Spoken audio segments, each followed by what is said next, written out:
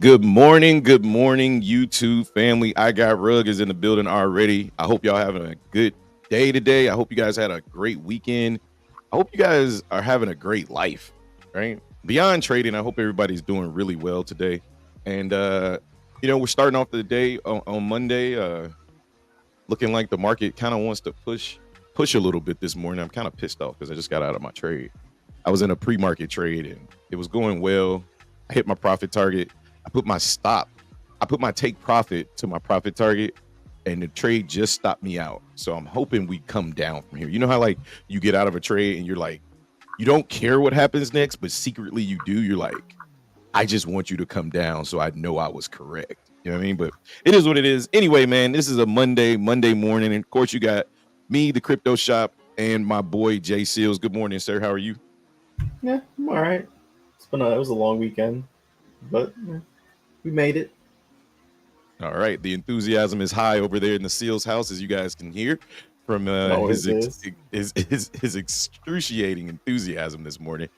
All right. So first and foremost, let's jump right into the charts. Guys, there wasn't really much price action to report on, but I'm going to do my best to break down somewhat of a pre-market plan this morning on NQ. So just bear with me, and then after that, we'll kind of get into some plans that I got this morning. So the market is in consolidation below the break of structure. So if you guys remember, this break of structure line has been on my chart for a very long time. When I wrote this, we were below it and we were kind of been flirting with it, right? So break of structure was at 1516150 on the daily, right? And it appears that I was trying to write bulls. I think I was in the middle of doing something else. But it appears that bulls want to break out. Oh no. Once market wants to break out bullish. I did write it right. We can look to long or short once we break out of this range. So this range being just this little pocket of consolidation right here. Usually after an aggressive sell-off like this, like we had on Friday, we kind of consolidate at the lows, especially when we get a nice bounce off demand. The fact that we haven't come back into this demand zone lets me know that these bulls intend to defend, right? So that being said, my bullish plan is I would like to see a return, maybe one more test of 15065. Looks like we may or may not get it, at least not right now. It looks like we're starting to ascend with the markup portion of the price action. But if we can get a nice bounce off 30-minute demand, 15065 through 15046, we can look to long into previous support resistance, which is this break of structure at 1516150. And also to note, the pre-market high is kind of acting as resistance, and there's a lot of liquidity sitting at this level as well. I think it's going to break though, just because how aggressive the tape looks and what I'm seeing out of this 4-hour candle. Looks like market is just kind of waiting until we get that volatility from the open, or and have the stocks catch up and just kind of push out of this. But that being said, I did take a trade. I took a trade. I got long right on as this candle was breaking out, right at 15149. My target was just a push into right above this structure. I felt like we were going to break this structure, so I was just pushing for a quick 70 push, right? I wanted to target 185, but once I saw on the tape that there was so much liquidity up there, I was like, okay, I'll be satisfied with a 70 push. So I got the 70 push. I put my take profit at 70. Price pulled back about 4 points and stopped me out. I was completely okay with it. So even if we push, I'm fine with it. Good to start off the day green. Got a nice little cushion to start the day off with. So I like starting the day off like that. So that's the first plan for the bullish side. I only wrote 2 plans because we're kind of in a range right now. So on the bearish side, what I'm looking for is this supply zone that was formed here. Now it's much larger on the 3-hour, on the 2-hour, but I think it's more playable on the 1 hour. At least that's the way I would want to play it. Am I aware that we could potentially come up here and get rejected? Yeah, I am, but this is where I want to play price at. So bearish, what I'm looking at is I'm gonna look to short weak rallies into this 1 hour demand from 15300.5 to the previous day high, which was 1536825 from Friday. Anywhere in this supply zone, if the rally looks weak and buyers look exhausted, I'm gonna kind of be looking to short the market. Now, down here in this area, I just want to see price break out of this pre-market high. And if we retest this pre-market high right here at 185, oops, that's the wrong little thing there. what the fuck I just did now. All right, if we retest the pre-market high right here, if we break, oh my god, this rate. Okay, I'm so done. I'm so done. I don't know what's going on with my brain this morning. Let me go with this trend line thing. Okay, that's all I was trying to get to. All right, if we retest this if we break above pre-market high at 1518575, there's a lot of liquidity up there, a shit ton on Bookmap, and this rally looks significantly weak.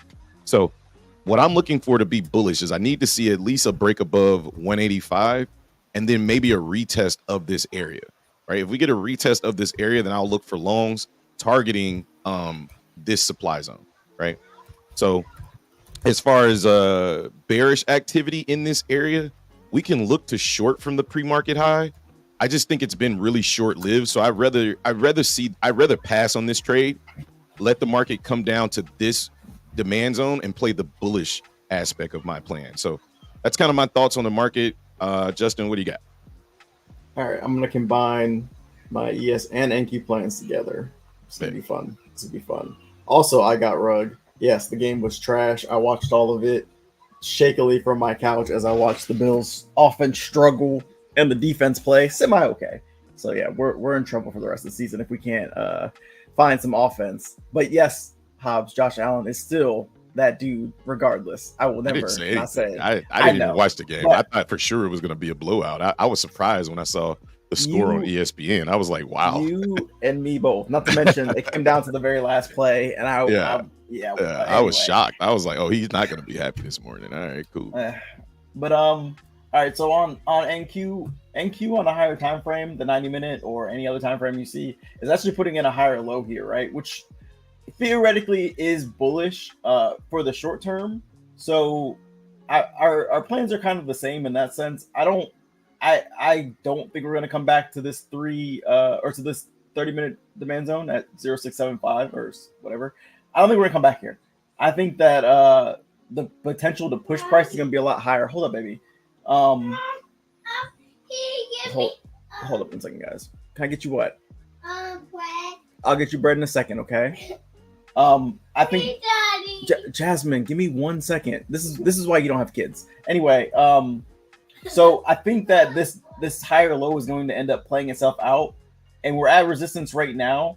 So if we can get above this resistance and retest, then I'll look to take the market long as long as we're above 15,200. Right? That's kind of my level that I'm watching right now, and ES is going to support this. And here's the reason why: ES is already above all of this bullshit that we had earlier. ES is already above and coming back down to retest it. So I think as long as ES stays above its resistance, then NQ has a much better chance of getting above its resistance. So I want to look at both of them to gauge what they're doing, because if ES is going to be stronger than NQ, then NQ will go at some point, right? Jasmine, please, babe, please. And then for my bullish plan, or for my bearish plan, if we miss these longs, then I have a 1 hour supply zone, same one at 328. I think it's just a little bit higher than yours. And then on ES, I actually have a 45-minute supply zone at 4394. So we may see some resistance up here. I'm hoping that ES is not in its supply zone while NQ is trying to break out somewhere up in here. So we'll just have to be kind of careful with that. But other than that, that's pretty much my plan on the day. Awesome. I got that. I don't have that 45-minute supply zone, but I still have the 2 hour supply zone that was at 4398 that calls that 45-minute to form. If that makes sense. Yeah, I got both of them. Yeah, I see where you got it at though. I was like, interesting. So yeah, I'll definitely I'm gonna add that as well, just to kind of, if price comes up here, I can at least be aware of where we are on the chart. I'll just turn it a different color. There we go. And it's funny we didn't create that same supply zone on NQ though. All right, we'll just name it resistance here in the 45-minute sector. Cool. All right, so good morning, everybody. I got Rug, Malik. I don't know what you're talking about. Who ghosted you? I didn't ghost you. I literally was in chat talking to you. I don't know what that means. Good morning, Makai. Good morning, African Theory. Let's make some money today, man. Let's take some good trades and Justin's gonna be. It's gonna be me. Justin. I think he's taking the fam to like a pumpkin patch or something today. I don't know if they're out of school or it's just kind of like their family thing. I don't know. But it looks like it's just gonna be me after I think 10, and you guys know like after about 11:30, I'm gonna go for my walk. So what I'll do at 11:30 today is I'll leave bookmap running for whoever votes the most, and I think it's going to be in queue. But pretty sure everybody in here just plays in queue, so maybe we won't do a vote. But let's do an overall lay of the land real quick. We got about 20 minutes before market opens, so overall lay of the land. The VIX, man, great job. This is another reason why I'm kind of bearish a little bit, because I think how VIX reacts to hitting this 20 level again, right? We've been up here so many times, and every time we come up here, we get rejected. However, I think buyers are going to be looking to, or sellers are going to be looking to hold VIX above this trend, or at least below, or at least above 18, right? Like, I don't think it would be good for sellers or bears if VIX broke below 18. So I'm going to be really watching VIX to see if it can stay above 18 and at least hold this trend line that it's been on, and maybe take a push above the 21s, get into that next supply zone area. So we'll see kind of what happens, but today would definitely be a good retracement day for the VIX, but I'll just be watching this demand zone because this is from Friday, where all of that bullish or bearish activity came in. These bears are going to be looking to defend when the VIX comes down to 18.1 or 18.10, something like that. So definitely going to be watching the VIX today as well as usual. The dollar is kind of collapsing, not collapsing, but it's having an interesting morning. It broke through its trend line that it had been holding for a little bit, and now it's coming down to its lows, still holding above 106. So I don't think that it's a problem. It looks more like a falling wedge, something like that. Again, it just, all of these indicators just scream to continue looking for the bearish trend to continue. So do I think we could recover this morning? Yeah, I think we could put in a high today and later start to come down. I'm short-term bullish in the morning, but I'm still not ruling out the fact that this wedge on Apple looks kind of cheap. It's at the previous day low. Maybe we make a push into the 180s. Are we really going to push to 181? I don't know. But just little things I'm kind of watching on the overall charts, right? Everything is kind of pushing to its previous day low, right? Tesla, previous day low at 250. Nvidia at its previous day low at 451.51, rejecting. Microsoft is above previous day low, but now kind of pushing towards supply as well as previous day high. I don't know, just interesting. It's interesting how it's kind of shaping up. So it might be a little bit before I take a trade. We can't hear anything in Discord after I responded. Not sure what happened. Oh, hang on, let me see. Oh, I muted myself. I don't know what I did. Justin's server muted me. Oh shit, my bad. I thought I just muted me. He muted. He was trying to mute me for him, but he server muted me on accident. That's probably why you guys can hear me. Can you guys hear me now? What up, Joe? My bad, y'all. Justin sabotaged me. He the ops, so he server muted me. Yeah, that was that was real bills like for him. Shut up. That was really bills like for him. Yeah, I didn't even know. Because the funny part is I had just muted him and then came into the StreamYard. So hang on, my kids are leaving for school. Hold up, I'll be right back. Hold on a second. You ain't gonna put no jacket on, baby? Huh?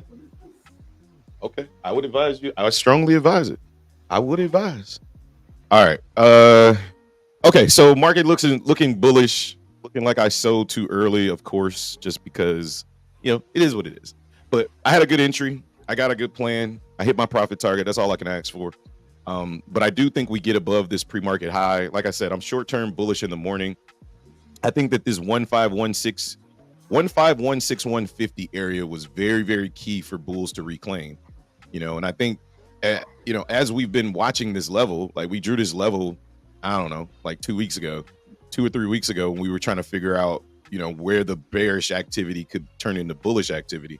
We drew this line on the break of structure on the daily, and it's been holding really strong because look at the overnight activity, how we just floated around this line. This area is very important. So bears want to protect it, bulls want to get above it, right? So if anything, as price starts to push up, when we get back up here, if we start to reverse, we know that this area can be a very, very strategic price profit target, right? So that's kind of what I'm going to use this area for, potential longs, potential shorts, potential price targets, that type of thing. So market does look super bullish going into the morning, so we'll see what happens. I got 183 as a pivot point on NQ. Yeah, I mean, that's the pre-market high, basically. So, and I mean, it's the pre-market highs, the last place we got selling. And it makes sense. I got 185, but 185, 183, same deal. But we got about 14 minutes till market open. So you guys let me know, man. We going long at open, we going short at open. I'm not gonna do either one of those things, but I thought it's fun. I think it's like an interactive thing that people do when they're live trading. Like, I ain't doing nothing y'all say. How do I have access to throw a polo? Justin's got to throw a polo. Oh, he created the channel, so he has to. I don't even know how to do that. I don't even know how to do that. You got to go to the actual YouTube page, and then go in the top right corner for those drop down menus, and it'll give you the option to put a poll up. You got to go to where we're actually live streaming it on the YouTube. I understood that part. Oh, all right, my bad. I was just trying to break it down to you. He might have muted himself. Did you server mute yourself again? Nah, I didn't mute myself though. In the Discord? Oh, he muted himself in the Discord. So yeah, just because he got, anytime Justin got his babies, he be all fucked up. So his little daughter, his daughter is at home. So yeah, you know how that like is. All over the place. I don't think we have the ability to poll people yet. What do you mean? Or is that just for monetization things? It might be because it's got participants, moderation activity, timestamps, pop out chat, and send feedback. It doesn't have. Wait, let me look at the. Oh nope, I found it. Okay, I found it. I was about to say, I'm pretty sure that's. It was a plus. It's on the plus sign. Okay. All right, so we got 17 people in here this morning. Justin's creating a poll. We got about 13 minutes to market open. Again, this is a casino, ladies and gentlemen, so you got to place your bets. Place your motherfucking bets. I will not be betting with you because I am going to stick to my strategy. I'm going to be a good boy today. That being said, if you think the market is going to be bullish at open, or not even, I should say, do you think we finish green or do we finish red on the day? We are currently... How are you gonna change the question like that? Oh, did you already make it? I didn't know you made it. No, well, I haven't posted it yet. The question was, are we going long or short at open? But you just went and changed the entire question. Okay, Justin would like me to keep the question the same. Okay, are we going long or are we going short at open? That is the poll, ladies and gentlemen. I am going to log in so I can make I think I can make. Can I make two polls? I don't know. Pause. How's that a pause? Because I said two polls. No, I said can you make two polls? Not polls like not polls like. Yeah. He unmuted himself, I think. But I don't know how many polls you can make. Let me see. Just there's just one, but I can also start a Q&A too, which is also interesting. What's a pop out chat? Pop out chat means you move the chat. Like I think if you make me a moderator, I can do those things as well. But I don't really care. You can do a poll. No, like I can start them. Really? Yeah. Okay. I put my vote in. I voted. Say something, and then I'll make you a mod, and then we'll see. You said say something. Yeah. Like you want me to ask? No. Say something in the chat, fool. Oh. Okay. So you can just mod me. Okay. Something. Yes. In the chat. You didn't have to. Oh my god, I hate you sometimes. Robert C. we've never tried trading crude oil like live or like putting actual money up. I think Hobbs has paper traded a few times. I've never paper traded it though. Oh, sick. Oh, my trade just went up 20 more points. I'm gonna cry. Oh my god. Oh my god. Have either one of you tried trading crude? Oh, okay. Yeah, Robert. I've traded it. I paper for me, whenever I start to think about trading a new instrument, I like to paper trade it for like months. Like I didn't trade NQ for like, I don't know, 2 months before I actually started. I paper traded NQ for like 2 months before I actually started trading, and I still sucked at it when I started trading it. But with oil, should we be trading oil considering oil could potentially go absolutely ape shit? Sure, we could trade oil.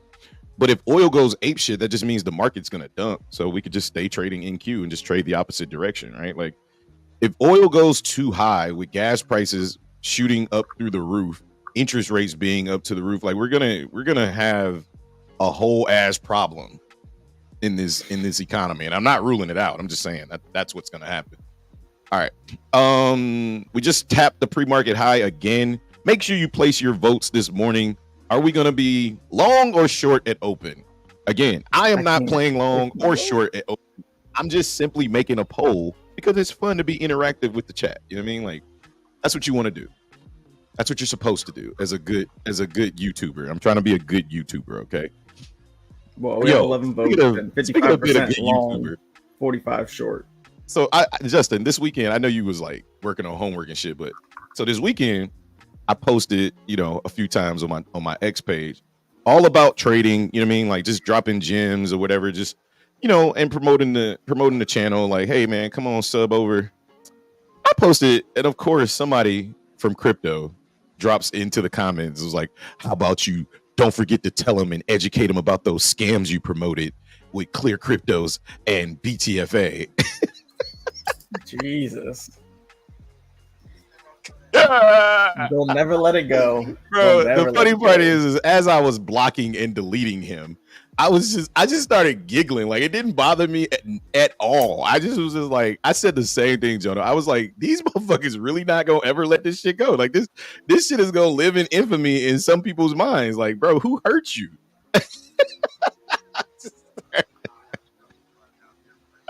Scot free. Like it's right out there, scot free. Make it make sense, bro. Make it make sense, bro. Yeah, Bleez can say whatever he want, bro. He can back a scammer. He can do whatever he want. They ain't got nothing to say to this man. Like me, shit, 1-2 tokens, bro. They like, you're a scammer. All right, man. All right, cool, whatever, bro. Like, scammer, guilty. I'm a scammer, guys. Everything I'm teaching you on YouTube for free is apparently, could be potentially a scam. So be careful with this fake stock market that I'm showing you right now. Yeah. That's what it was.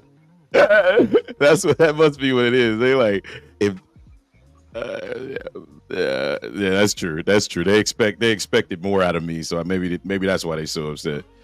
This is very close to the 1 hour trend rejection to the downside. Let's check it out. Makai says we got a 1 hour trend rejection point. I don't think we reject here. I think we go bullish from this area. I think he's talking about ES. Oh, on ES. Shit, good call. Hey, I'll be seeing that shit before me. All right, let me go over here. They just read the entire thing. You stopped at 1 hour trend line rejection. That's true. That's true. Oh shit! Yeah, that is beautiful. I can see it without even drawing it. Let's see, man. Let's see it print, baby. It's probably. I mean, if we drew it all the way back through here, right there. Yep. We're close. I mean, we're close. I just think I hate playing price kind of in between right here, so I wouldn't trade this, but I see what you see as a potential rejection. I just need to see it. Let me see it print at a key level. If we come up to one of these key levels for me, one of these levels that are key for me, right? The level on NQ that's key is 300. If we can get back up to 300, I'll be interested. This pre-market high area, and maybe if I mark the 2 hour supply zone, I could call because 300 sounds like it's a far ass place away. Let's say 250, between 250 and 268, right where this little 2-hour gap is, right here on NQ. I'd say that that's pretty key, right? So if price can get back into this little gap zone here, I'd like to see how we reacted between 250 and 268.50. If we just if we blow past this gap, then I'll be looking to trade short at 300. If we're just going to continue to trend it up, I think I've already missed that entry. But the only other thing I could do is potentially look for support at the pre-market high or this break of structure line right here. On ES, again, same thing. Like if I'm looking to short or long this, yes, you want to see how it reacts. Yeah, I mean, and again, that's key for you, right? And I think that that's very key. But for me, I like to wait till price comes into a supply or demand zone or something like that. The trend line rejection is super key, but you're spot on with that rejection. That's a good call though. Just not how I like to trade. I just always feel like I'm in between price right there, right? Like we can reject this trend line. We come down to, I don't know, the 9 EMA right here in the 15-minute, and then we pop right back up. That's my biggest fear. But I'll say this candle structure right here is very bearish for me. This is usually like the start of a downtrend, like a what they call an evening star pattern on the 15-minute. So if you're looking, yeah, bro, you ain't been here in a while, huh? You new here, huh? You new here. I literally gave y'all props all last Friday, and I'm getting shit from the main person I gave props to on Friday live on YouTube. I'll do it again. Shout out to my man Jonah. I got my 100-point PR personal record for the non-acronym involved. I got 100-point banger last week. It's the largest points I've ever taken from NQ. In total, I secured 170 points from NQ on Friday, which I was really proud of. And the one thing that helped me to hold was Discord family. One in particular member, Jonah, had been telling me to use the 9 EMA to kind of babysit my trades, right? Like it was just, the problem was I kept selling early. I kept like being worried for pullbacks or whatever. He's like, bro, just watch the 9 EMA. And I was like, man, fuck that EMA shit. I don't use EMAs no more. Like I'm beyond EMAs, bruh. Yeah, well, my black ass got this motherfucking EMA up here now. And I'm proud of this 9 EMA. You know what I mean? So I got the 9 EMA up here. The white line is the VWAP, volume weighted average price. And again, that rejection right there on the 15-minute, this candle looks bearish. But you know how I feel about candle structure. It's not true candle structure until you see the reaction, really, right? Like at the end of the day, you can see this candle anywhere in this. Like I can find this candle anywhere in price. But really, you can't see it, say it's an evening star until, you see the reaction. But to me, because of the level that Makai called out, the trend line break or the trend line rejection, I think that this is an actual true rejection that we're going to see here. Not to mention, if we look at the tape, there is definite definite interest on the tape to try to push price down. Will they be successful? I don't know. Like I said, that rejection looks good, but the 9 EMA is right there. We got liquidity down here at 160 on NQ. So just kind of waiting. We got about 2 minutes till market open. We got the whole squad in here. Do not forget to vote, ladies and gentlemen. We're going to be bullish. We're going long or short at open. I'm not doing either one of those things, but I thought I'd ask you guys. What? Robert C says Justin needs to explain why the Bills had trouble with the Giants. I don't think he can explain it. What you got, Jay? I don't need to explain nothing. We won. That's all I'm gonna say. We won. I'm gonna say what everybody said on Twitter and Instagram and ESPN. It was an ugly win, but sometimes you get ugly wins. Not to mention the fact that the Eagles lost and San Fran lost. I was about to say y'all won on a great week because San Francisco lost and Philly lost. Now, granted, it's their first loss, but, still. Well, neither one of them. And they all lost to teams that y'all lost to. That Philly, y'all lost to. Philly lost to a team y'all lost to, which was important because it kind of gives validation to you guys' loss, right? Like if it was college football, that would matter. The fact that the Jets defense has been good enough. It's trade time, fellas. Yeah, all day, baby. We all ready.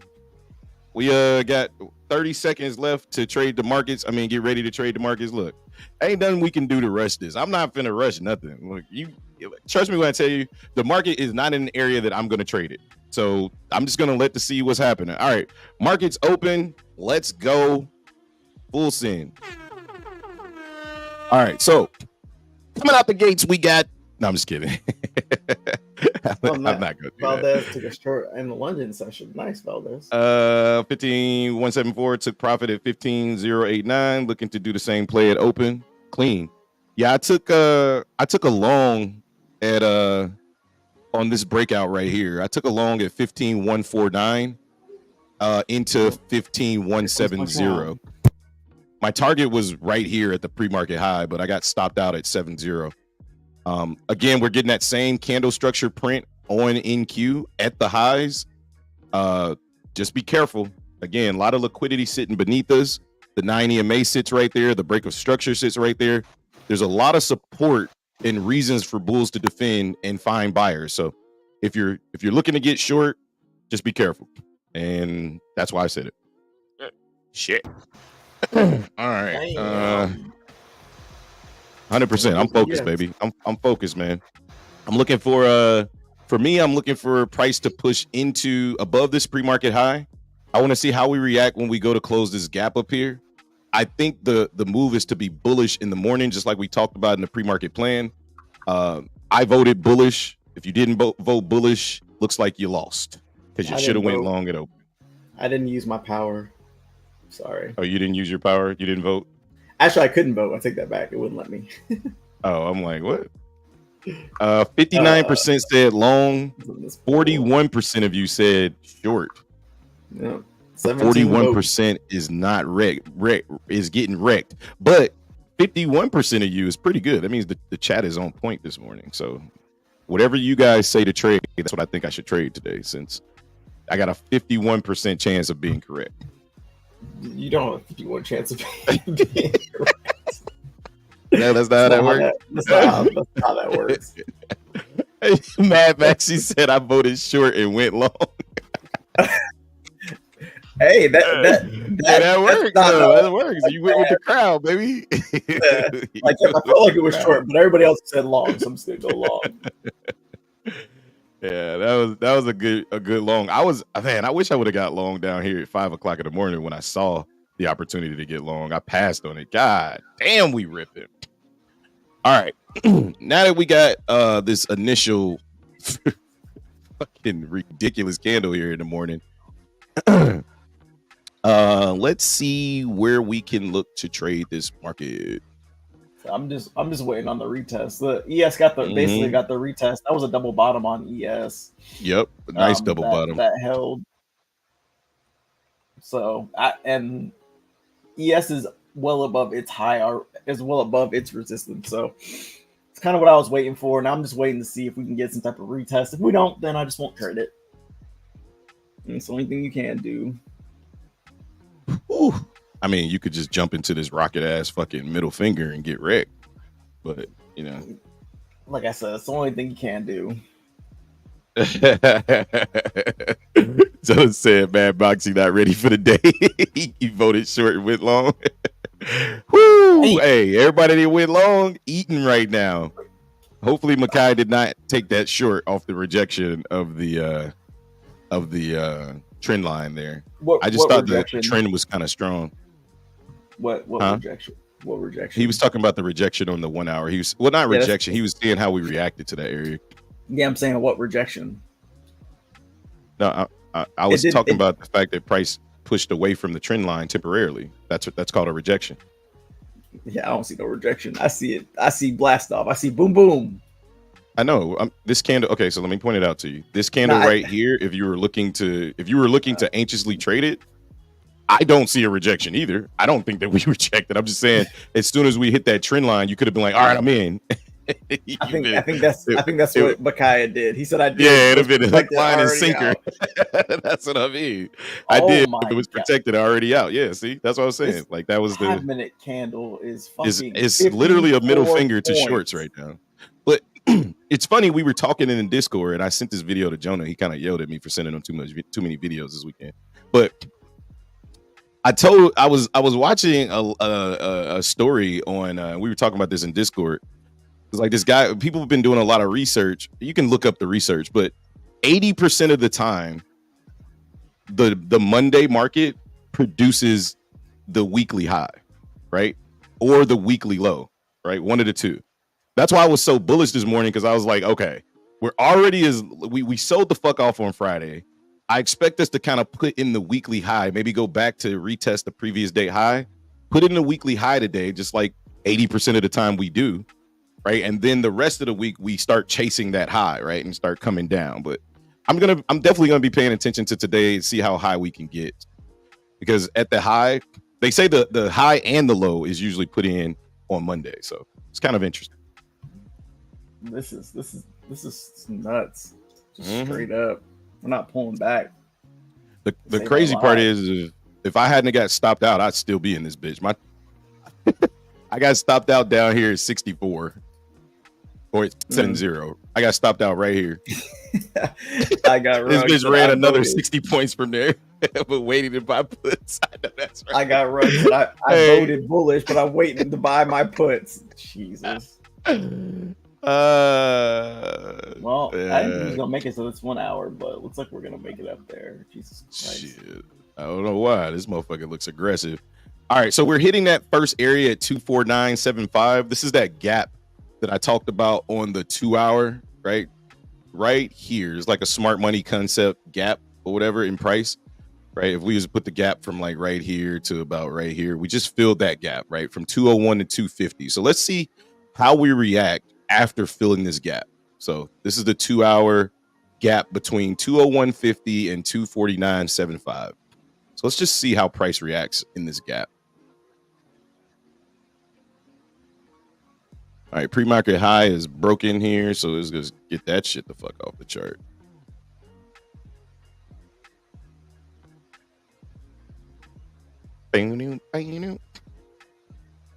You're short here, tight stop. Okay, I'm not shorting this candle, but I'm not shorting this candle, and I'm not shorting this no fucking way. There's no fucking way I'm shorting this candle, but. He said, yeah, you gonna be out. You gonna be out quick or liquidated. One of the two. I was like, short shit. Makai, are you trading ES or NQ today? God, these bubbles are aggressive. Yeah, it's all good. Like, this is what I like. I hate and love to see the market get super bullish at open. Right, I love it because it gives me opportunity to trade it. Right, I mean, I'm looking for. Gotcha. Yeah, I'm looking on ES. I would be looking for a pullback into 4382. What is this? 4382. Right. So I'm hoping we don't get too far away.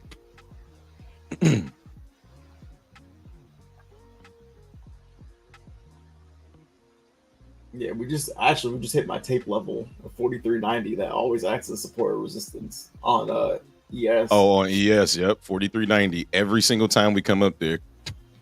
African Theory, right. Like sells. Makai re-entered into a short. Watching a trend line on a daily. It's right they watching this. They probably watching this fucking gap right here.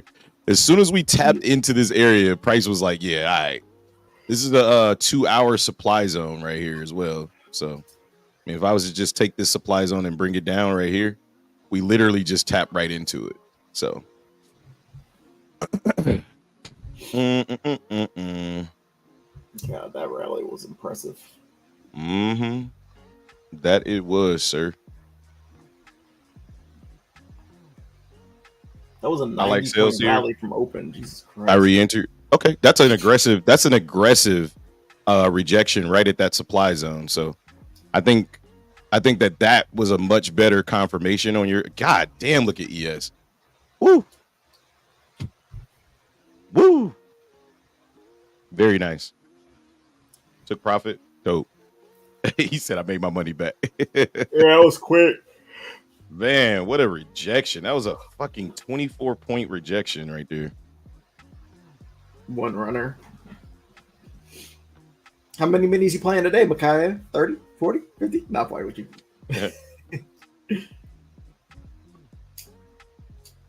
Man. This candle getting wrecked right now. You know what it was? It was 175 sell orders up there that just got filled, and this is the reaction to them. That was 5. Nice, nice, nice. All right, so that was the Bulls push. Let's see what the response is from the Bears here.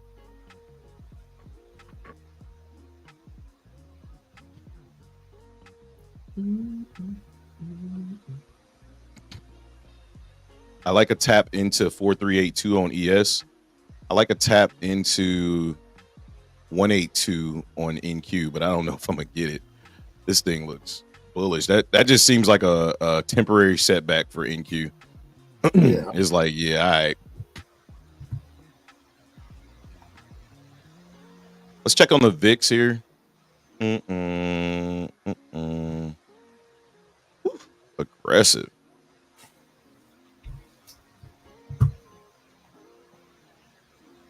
All right, again, VIX is following our trend, right? This is kind of the trend that we talked about this morning.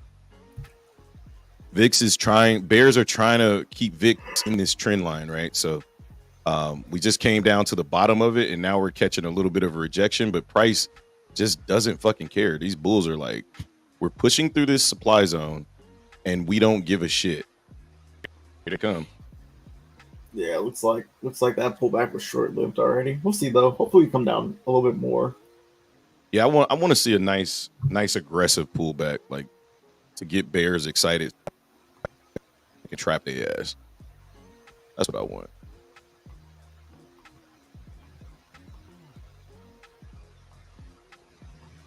I want to see everybody flip on this bullish activity, and for just 1 second, forget about this boner candle we just got. That's what I want. Price comes back down there, I'll look to trade it. If not, I'll let this shit continue.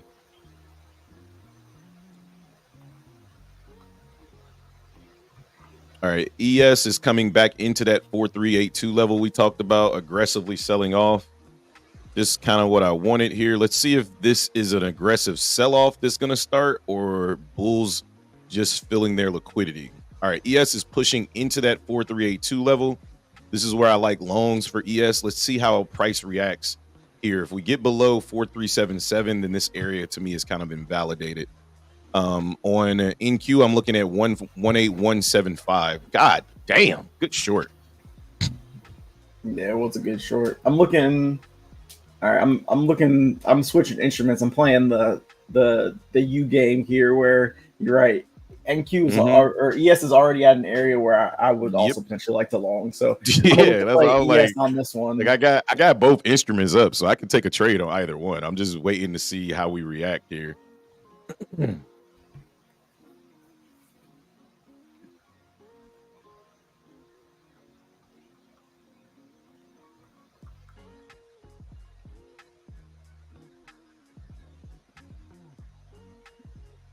Yeah, ES looks like it's trying to put up a little bit of a defense right now. Yeah, it's trying. Bing, bing, bing, bing, bing, bing, bing. I personally feel like this is just a pullback to go long. I'd rather see, look at ES eating that shit up. Come on, NQ. I'd rather play NQ. That's just my preference. But ES looks very, very delicious right now. NQ's still coming down. Well, my wife's back home, thank God.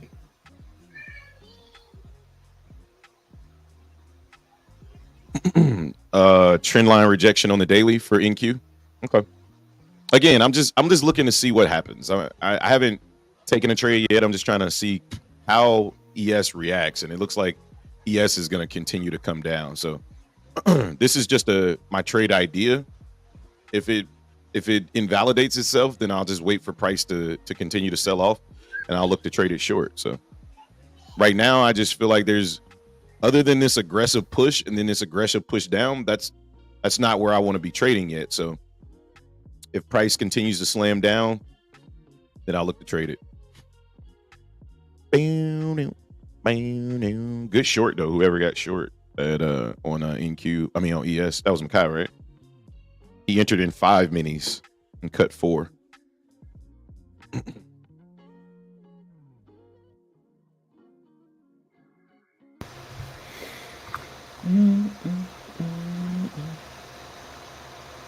That's what I get for not marking out that 2-hour supply zone. Like, yeah, no, I think price will come all the way up here. Weak ass boy, you wasn't ready to trade. Oh, And you Lord. paid for it. Sorry, I'm talking shit to myself. Wasn't You in took your it. plan. Oh, you took everything off. Good job, Makai. It wasn't All right, in your plan. No, it wasn't in my plan, but I ignored it when I charted it. Is what I was saying. Because I wanted price to come out. I figured price would come all the way up to the 1 hour, and I could have just marked them both. Is all I'm saying. Bang. Yeah, I saw that 2 hours too. I didn't mark it either though. Yeah, I didn't mark it, but I could have just marked them both. Is what I was saying. Bing, bing, bing, bing, bing, bing, bing. All right. Well, NQ is back at my level that I was actually looking along at now. All right, here comes ES Roaring Kitty. I don't know if that's a thing that I can say. All right, let's check on the VIX real quick. VIX is at 19. Yeah, man, what a candle on the VIX, but it's getting rejected. Meanwhile, NQ is starting to push off of this level right here. Mm-hmm. Oh, I know. Is NQ starting to push? No, NQ's not pushing. ES is trying to push. And ES is a much stronger name today, or at least at the moment, it's stronger than NQ. NQ looks like it wants to come down lower. ES is finding some buyers right here, but the buyers don't look very strong. ES looks good on the 5-minute for that trading plan. I'm just not convinced in this area just yet. I just really want to see price come into my little box right here on NQ. I want to see how NQ reacts when price gets into this little box. If price gets into this box. Yeah, NQ is like stalling out. Yeah, it's a lot of trans. Yeah, it's holding. I was about to say there's a lot of volume being transacted at this price right here. Yeah, I just want to wait. If you look at the 5-minute, it looks like we're consolidating right now. Mm-hmm. Well, not even on the 1 minute. It looks like consolidation. It looks like we could try to test some lower prices here. We'll see though. I like longs right here. I just want to hold off on them, just because I think that this candle, the amount of volume that came into this candle was so egregious that price could potentially push out of this area, right? I think we filled this liquidity up here, and then price reacted to it. So now it's up to buyers to defend. I just really wanted them to defend this area as opposed to the 90 MA. We got the 90 MA bounce right there. I'm just gonna wait though. The 90 MA up right now.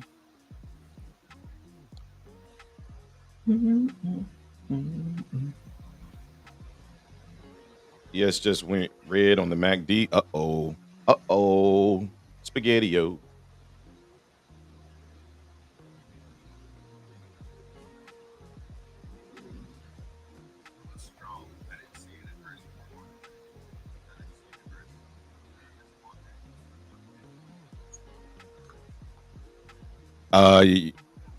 Go ahead. I think that's what they were talking about on the Wes, we were talking about it on the YouTube. Yeah, Makai called that out too. He called that rejection on the 1 hour on NQ on the daily as well. Yeah, we're all right. Here we come down. Coming down. Let's see if the VIX can. Okay, VIX is getting that push back above 19 now. The only thing I regret is not taking this trade right here. I wish I would have took. If I would have marked up this 2 hour supply zone, I would have taken this trade. I like the retest right here on the 5. I really like that. You know, that's one thing that I've noticed is whenever we consolidate, we'll consolidate, and then the market they'll make the market look bullish by pushing us up just a little bit, bit. Next candle, that next candle is the way down, like straight flush city. God damn.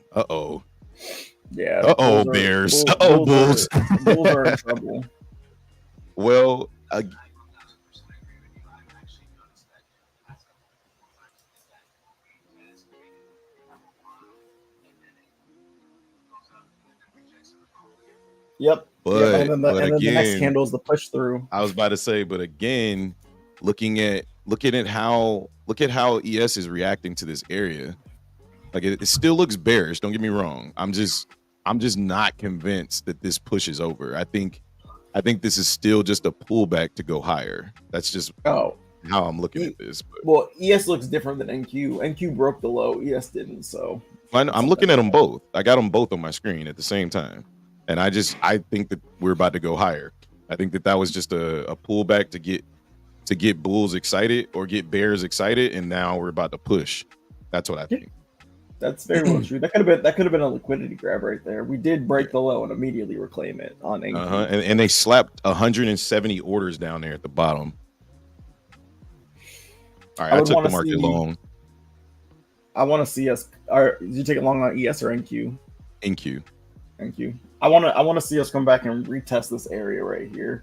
Maybe put in an inverse head and shoulders or something. Maybe make a higher low, something. Since we broke the low, I just know from experience, like breaking the low and then trying to get long after a broken low sometimes is just fucks me. The market hasn't really proven that it wants to continue up yet.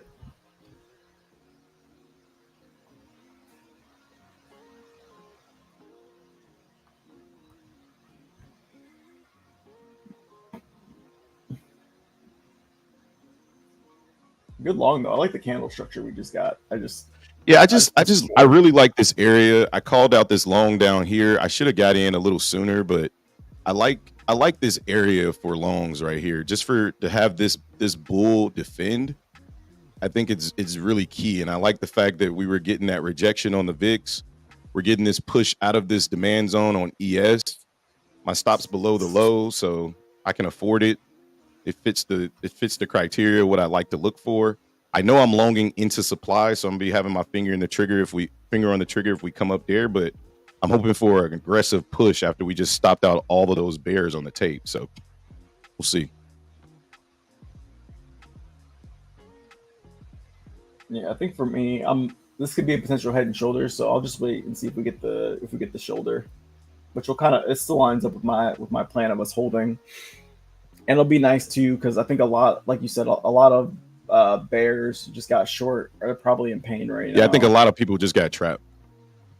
A lot of people just got trapped down there, right at VWAP on Bookmap too. So we'll see what happens.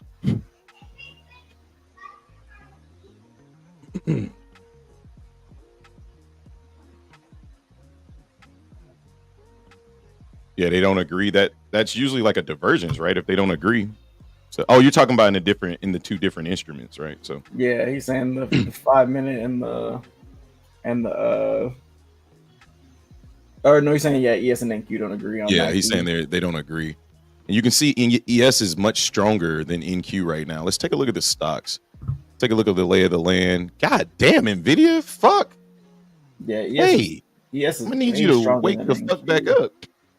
It's probably the banks. Banks are reporting today too, so. Nvidia is going to need to hold the previous day low, potentially get this bounce right here at 452.35.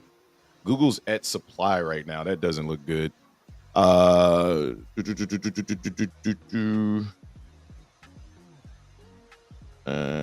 is this? This is the 15-minute. Yeah, 15-minute looks super bearish, but again, I just like the reaction that we got here from the bulls. Bulls had a job to do, and I think they did that job. So we'll see what happens. Yeah, the only thing that I would say, just to be careful with, is just the fact that ES is going right back up to that rejection level already, where NQ is like nowhere fucking close. Yeah. But other than that, I think NQ needs. NQ needs Nvidia to wake back up, right? Yeah, if Nvidia gives up that previous day low, I think we come down, but. I like the fact that the VIX is rejecting. It's got a nice candle structure to go to the downside. I think we come down one more time, retest the VWAP on Bookmap, and if we break through it, I'll be out of the trade. If we don't, I'll be still in. Getting paid. What y'all saying in these comments? Thanks. Nothing new. They So ain't talking ES about green now and MACD 5 minute, but NQ seems exhausted. I think this might just chop not trading this. Yeah, I'm just waiting on the tape to tell me something. Honestly, the tape's not speaking to me at the moment, and I want it to speak to me. I want it to speak sweet nothings in my ear, and instead it's giving me nothing. But yes, ES is looking much stronger than NQ today, which is kind of weird. Where and NQ looked a lot stronger earlier, but you know it's whatever. NQ looks like my Bills offense, weak as fuck. So, yeah, they look suspect. I'm gonna need them to turn around. I'm gonna need them to grab to get some energy or something. You know, figure it the fuck out. Fucking ES over here looking like the Dolphins offense.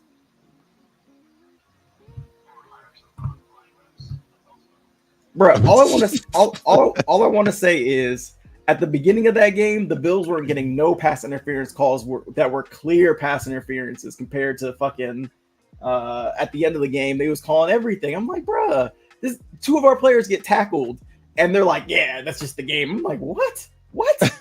Come on, man.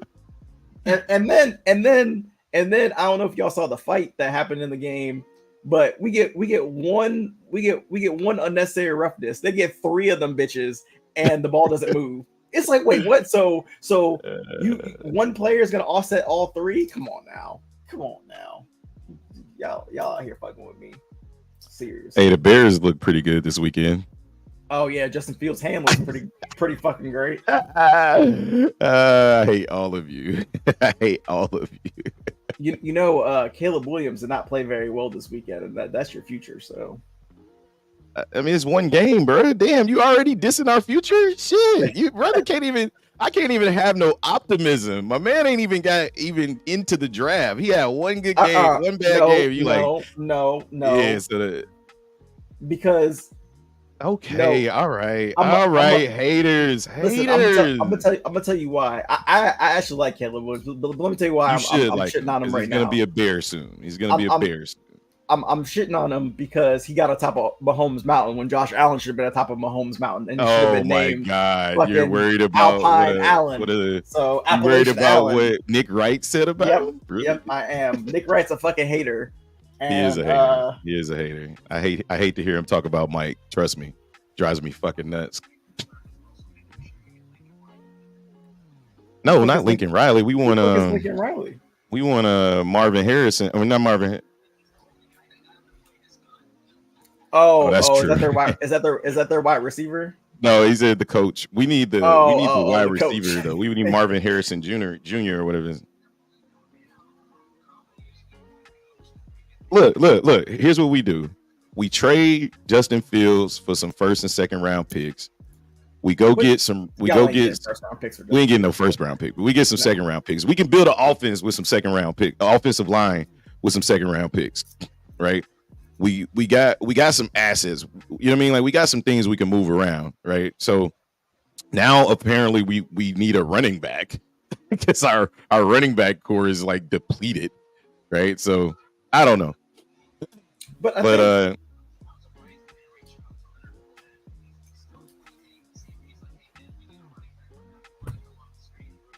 yeah. Come off the street. Kaepernick is still available. Makai says ES is green now on the MACD 5 minute, but NQ seems exhausted. I think this might just chop not trading it. Oh, that was already said. My bad.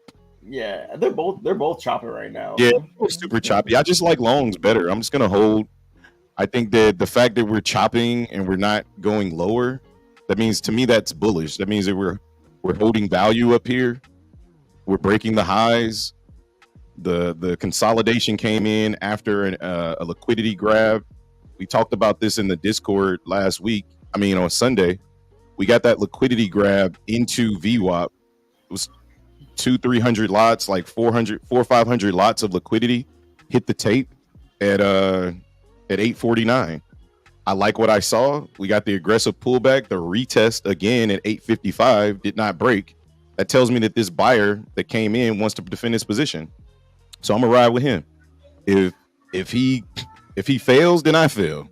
So it's all on you, bro. No pressure on me. It's all on this guy to perform. If he performs, we win. If he doesn't, fuck this guy. All right, Here come the buyer. we're killing this fucking trade right now. We're up 30 points of this fucking trade. Let's fucking go. Another one in the bag. Let's fucking eat. All right, I'm going to break even. Can't lose on a trade. All right. Hopefully that's the last time we retest that 204 area. But my target is gonna be the highs up here, the supply zone at 300. So I'm in at 203. My target is 300. Let's make it 303 to make another 100-point banger. Let's see. There we go. We just got to get above the highs at 260, and I think we'll push. I think we will push.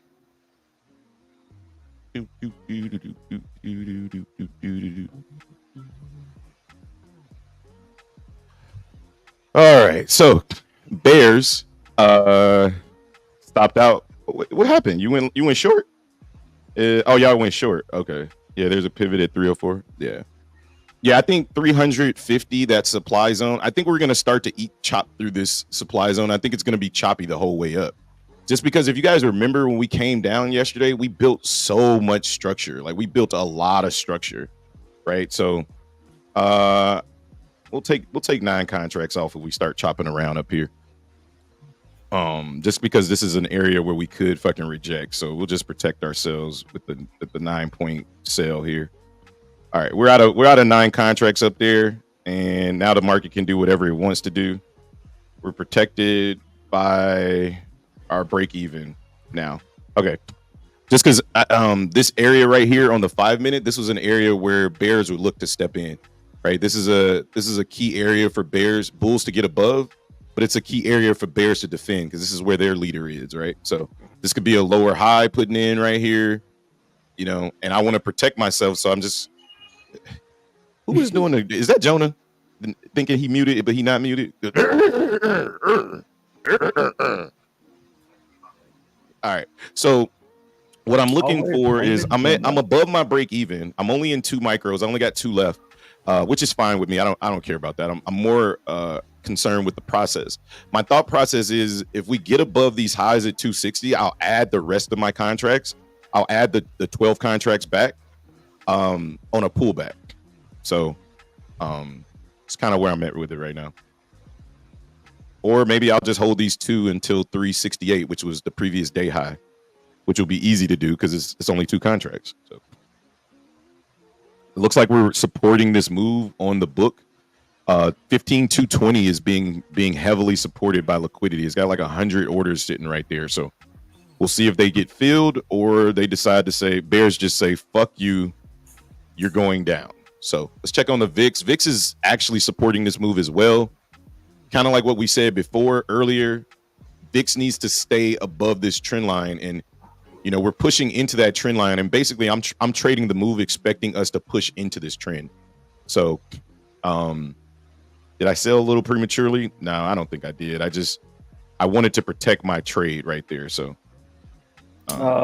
Valdez says I'm short bias, so I'm looking to get back in. And I think shorts are good here, honestly. Like I think shorts are a good thing. I'm locking in 210 right there. If they take 210 from me, we'll be stopped out for the last 2 contracts. 7 more points. Makaya says try not to have a bias. I know it's hard. Every time I've allowed bias, I get smoked. Yeah, well, I think if you have you have bias as long as you have bias with confirmation, right? Yeah. Like, if you have a bias, if you're short bias somewhere and you have confirmation to be short, I don't see a problem. If you're just all the time, I'm only getting short or I'm only getting long, then that can be a problem. But as long as you get the right confirmation for yourself, then honestly you can't be short bias. I mean, I think we talked about this before too. Like, I honestly don't even think that's bad. I feel like if you have a long bias and you only want to trade longs, let's say you only want to be a bull, like you don't give a fuck about no bearish price action. I'm stopped out right there. You don't care about no bearish price action. You only want to trade longs. Then just stick to that, right? Like, because the market's going to give you long and short opportunities every single day. It's just don't get stuck trading, the opposite of each other. Don't get caught in a blender. That's what you don't want to do. As long as you have a trading plan for longs, hey, it is what it is. Like, then just ignore the shorts, right? I think that that's complete. Oh my god. Oh my god. What? Why are you tripping? I put my stop at 210, bro. I cannot make this shit up. I put my stop at 210. Price went to 209.50. Stopped me out. And now popped right back up. I swear this shit better dump. This shit better dump. You better fucking go down. Come on, go down.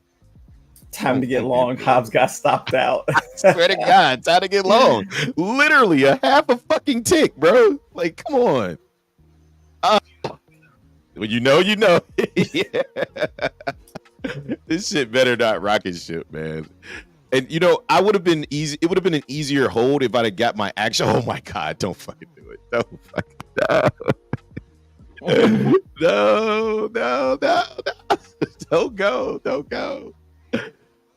It's all good. I'm up. I'm up significantly on the day. Like I'm in a really good mood. Like I'm very happy today. I'm Gucci. I'm Gucci. It is all to the good. Market can do whatever the fuck it wants to do. I don't care. All right. He will if it goes to 100 points. He'll care. If it goes 100 points, I'll be pissed off. Yeah, that'll piss me off. Let's see how ES again giving a significant try to this trade over here on ES. I kind of want to trade it. Maybe I'll just paper trade it. Yeah, ES is. I like longs still. I do not like shorts right now. I like longs. ES is struggling. I'm not biased. I'm just looking at the tape. The VIX, everything is telling me to go long. Like this is not a short type of day right now. This consolidation is bullish. It is not bearish. Yeah, this is.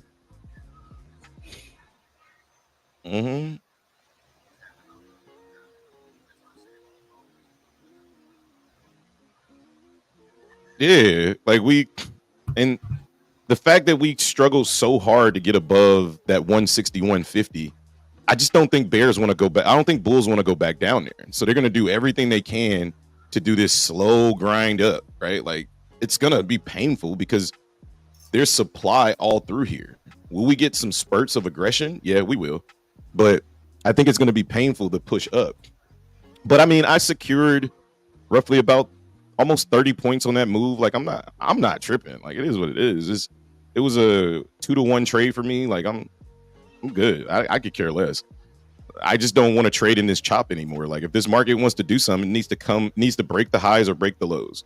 I'm not going to trade in this shit anymore, expecting the high to break.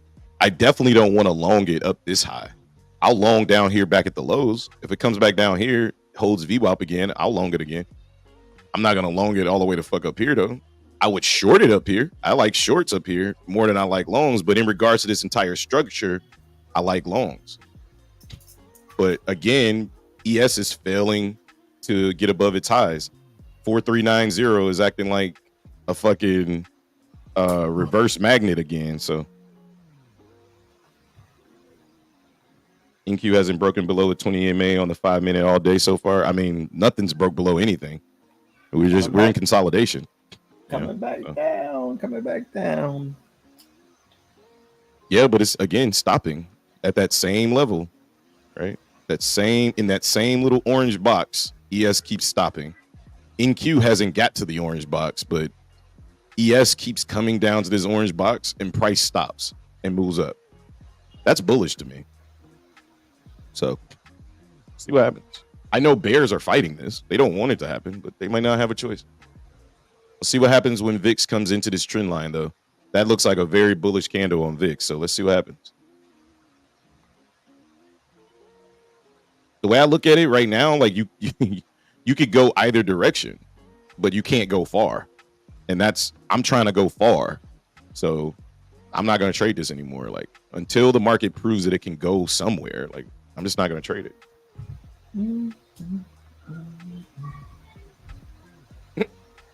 He not just posted breaking news. You can't even trust mainstream media. When has that ever been a thing? Oh boy.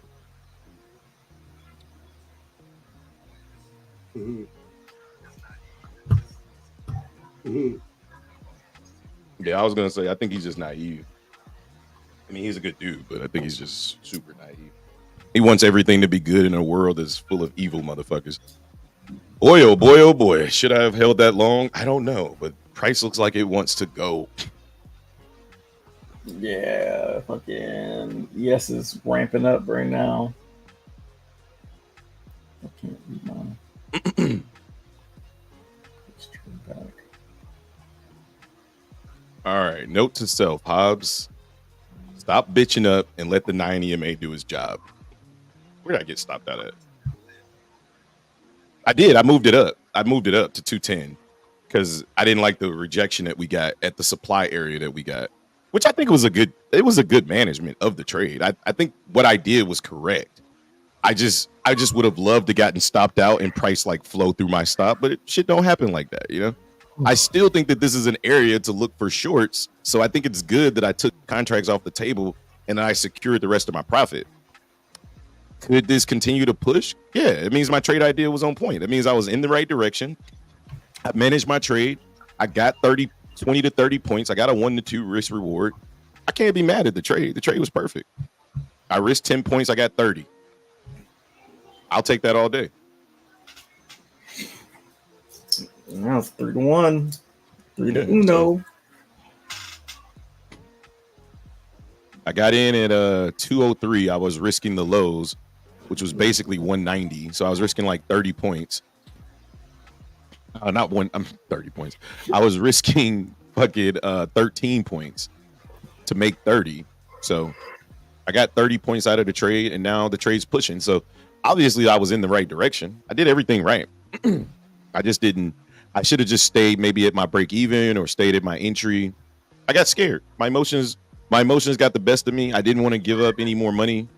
I think prop firms kind of do that to you though, right? Like I think that's part of it. Like you want to, I'm trying to reach a goal, so I'm not trying to go backwards in that goal. So like being in a prop firm kind of forces you to kind of be like, well, just take the profit off the table, right? Like if I was working for my own money and I was on phase 2, oh my God, there goes ES. Holy shit, ES just went on a fucking there goes rocket NQ too.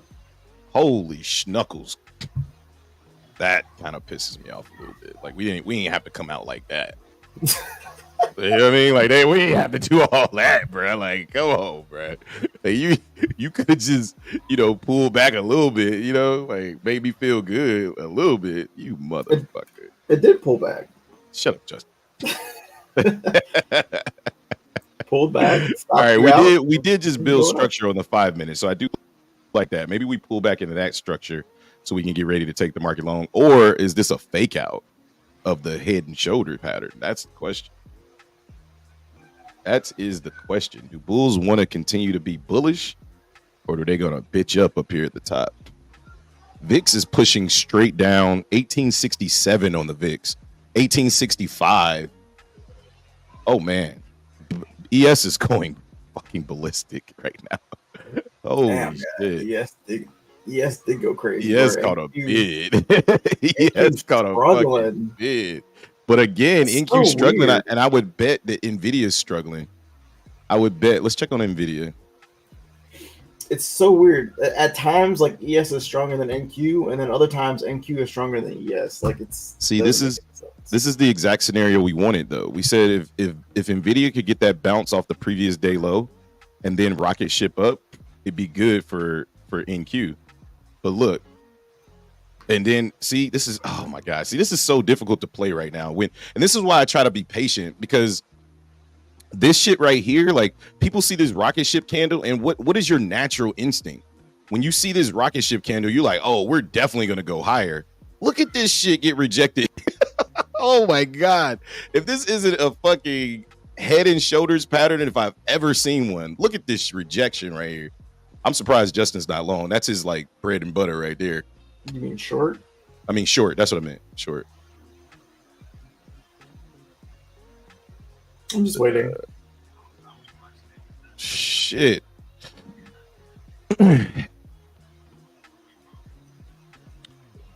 Well, we didn't though.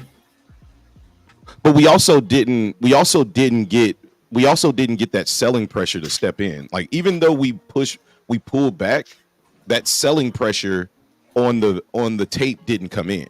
This was more like passive orders getting filled, but no actual selling pressure came in. Like, look at the volume on Bookmap. Here, I'll show you what I mean. Like, what I like to see for me to trade this, to be bearish on it using the tape. What I like to see is this volume right here. See all that aggressive volume?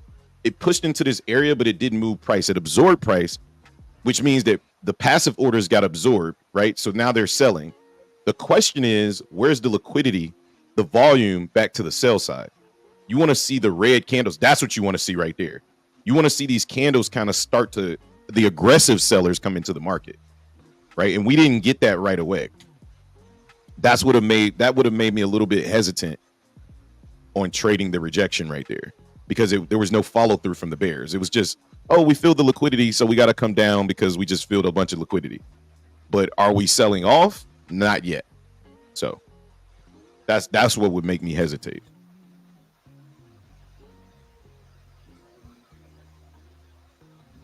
I can't click on the comment. Can you click on the comments, Justin? The comment, you clicked on it, it's there. Oh, it wasn't showing on my screen. It was like my screen was frozen. Yeah, see, and that's the fake out. That's the difference between that push into supply and what I like to see. What I like to see is a push into supply that gets met with extreme volume.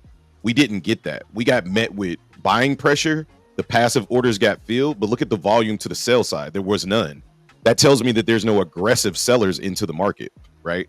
There's just passive sellers into the market. So that pullback would actually be bullish because of the fact that it wasn't met by any aggressive sellers. I would actually look to long this, right, if I was playing that pullback. So, and that's the difference between just using a candlestick chart and using Bookmap, right? Because on a candlestick chart, you 100% would look to short that. But because there was no volume that got met there, I'd be cautious in shorting it. But let's see what happens, because now we're starting to get that volume to kick in. I don't know. For me, it's just a wait and see type of deal. Yeah, I don't like to long at high of day, slower quality, because now new buyers have to step into the market for you to be right. It seems like it's the play because you feel like you're getting the early entry, but in my opinion, you're more times than not you're actually setting yourself up for failure. But this could work. It's not that it can't work. Like Hobbs was saying on the tape, buying looked a lot better than selling right there, which is why I wouldn't sell the market. But I'd much rather let this push and then retest it and then go higher, especially because we'd be breaking this structure. And we'll see.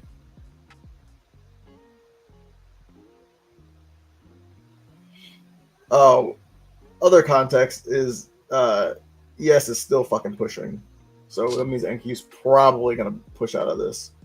Mm-hmm. Yeah. Oh my god, ES is going crazy right now.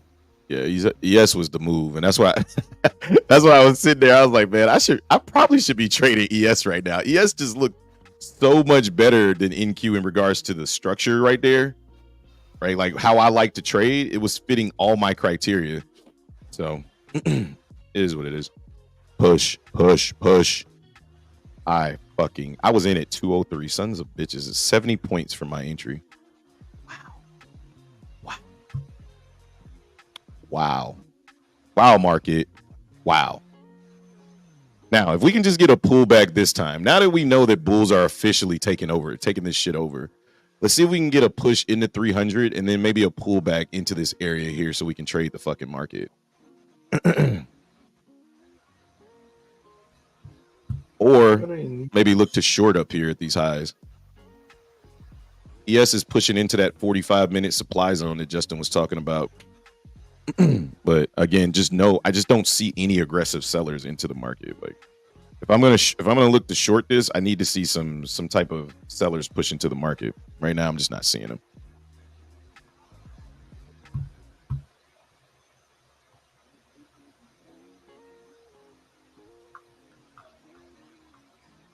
VIX getting met with a little bit of a rejection or a turbulence here at 275.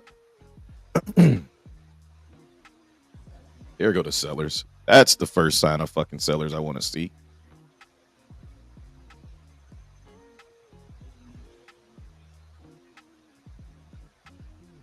Oh, they gobbled his ass up. Never mind. I think that was the first sign that sellers are up here at the supply zone, and I like it. I like it. I like it. I like it a lot. I think a lot of people are bullish at these highs right now, and we could continue to push just because that's been the rhetoric. But I am really, really starting to like shorts up here. Really, really liking shorts up here.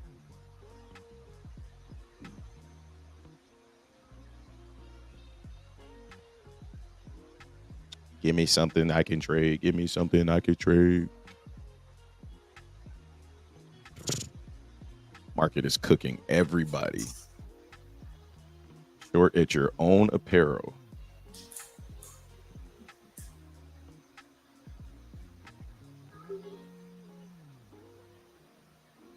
Damn. These bulls are not fucking around, bro.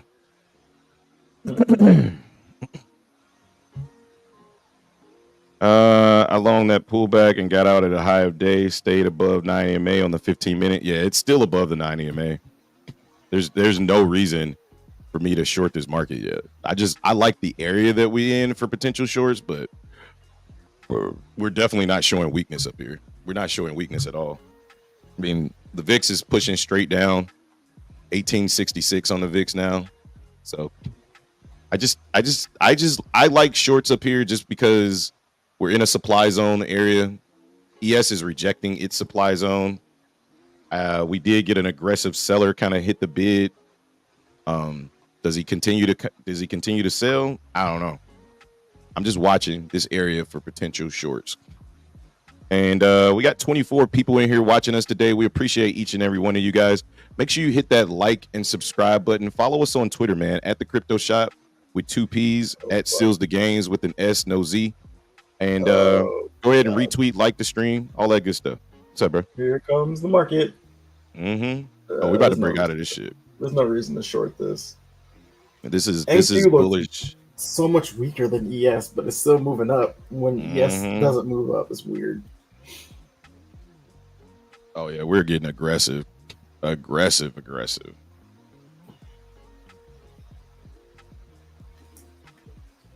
stepping in front of this moving train. Damn. What did I say? 300? What did I say? 303? Shut up, Justin.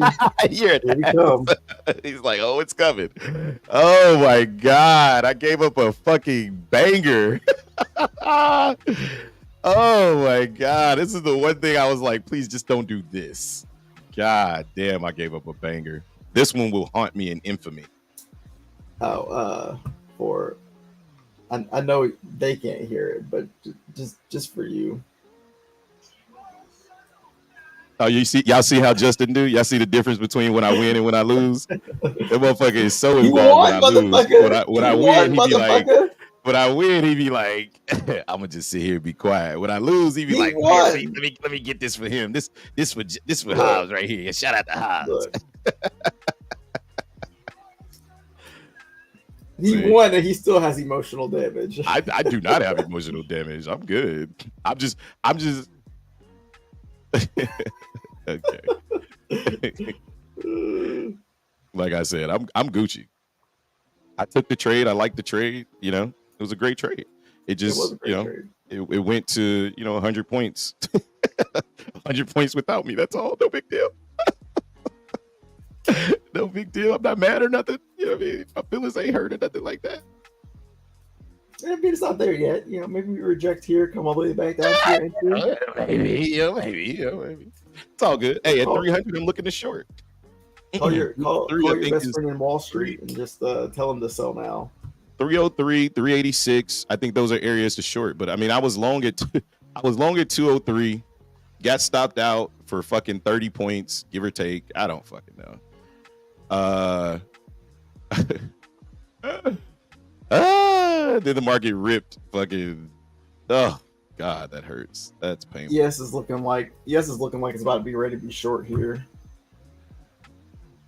Yeah, I think this is an area to short the market. I think anywhere in this area between here and about 368 are areas to short. But I also believe that this could be one of those low volume grind up days while we're grinding through supply. Actually, true too. You know what I mean? Like we actually talked about this. I think I was talking to Joe about it. Like on Mondays, the market likes to do these low volume pushes up, like these low grind ups. So it's important to get proper entries on days like this. My entry was proper. My execution could have been a lot better, right? To maximize my potential in this trade, I should have just stayed at break even and walked the fuck away. That's what I should have did, because I was in the right trade and there was no way I was going to get stopped out. Like I said, my entry was at 203. So price never came back to 203 this entire move. Instead, it was damn near. Yeah, I should have just let the trade get going. I gave up on it. I'm liking potential shorts here at on the ES. What up, guys? Just made it to the stream today. How's it been? What's going on, typical DJ? 2 for 2. Green on the day. Justin hasn't taken any trades yet, but I took a pre-market trade and then I took a trade live at 203. I got in long at 203. Unfortunately, I did stop out for 30 points. It was a good trade, got a 3-1, but my target was 303, right? And I had a good idea of where the price wanted to go, which was 303. I just bitched up down here at in this chop.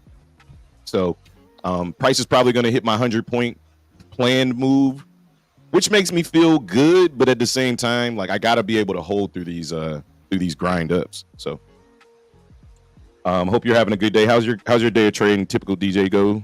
How you doing, brother? Loving this profile picture with these guns you're displaying here. Why you say it like that? I love these. I love these fucking bars. The guy says, I think NQ wants 304. Shut up, Makai. I don't want to talk about it. I don't want to talk about 304. Well, you know my profit target was 303. Oh my god! Well, here it goes. Look, here comes my alert. Look, look for shorts. Oh yes! Oh yes! Oh shit! Oh shit! I knew it. Okay. All right. Hey, look. All right, guys. I'm okay. Shit. I'm okay No, because the important part is that I definitely took the trade. I traded the trade. I got a percentage of the move, which was 30% of the planned move. Unfortunately, I wasn't able to hold through the whole thing. But hey, if you got in and you stayed in, hopefully you made some money. All right. Yep, that's definitely okay. I would agree with that. I'm definitely emotionally damaged now. Like watching a trade that I planned go to fucking my profit target right in my face is very painful. Like it is emotionally damaging. My dad has been. Damn. What you say?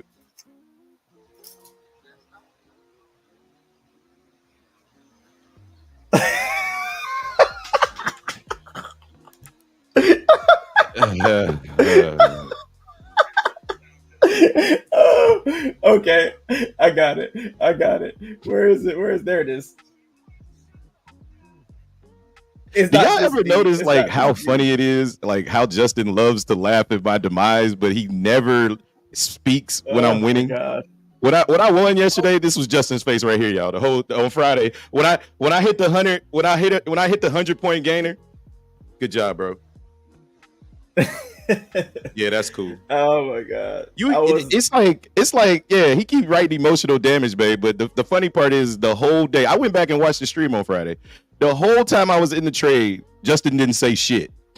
But when I do something that he deems is like a something he can poke at, instead of being my homie and being like, that's all good, bro. Like it's straight. Don't even worry about it. Catch the next one.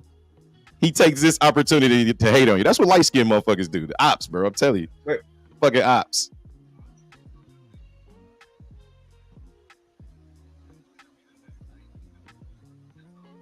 That's what I mean. That's what I'm talking about.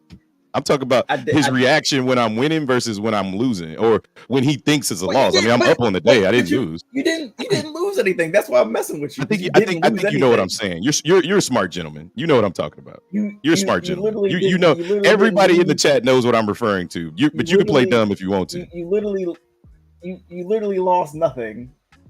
That's Well, not my except for point. opportunity, I guess. I think you're missing my point. I'm pretty sure you're missing my point. My point is if you're winning, I'm gonna be happy for you, right? If you losing, it's all good too. Like it is what it is. If you miss an opportunity, I'm not tripping either, right? Because I know was that happy for you. You I won on think you're missing you the won point. on your trade. Yeah, all right. ES is pushing out of this area. I'm not finna argue with you. ES is pushing out of this area. NQ is pushing out of this area. There goes 303 hit, PR hit, right there, smacked. All right, now we're pushing through the second supply zone. My next area to potentially look for shorts is 36825. And if we get 36825, the previous day high, I'm gonna look for shorts and I'm gonna target basically where all of this action came in at, right here at 224. But I think we were in the right direction for bulls. If you got in long with me, you freaking killed this shit. I killed it as well, but I'm looking to get more, right? I'm looking to take some more trades today. I think that the market wants to give us some volume because ES is going absolutely ape shit right now. So the trade in this area was spot on. We look for longs at 4382 on ES. If you got long at 4382, you only needed to risk about 5 points. This thing went absolutely bananas. Same thing on NQ. I was looking for price to come back into 181. We never got it. Instead we built structure at 226. So instead of shorting this, if we don't get to the previous day high, what I think price wants to do is get to the previous day high at 36825. And I think price wants to come down first, which I would love to see price come back down into 224, 229, and then push price and then long the market back into previous day high. That's kind of what I'm looking for here. I don't want to short up here unless we hit the previous day high. So that's kind of my two trains of thought. Over here on NQ, I guess I can take this orange. I mean, on ES, I can take this orange box off because, I mean, it is what it is. The previous day high, I don't even know if I got previous day high marked on here, but basically at the top of this supply zone, 44.17, I'm looking to see how price reacts in this area.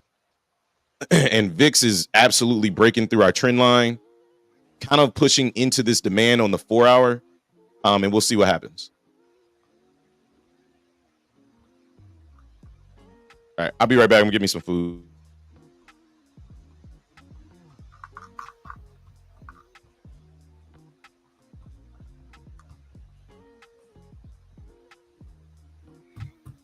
Makai, you're short. Yeah, I'm not touching the short yet. I'm just waiting for. Well, actually, I don't even want to be short bias at this point. We've gone up so much. I'm just gonna wait on a pullback. I'm waiting on us to pull back. I think any dump is gonna be short lived at this point. We'll see though. Maybe we get something aggressive like we did earlier. Hmm.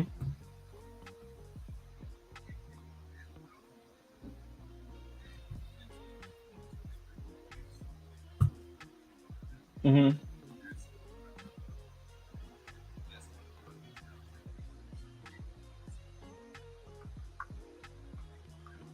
Let me go to a higher time frame first.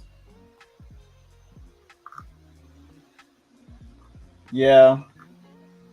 Well, I'll go to the. Oh, okay. Yeah, I see what you're. Okay. Yeah, I see what you're saying. From here. Yeah. Oh, yeah. There's a. The only thing you got to be a little bit careful with though, on these larger trends on TradingView. No, not that. The trend lines don't ever match up.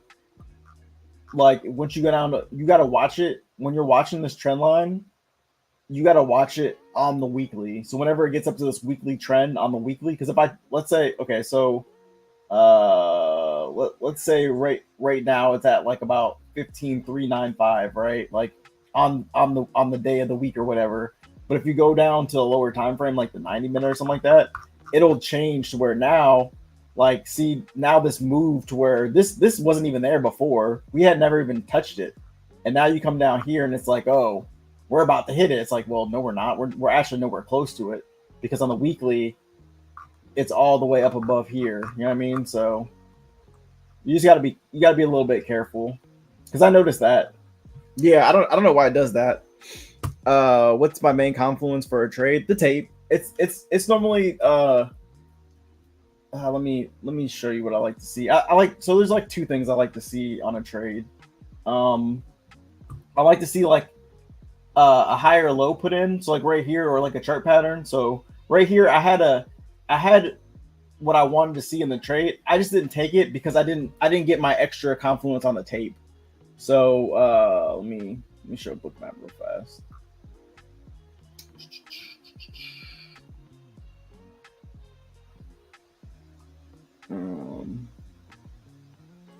So on Bookmap, I was looking at this area. It was right here. I was looking to see if buyers or sellers were going to get trapped, and I just didn't see it. Like, yeah, we had this push down, which I liked, and we had the retest, but I wanted to see like extreme selling, and we didn't really get that extreme selling that I wanted to see. I like to use the CBD. So if the CBD would have ended up being like down here or something like that, but price would have stopped here, then it would have been like a perfect setup for me to go long. I would have seen the trapped sellers on the tape, and I would have taken the market long. But just off the candlestick pattern that I saw, I did like the trade. I just didn't take it. And you know, I probably would have been in the same boat as Hobbs. I definitely would have got scared on this pullback and probably would have stopped myself out, honestly, for some profit. Because I wouldn't have, for me, on the trade that Hobbs got in, I probably wouldn't have gotten in until this candle right here. I think Hobbs got in like on this candle. I wouldn't have got in until this one. So after I got in on this candle, I would have probably been at break even. I would have been up, you know, let's see how many points I'd have been up. Would have gotten here. Yeah, I would have been up close to 30 points as well. So yeah, I probably would have got stopped out in the same exact spot as well, honestly. And if not there, I probably would have stopped myself out here. So you know, now I'm just waiting on a pullback because I don't think the market has any chill to go lower. As well, I'm waiting for a pullback. I want an egregious pullback, like back into the 247, 217-ish area. I'd be so lost looking at Bookmap. Yeah, I mean, I just have certain things I look for on Bookmap. So sometimes it's clear, sometimes it's not. The orders weren't clear for me here though. But I like looking at the CBD because the CBD tells you the strength between buyers and sellers. So I don't know. It's something that I picked up from somebody, and it's pretty reliable. What is that a key? What the fuck? Was that a key level or key area? I wonder why that's doing that. That's weird. Never seen that before. Is that red line? I don't know if y'all can see it, but yeah, I think it just takes practice of seeing Bookmap a lot. There's a lot of people who are really good at Bookmap who like they'll see certain bubbles and be like, yeah, I'm going long, and then they kill it. I'm like, I don't know what the fuck you just saw, but all right, cool. So this is, I don't know, fuck. We also had this nice liquidity down here too that got tapped. So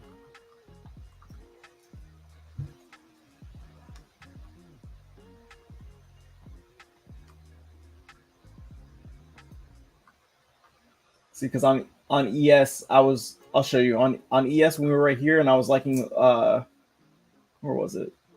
Where was it? I liked shorts on ES before we fucking rocket shipped. Oh, it was right here. All right, so was it right here? Yeah, it was right here. All right, so right here, you can see like we broke above the high of the day, right? We were coming, we were pushing, we broke above the high, and then we immediately failed, right? And then on the next test, we got up, and then the next test, we got the same high right here, but I was looking at the CVD, and the CVD was lower. So I was like, okay, buyers aren't as strong up here because the CVD is coming down, even though price was coming up. So I was looking for sellers to step into the market, and they just never did. And then we got this big ass rocket ship up, right? I think there was another instance. Here was the other one too, right here. Oops, that's not what I was trying to do.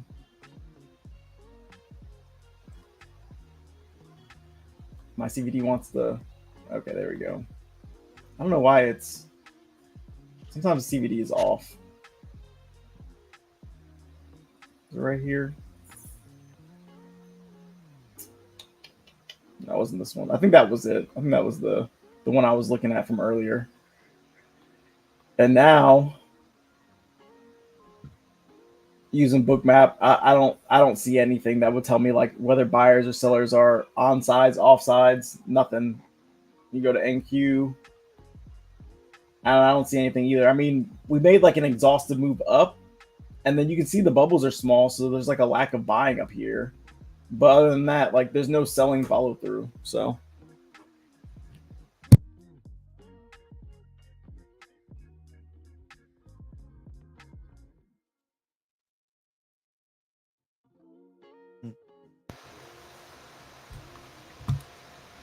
now I'm just waiting to see what happens between the buyers and sellers up here. I don't want to short the market though. We did make a higher low though on the 1 minute, so that is that's bearish, but nothing's telling me that sellers really want to sell this market off, honestly.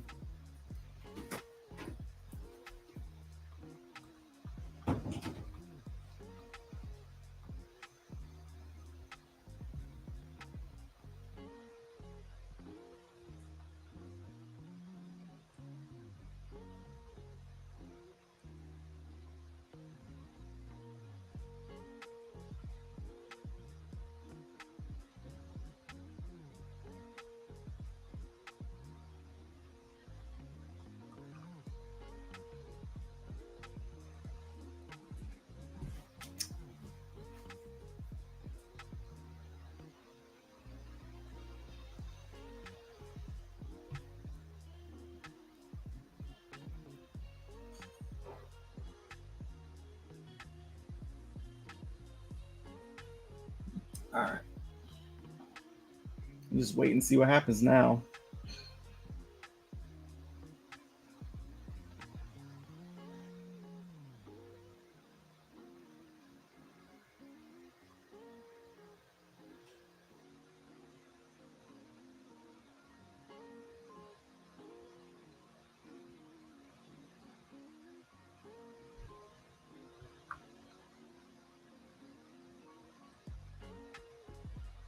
Damn.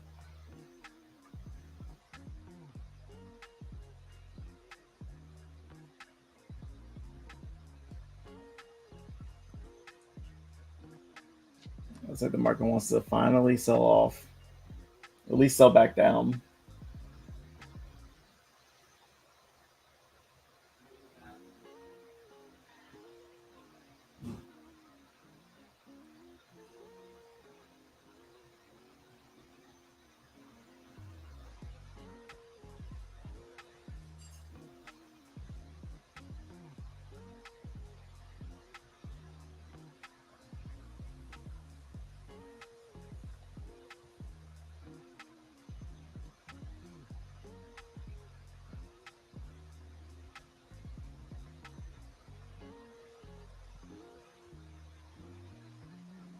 Jeopardy music.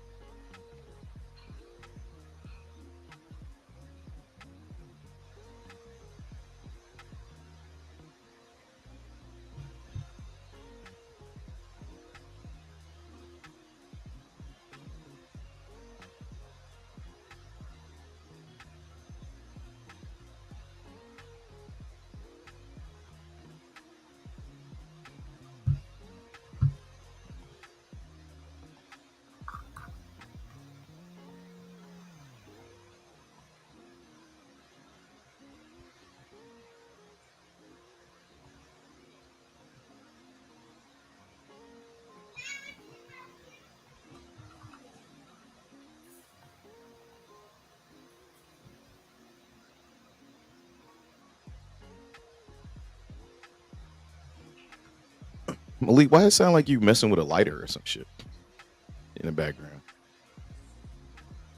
That little clicking noise. Sound like somebody trying to light some shit on fire back there.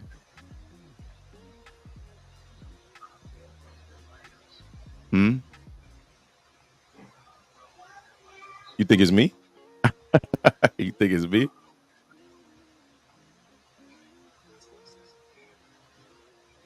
I know, but it's not on my side. Jonah said I'm blaming other people. It's not on my side.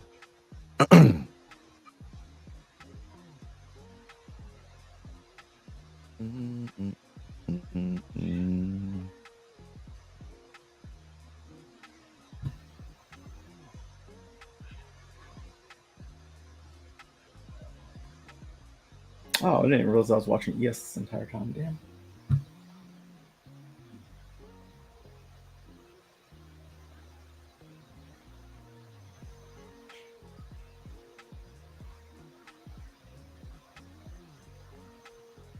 This market looks aggressively bullish up here.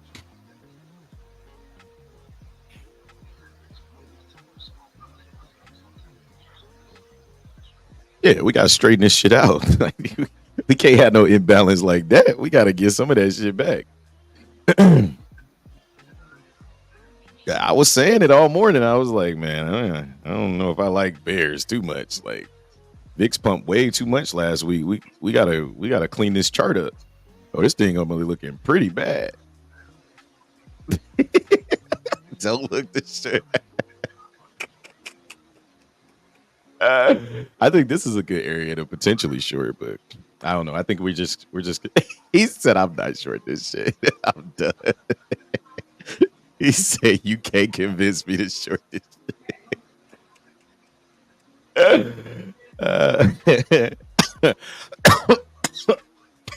When you did what you did, what you do?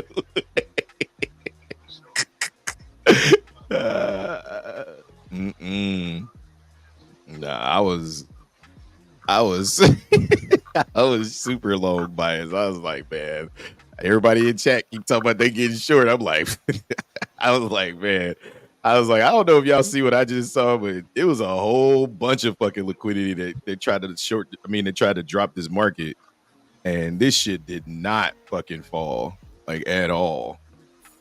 Everything in me is telling me to take this market long right here, but the one thing that's in me that's saying don't do it is the fact that we're in supply. This is the only reason why I'm not going to loan this market here. But if we weren't inside of supply, I really like this formation right here for longs. I think this is a better area to look for shorts. However, the VIX coming down to fucking earth, I mean, it's down 7%. So I will not be shorting this market. So good. Mm-hmm.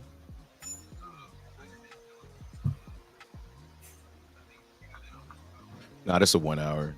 I had the 1 hour marked, and then I overlapped it with the 2 hour this morning because I was like, man, I wish I would have saw this 2 hour.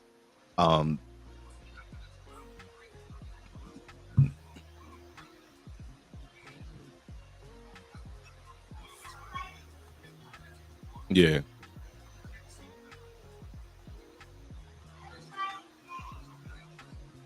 Oh, for the 1 hour? You said you didn't.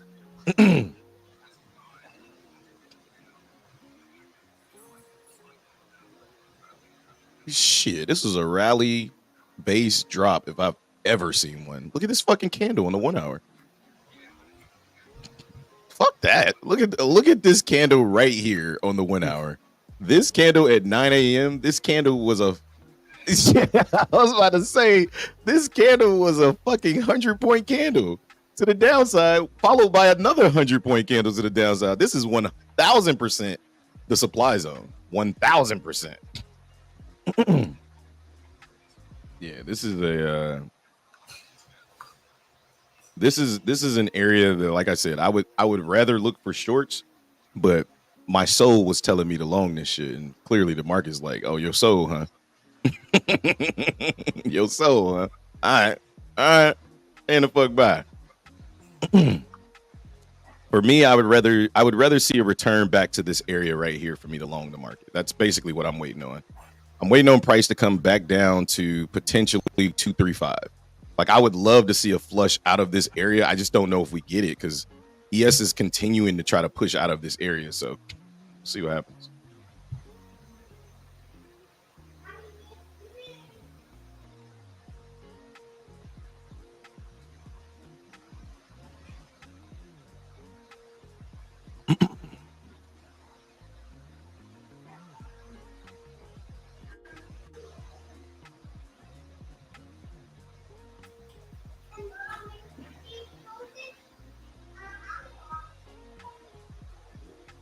And here they come. We're just building. We're building structure right here, right? Like the longer we sit here, either we're building structure to go lower, to go back down, or we're starting to. I don't know what the fuck we're doing. We're absorbing a lot of fucking liquidity right here, though. The question is, what are we going to do with it? Are we going to allow us to? I think so too, because you see, ES is trying to break above its highs. I think we're adding to a position, but usually in this area, we like to get a nice little pullback first to stop out to get more people to try to go long. You see how this candle pushed down and then we wick back up, right? Like I would love to see another. I'm looking on the 5. I'm looking on the 2 minute right now, right? So I don't know.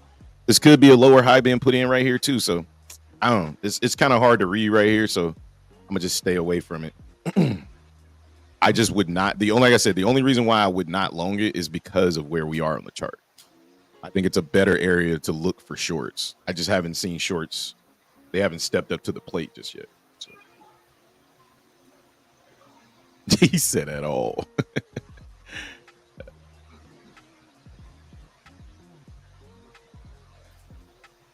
I think that's what this area is designed to do, is to get people to start to short it, right? Because I'm sure they know it's a supply zone right here, right? Like they know, fucks. They're like, oh yeah, we about to load into these shorts, baby. Let's go. And then this shit rocket fuels up for another 100 fucking points. You're like, well, that was a bad idea. That was a bad idea. I've just seen nothing from the VIX that tells me price wants to push up. Like if anything, we might come back and retest this trend line. But if this trend line rejects again, we're gonna come down. We're gonna go up even higher. So.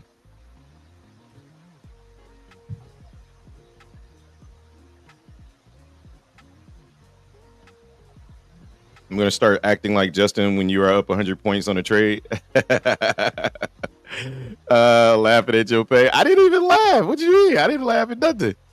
Yeah, he be acting like a sourpuss when I'm winning. When I'm losing, he be super involved. I don't get it. I don't understand it. Somebody make it. You didn't lose. He wasn't losing. He won. So then why would you put emotional damage and all that shit? Like my thing is you ain't putting out one emoji, you ain't press shit, you ain't say nothing when I was winning. When I was up 100 points, we ain't hear from him. He was ghost. But I won on Friday. And there was no support on Friday. That's my point. I think that's the part you're missing. Right? Like I okay. Maybe I'm tripping.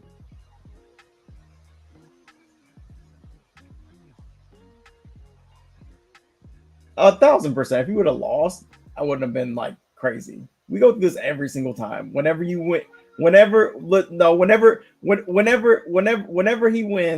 and then it hits his profit target that he originally would have gotten, he gets more upset than. I'm not even upset. And then I like to again, look at you. Let me clarify some things. First of all, I'm not mad.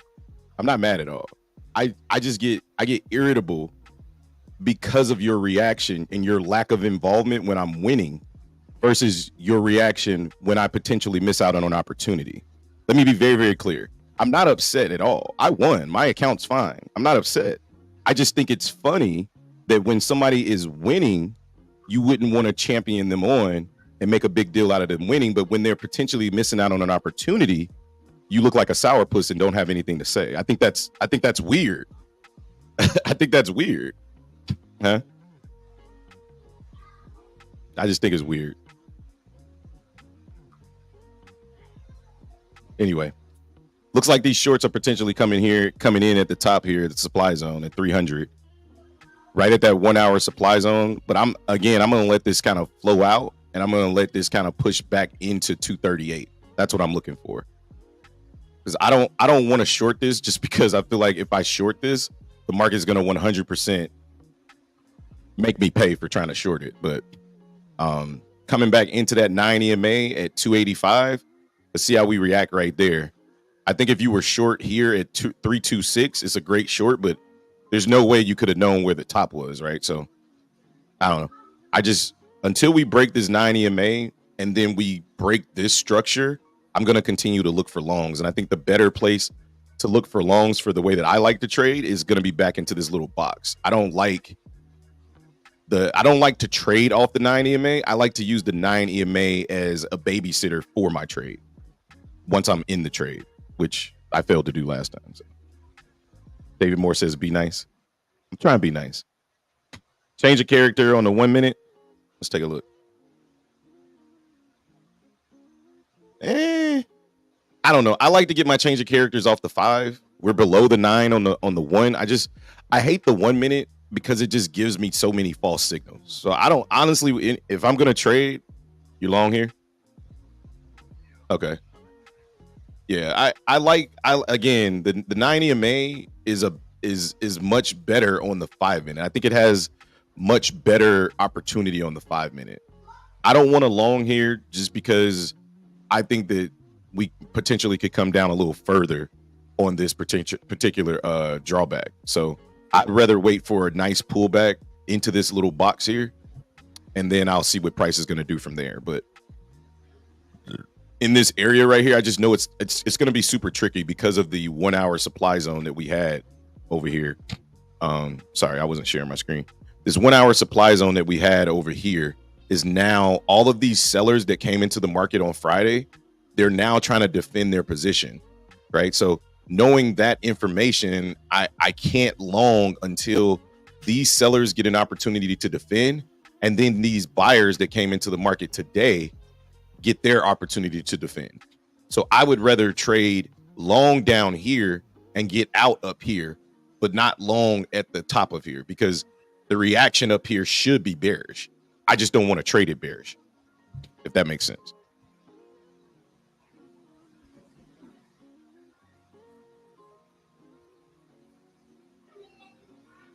As far as price action coming down, I don't know. The VIX isn't giving me any warm and fuzzies either direction. We're sitting right in the middle of a doji candle. So which way we go from here, nobody knows. I know that ES has just lost his ever-loving fucking mind today. I don't know what the fuck's going on with ES. Yeah, I mean, it's not doing anything right now at the moment.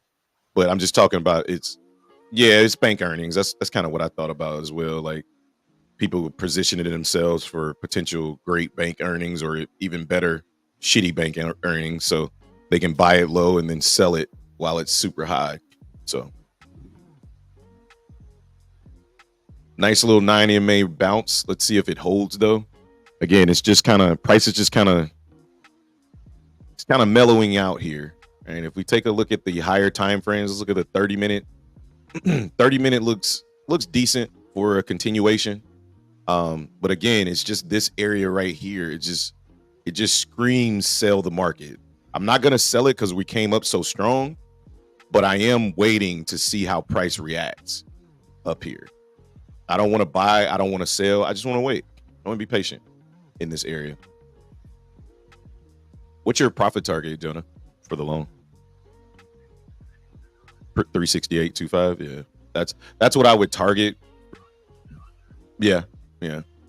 My goal is if we push out of this, my goal is to short at previous day high, because I think that's a better opportunity to potentially attract a lot of shorts to come in.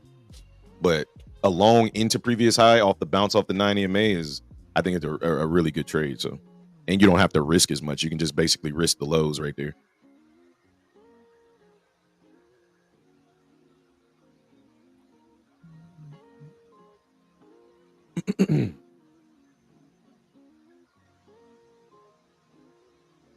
Good push out of this area. All right, well then I won't commentate it. I'll talk about something else. Talk about he said, bro, the trade is on. I got Rug says, Justin, give your not financial advice. Where will the market go in the next 1 hour on the SPY? Ooh, up. I don't know. Yeah. In other words, I have no clue. can I buy it? Can I load into puts or calls right now? Is what I got. I wouldn't. I wouldn't get into puts. That's for sure. Not right now. I thought I pissed you off. I was like, Joe, go get mad at me. I was sick. I said, I'm gonna keep sending his ass videos. He's gonna have to be mad at me. I'm a conspiracy theorist, bro. I love put my tinfoil hat on the weekends. That's the time I can do it and feel comfortable. Right? I'm not trading off any of that thesis, but I get it's entertainment value for me. Like, I think that the market's coming back down to 11,000. I'll say it live on stream so we can record that shit. He laughed at me. He said, no. Let me be clear. I more than giggled at your pain. I think he said, what do you he said, what do you think? Actually, this is playing right into my thesis. This is 100%. The market doesn't move straight down. The market is struggling at yesterday's highs, which tells me we want to go lower. I think the market wants to come down. I think in the next year, I think with war, interest rates, and the potential hike of, if you watch that other video I told you about, I see you dismissed that one. You was like,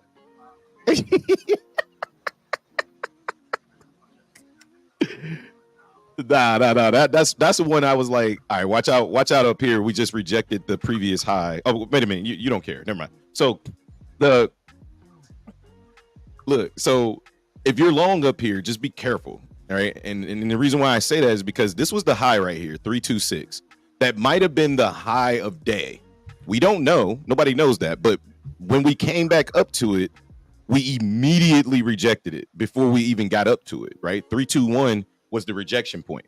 And you can see that there's a vested interest on the tape for sellers to sell this thing off. Right. If you look at Justin's tape over there, you can see where you zoomed out at? Are you I'm on 2 minute though, so are you you're on the 15. But you could see if you zoom out a little bit or zoom in a little bit, you can see sellers actively coming into the market right there on that volume push.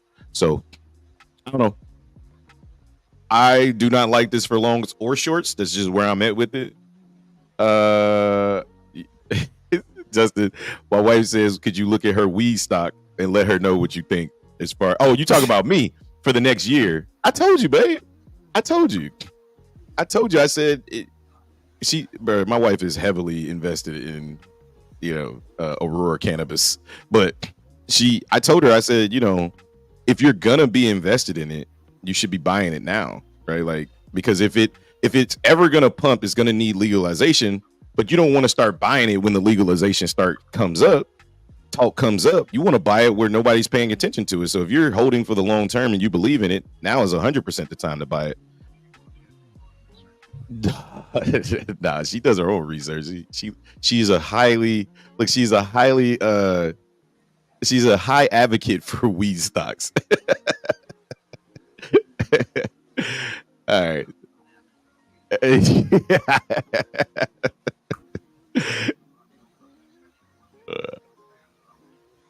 Oh my goodness.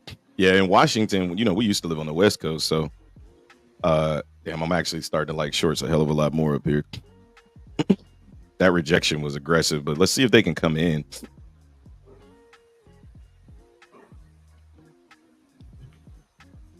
I don't know. That was a very nasty rejection up there at 2.6. So let's see. I mean, at 2.1. Let's see if we can get some follow through from the Bears. I don't want to short or long this. I do like shorts and longs, but I mean, I like shorts up here, but again, bulls have just been so aggressive up here. Let's check on the VIX. Yeah, VIX still selling off. Not really getting any jump from the VIX. No real reading from the VIX, just more selling. So do we get a temporary pullback? I think so. I'd much rather wait for that pullback and then trade the market long on this pullback. So I think the market is 100% in an uptrend. I just don't want to trade it up here.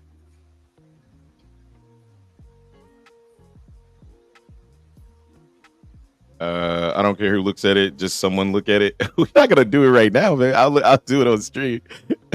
I'll do it another day. Or when you come home, red on 5-minute NQ, give us death.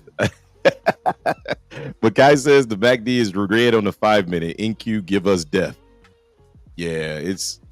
I think it wants to come down, but again, it's just kind of playing games up here. Huh? No, I will not be taking. No, no, no laws, not today. 9 EMA looks like it's holding again. The structure at the top got rejected, but now the 9 EMA is the structure that needs to hold at the bottom. Me personally, I like shorts up here. I'm just gonna wait. I want to play the actual trend, and to me, I think the trend is up. But here we go. Let's see if bulls can push this up again.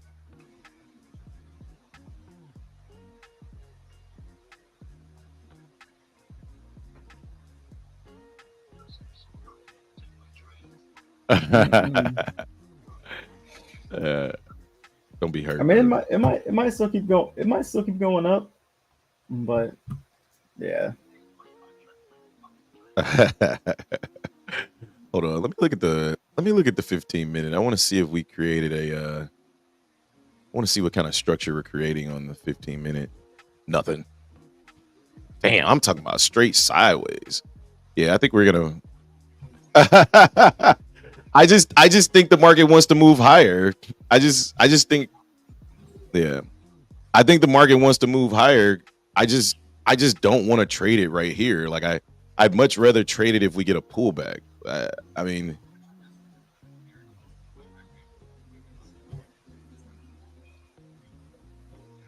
yeah, I think they're baiting. I think they're. I mean, at that point, you might as well trade the damn pullback if it's gonna pull back that much. But yeah, you might as well trade this shit. But what I think is happening up here is they're trying to bait people to go short based off the supply zone, based off everything that's happening up here. There's a lot of structure and a lot of reasons why you would want to go short. It's kind of like that 3-card Monty theory that I be talking about, where they show you the queen and be like, here, man, this has got to be the queen, right? It's like, this has got to be the short. All right, we got a supply zone up here. We're stalling out price. Like, come on, you want to short this? You know we're gonna short this. Watch, we're gonna break the 9 EMA. Psych. You know what I mean? Like, it's that type of shit. So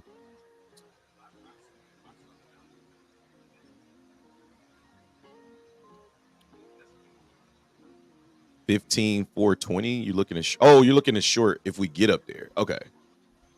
Yeah, I like the previous day high. If we get above the previous day high, I'll reassess. But once we get above the previous day high and we're continuing the push, I'm 1,000% looking for shorts. I'm not looking for longs anymore. But at the previous day high, I'm looking to short this. But if we continue to get bullish, then I'll reassess. But right now, the bounce off the 9 EMA, I think is a good trade. It's not the way I like to trade, so I'm gonna pass on it and root for my man Joe. Hopefully he killed this shit.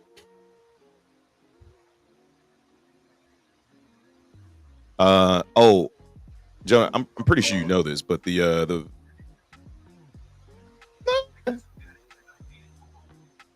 well, I mean, his profit target I think is a little higher, so he's just letting it go. But value area high is sitting at 325 where we got rejected as well, Jonah. So just a heads up. It is a rally-based rally potentially on the 5-minute.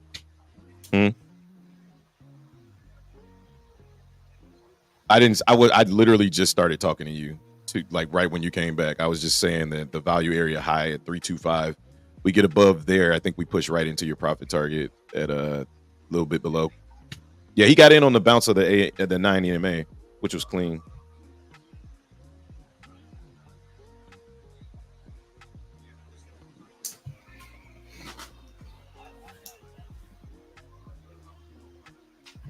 Yeah, still gonna get the same amount. Right?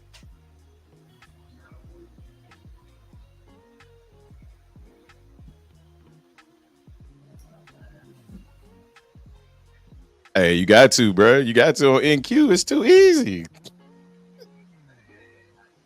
Man, look. If you're in the right direction, NQ is easy to get 30, 40 points. bro. It's easy.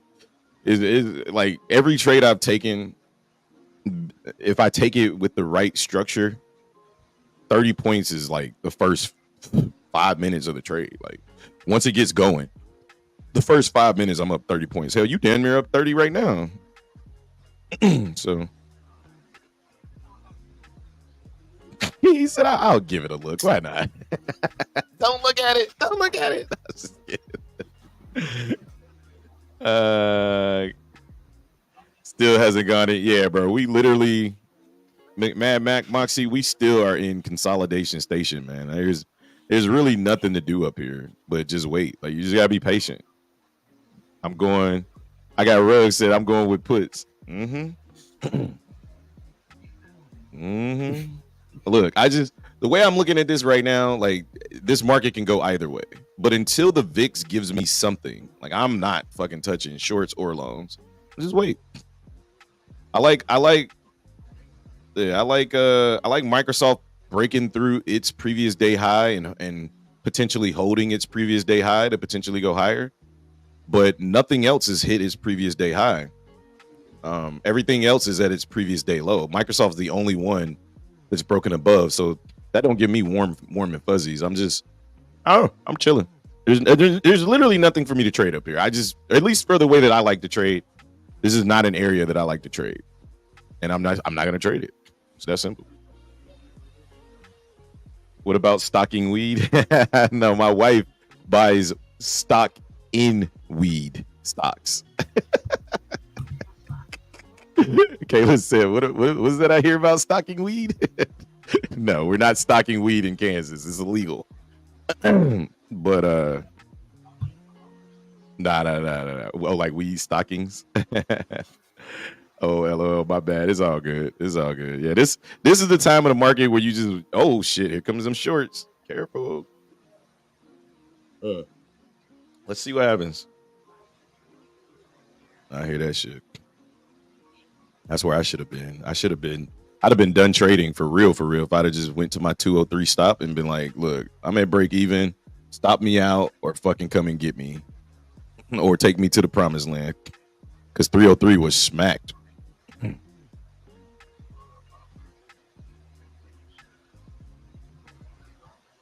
Yep. And that was, like I said, that's my biggest issue with being in a prop firm. Like I wouldn't even have cared about the 30 points if I was in my own money. Right? If I'm trading my own money, motherfucker, give me my 30 points. Like, give me my shit. Like, I'm out. I'm done trading. I'm done on the day. But because I'm not at that point yet where I'm trading my own money, I'm kind of at the mercy of, well, shit, I don't want to get these 30 points back. Let me go as close to break even as possible. You know what I'm saying? So it just builds a lot of that shit you got to get rid of. Because the other part of that, if you look at it from a logical standpoint, the other side of that is, well, you're not trading your own money. So let that shit ride.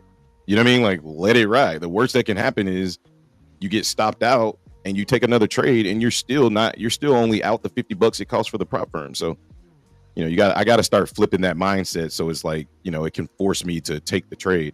We got that bounce off the 9 EMA again. As soon as we come into that 9 EMA, we're just trapping sellers. That's what it looks like to me. More and more sellers are getting trapped at this 9 EMA.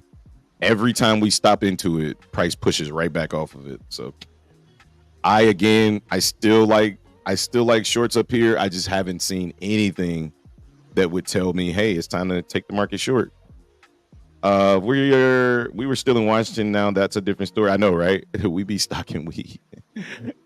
Bro, we had so many dispensaries like on the island that were like so close to our crib. It was crazy. They had a dispensary right outside the bar. It's crazy.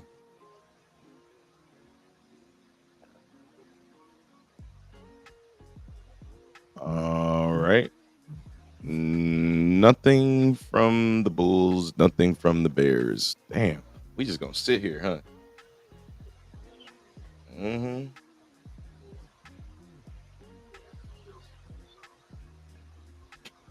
Yeah.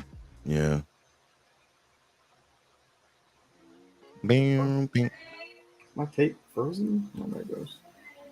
Nah, we just ain't moving. We are not fucking moving. Good morning, One Stop Trader. How are you? I hope you're having a good day, man. We're Just one. today's Monday. I think we got a lot of speakers on. Mm-mm. Harker is speaking right now. No. Yeah, we got a shit ton on Thursday. We covered all of that shit at the VC.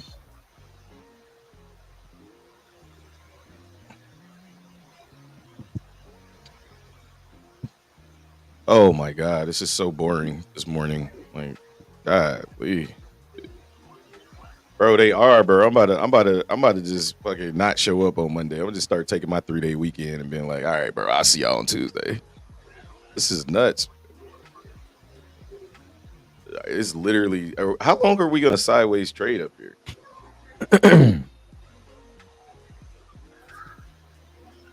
Mm-hmm. Mm-mm-mm. They gotta steal liquidity. Gotta steal that liquidity, baby. 15. I think he's gonna make a decision in this candle right here. What's up?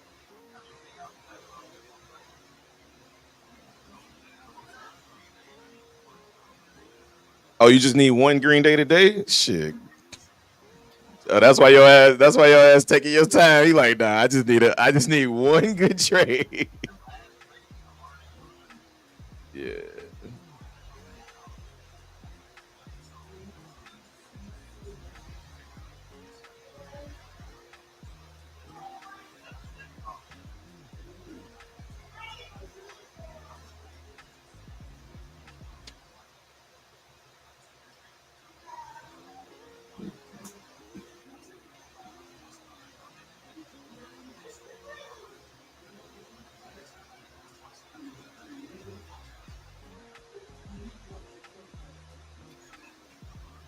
Bro, the afternoon market, bro, like you just gotta get the fuck out, bro. You be like, man.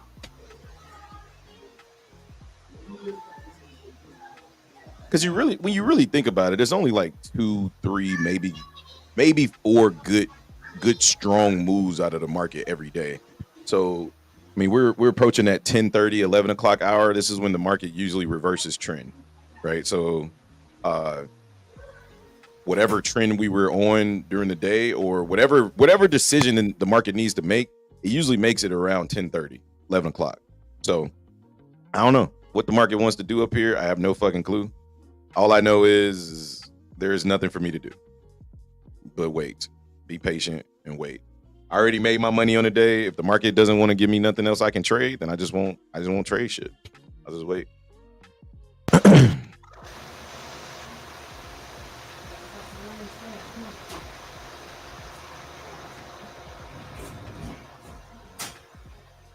Yeah, trading is boring. Topstep, Topstep, the one stop trader. Yeah, bro, trust me. I sat here on Friday. I took like one trade on stream, and I didn't trade again after that. Just because it wasn't because I didn't see anything I could trade. I was just like, I'm not ruining my fucking Friday. I had a good day. Like, just fucking take my money and bounce. Sometimes you gotta be like that though. Like you can't be in love with these fucking markets and trade this shit 20, 30 times a day. Trust me, that shit get old.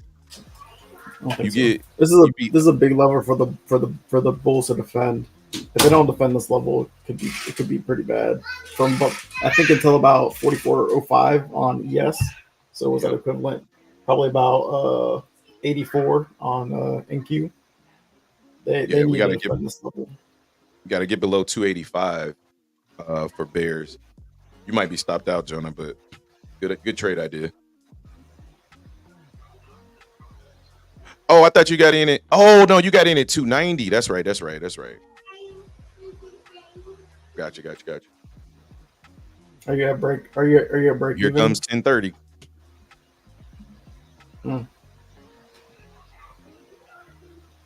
Here comes 10:30. Oh, your stop's not at break even.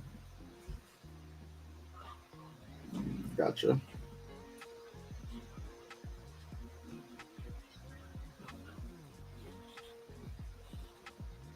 That was here comes the potential lower day break.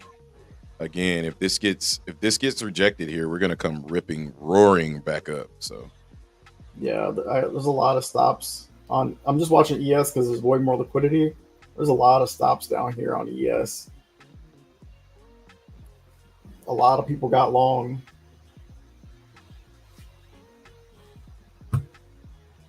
there's that continuation candle you don't want to see. VIX is still moving sideways, so let's see if we can't get this thing to push down to our profit, to our price, to our area of interest here. What I'm looking for is a push down to about 247. That's what I'm looking for. Yeah, we just got that first bounce off of 4405. Mhm. If bulls are going to defend, it's got to be here. It's funny. I still got that old ass trend line right there too at 4405. It runs right through 4405 too. I drew this trend line like 3 months ago. Look at this shit. Yeah, this is important.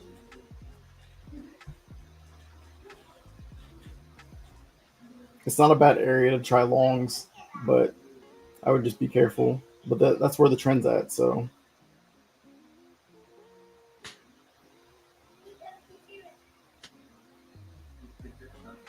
Yeah, this just makes me more bullish at my level. The fact that longs are long. I mean, shorts are throwing like the kitchen sink at the market right now, and we're not pushing down as aggressively as you would assume. So when we come down to where the market got bullish, I'm definitely going to be looking to trade down in that area. So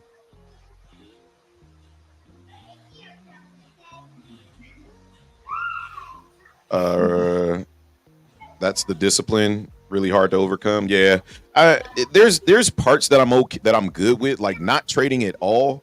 I'm okay with, right? Like the thing that I struggle with is allowing the trade to play out stop loss or TP, right? Like that's hard for me inside of a prop firm, and I think it's hard for most of us inside of a prop firm because you're trying to get to the point where you can actually take real money home, right? So I don't want to size up and look for smaller wins. I'd rather stay in the size that I'm in, but if I'm in the size that I'm in, then I got to be willing to take those small losses, right? Those got to be normal to me, right? So that's the tough part, right? That's the last part of the discipline that I'm trying to get through. I wouldn't say the last part, but that's the part that I'm working on right now. Like just maybe potentially like when I get into a trade, just fucking go do something else. Like go for a fucking walk, go do something. Like are you in shorts? Oh, you were in short, Makai. Stop at 302. Okay. Give me a fucking pen. Oh, wait, no. Oh, my dog has my phone. Fuck. Here come the longs. They're absorbing price down here. Let's see.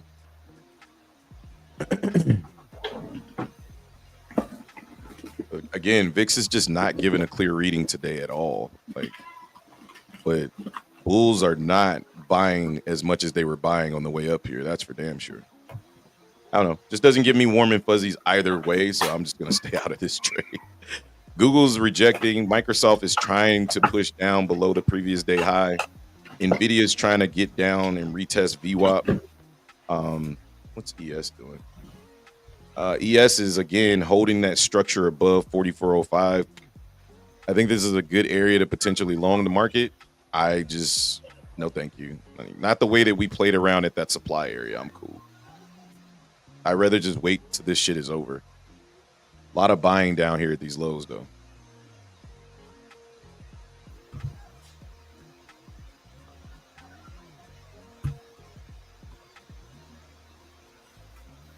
Trusting the setup and walking away is what I'm working on. I'm right 80% of the time, but the P&L doesn't show it. It's a work in progress. 100%, bro. Like I went, Discord will tell you, like I went all weekend and went through my pre-market plan. Like every single one of my pre-market plans were spot on, right? When price came to an area, whether it be the bullish side or the bearish side, I was spot on where I wanted to short or long the market. The problem isn't the plan. The problem is me. Right, like that's what I got out of it is like shit, bro. Like just trust yourself. You know, you're correct this amount of times. Like just fucking trust yourself. So that's the hardest part of trading is, you know, once you get a strategy that works, just trusting that strategy. That's the hardest part. So that's what I'm trying to work on. And I think the best way is just to ignore the trade. Like, just fucking ignore it. Like, if you truly accept the price, just think of the price. If you truly accept the trade, just think of it as the price of admission, right? You pay for your ticket. That's where I'm trying to get to, is like, you know, I try to hide behind the cloak of, oh, I'm just managing my trade. It's bullshit.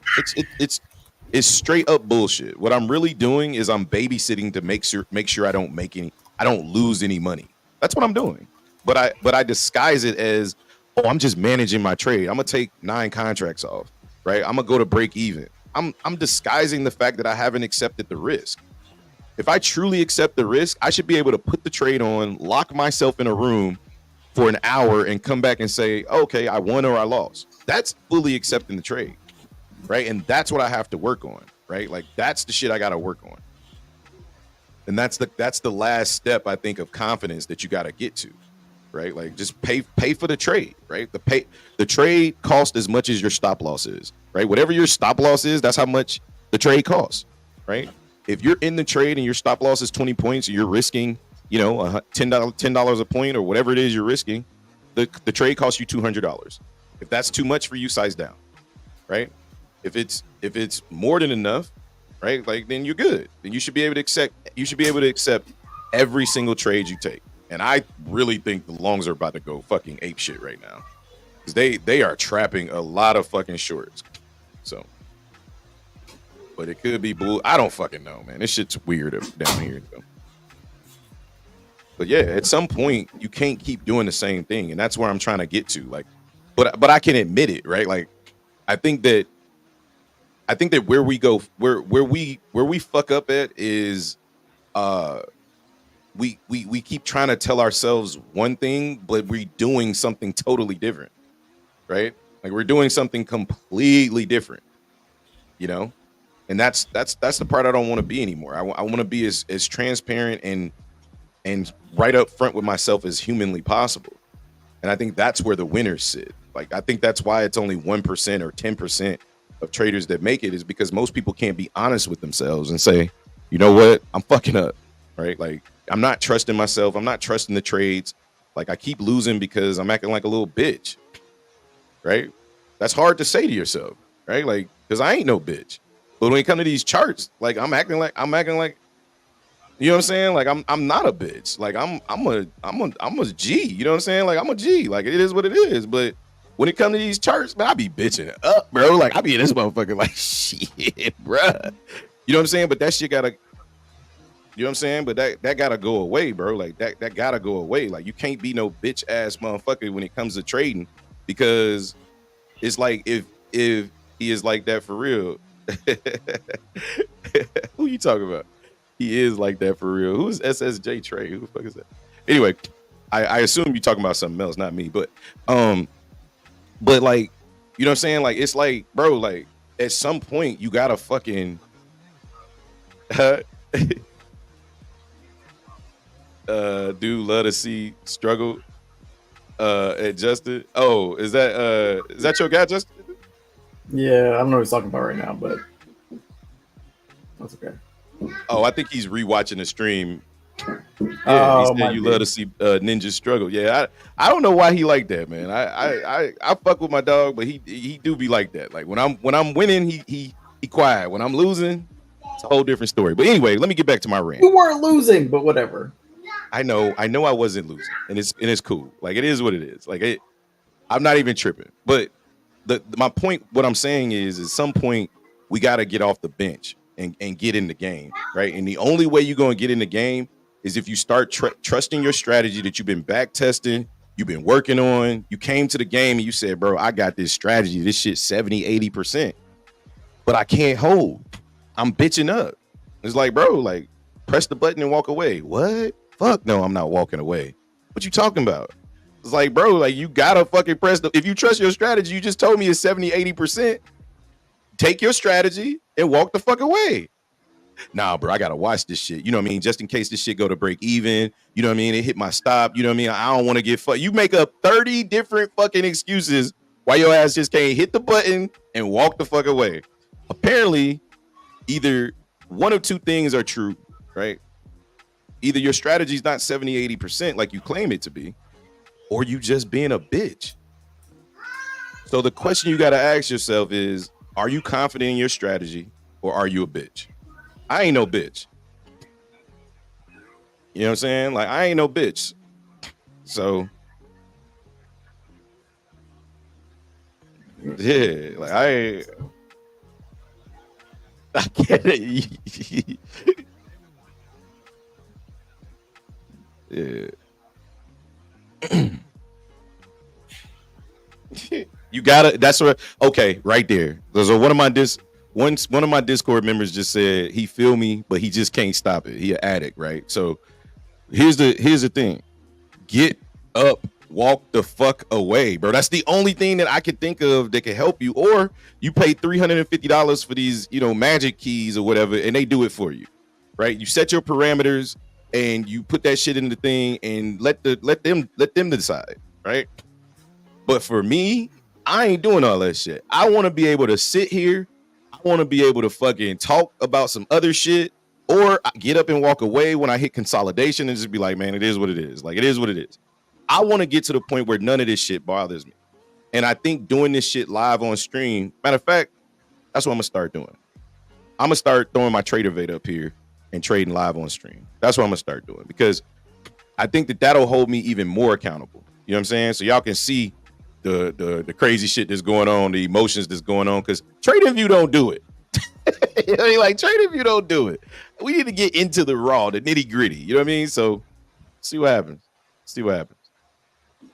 But yeah, I think that's kind of my rant, man. Like, I hope that hit home for somebody, because I feel like somebody needed to hear that shit. And that somebody is definitely me, right? Like, I'm saying it, but I need to believe that shit too. You know what I'm saying? Like, I go through this shit too many times, bro. Like, too many times.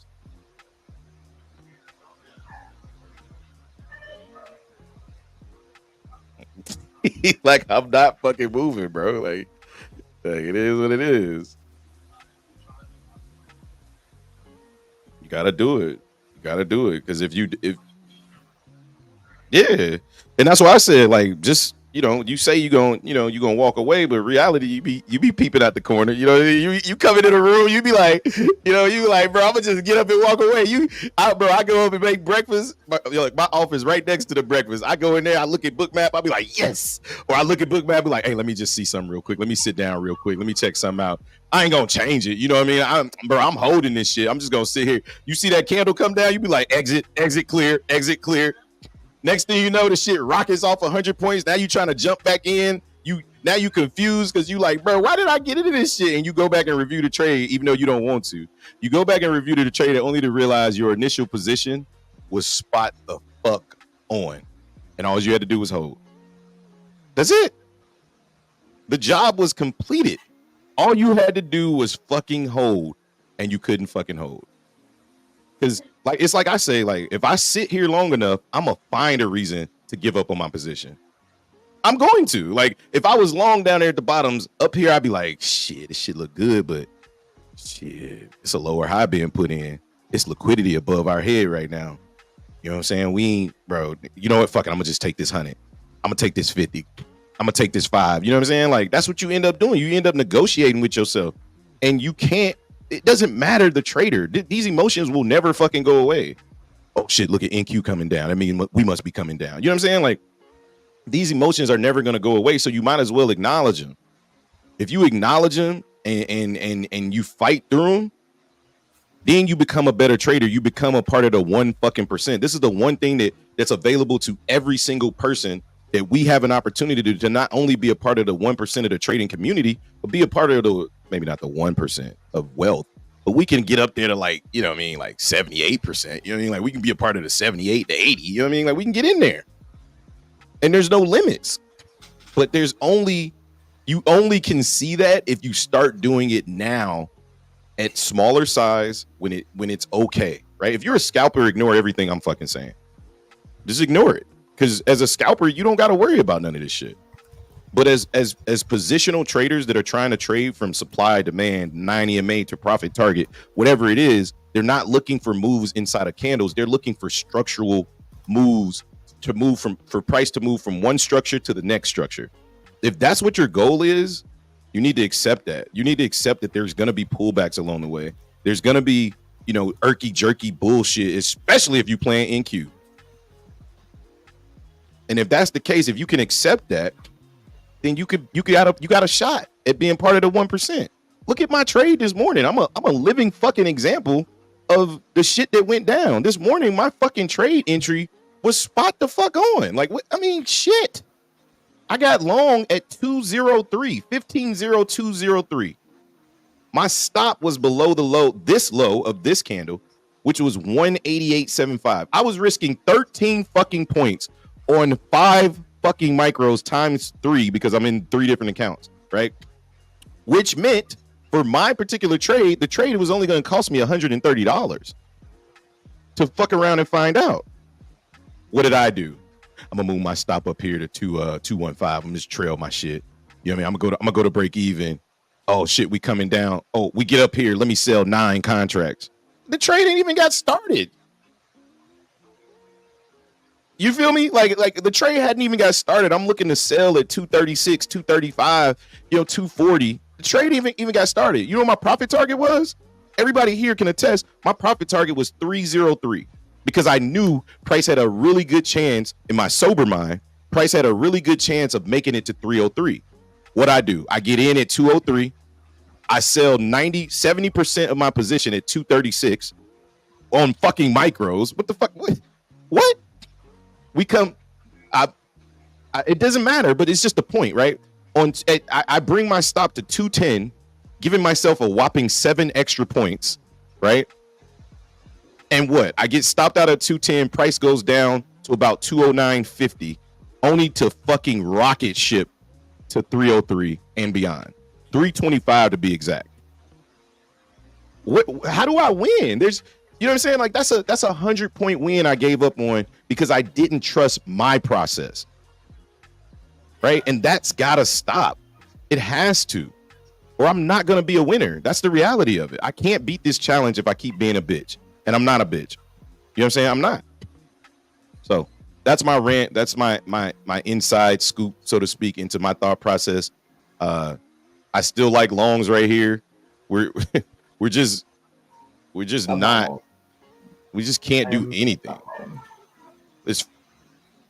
I think bears have tried to push price down for the last 15, 30, 45 minutes to an hour, and they've been unsuccessful for an hour to push price down. Every single attempt to push price down has been met with more buying. The VIX in that time frame has gone absolutely fucking nowhere. As a matter of fact, it looks like it may be in a bear flag, right? Oh shit, I did not mean to move that. That's an important line. There we go. But now it's starting to potentially round up in price and go back and potentially test this trend line. What I'm looking for is a retest of this trend line. I want price again to head down to my little box here, right? That I got off the 5-minute, right? I'm looking for a retest of this structure. That's all I want. I just want price to come back down to 234, and I'm going to long the market, potentially long the market here, depending on what price looks like when we come down here. I'm going to long the market, and my target's going to be above this structure right here that we're struggling to break, right? So I'm looking for a push into 368 for the long. Right, I want to get what I'm basically expecting. I'm expecting this to fail, and for everybody to get bearish into VWAP, basically a VWAP retest. Right, so we come into VWAP right here, and then we immediately get bought back up. We trap a bunch of shorts, and we go to the previous day high. That's the trade I'm looking for. If I get that trade, I'll take it. No other trade will suffice because I'm already up on the day. So, it is what it is.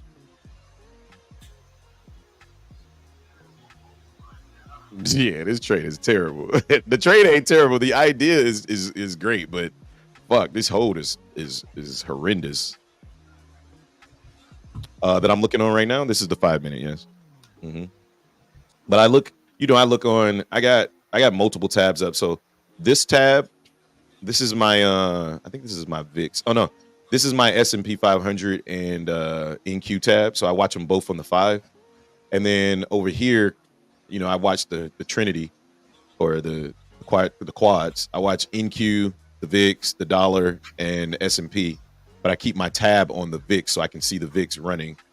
And then over here, I got Microsoft, Apple, Tesla, Nvidia, and Google, and they're all selling off right now, looking like they want to break below the previous day high or previous day lows.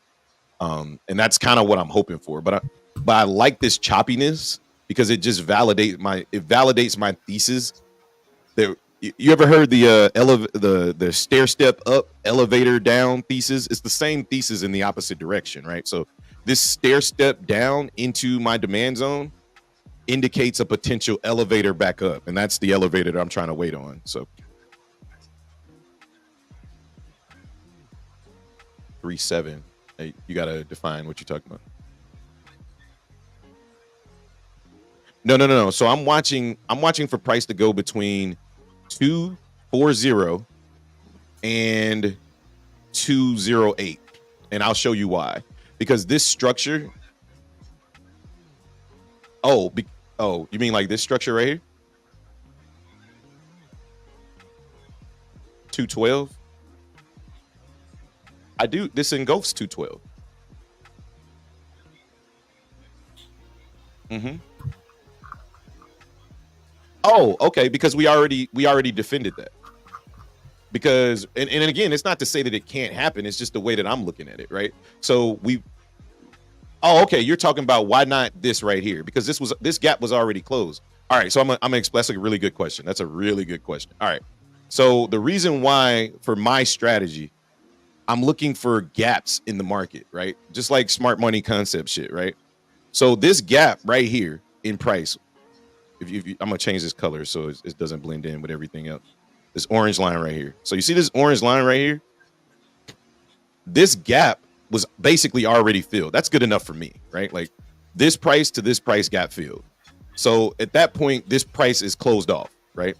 So that trade idea is kind of closed off in my book, right? So then when we created this wick got closed off right here, right? So that kind of eliminates that trade idea. But if you look right here, from here to roughly about here, this gap wasn't filled. So my thought process is price is going to come back into this area, right? If we go from here, exactly, the span of 3 candles creates the gap, and here comes the flush down. So what I'm looking for is this gap, the top of this zone right here, top of this area, to hold for this buyer right here, right, and this buyer are probably the same person, and they're all the reason why price pushed up here into this supply zone. This supply got filled. They struggled to push price higher, and now we're chopping down into that gap, which tells me that the whole way down, somebody is filling a position. Whether it be a buy position or a sell position, somebody's filling a position. That's why price is struggling to push down, right? Because in order for price to sell off, it has to be more sellers than buyers. But if price is slowing down on a potential sell-off, then that tells me that there's more buyers than sellers, but the sellers are winning, right? But somebody's actively filling a position on the way down. And most likely, from a theoretical standpoint, it's this person that came into the market here, pushed the market up here. He's looking to buy more on the way down because he's getting a better price. And then he's going to load his full position, theoretically, right, as soon as price comes into this area. Now, what can we use to potentially validate that thesis? Well, in order for us to push up, the VIX needs to sell off, correct? Okay. Where would the VIX potentially, from a structural standpoint, look to sell off, right? The VIX, from a structural standpoint, will look to sell off at 2 areas. It will look to sell off at the rejection of the high. Even if you don't have this trend line, the rejection of this high would be a great area for the VIX to sell off. A closure of this gap and or a rejection of VWAP would be great areas for the VIX to sell off. We all agree with that, right? Okay, so if the VIX is to push in order for us to get down to where we are, where we're trying to trade, I want the VIX to push up and look aggressively bullish. up to this trend line, above this high, and maybe reject this VWAP. At the same time, what I want to see is I want to see this continue to chop down. The minute that the VIX gets to that trend line or VWAP, at the same time, I want to see what price is doing in my area of interest. If all of those things line up, just like we did on Friday, if all of those things line up for me, it is an A+ setup, and I'm taking that trade. I'm going to set my stop. I know where I want to get in. Some people like to get in as soon as this shit taps. I'm not that guy. If we come down here, I'm going to switch to the 1 or the 2 minute chart, and I'm going to look for candle formations, and I'm going to be watching the tape to see how aggressive we come down, and do we immediately get bought back up. If I get the candle formation that I like on the 1 minute, I'm looking for, I'll kind of show you what I'm looking for. I'm looking for something like this right here at my area of interest right here. I'm looking for a morning star pattern, right? A bullish engulfing, right? Something like this that tells me price is ready to push up. And that will be identified by multiple things I see on Bookmap, right? So I'm validating my trade on 3 different things. So therefore, it puts me in a much higher perspective of winning, right? I'm not basing it off just one thing. I'm not basing it off just the tape. I'm not basing it off just the VIX. I'm not basing it off just Apple. There's multiple confluences that I'm looking for at my key area. That's the key, right? At this key area, I would have been looking to short the market, and this is actually in my pre-market plan to short the market up here. I just didn't like it because of all of the choppiness that was up here. This shit would have drove me fucking nuts. But if you look at my pre-market plan, I was 1000% looking to short the market up here. I just didn't like what happened when we got up here, right? However, because the market is so bullish, I would much rather pass on this trade so I don't have to sit through this chop and wait for price to come back down here. And now I'm looking to trade the market back to the upside, because the move is to long the market right now, potentially, until we get below. And this is where that structure comes in that you were talking about. Until we break below this structure, because this is where all the buying started, right? This structure, all of this shit right here is where all of this shit kicked off. Until we break below that, to me, that validates longs. So, and you can see prices coming down, and look at the VIX.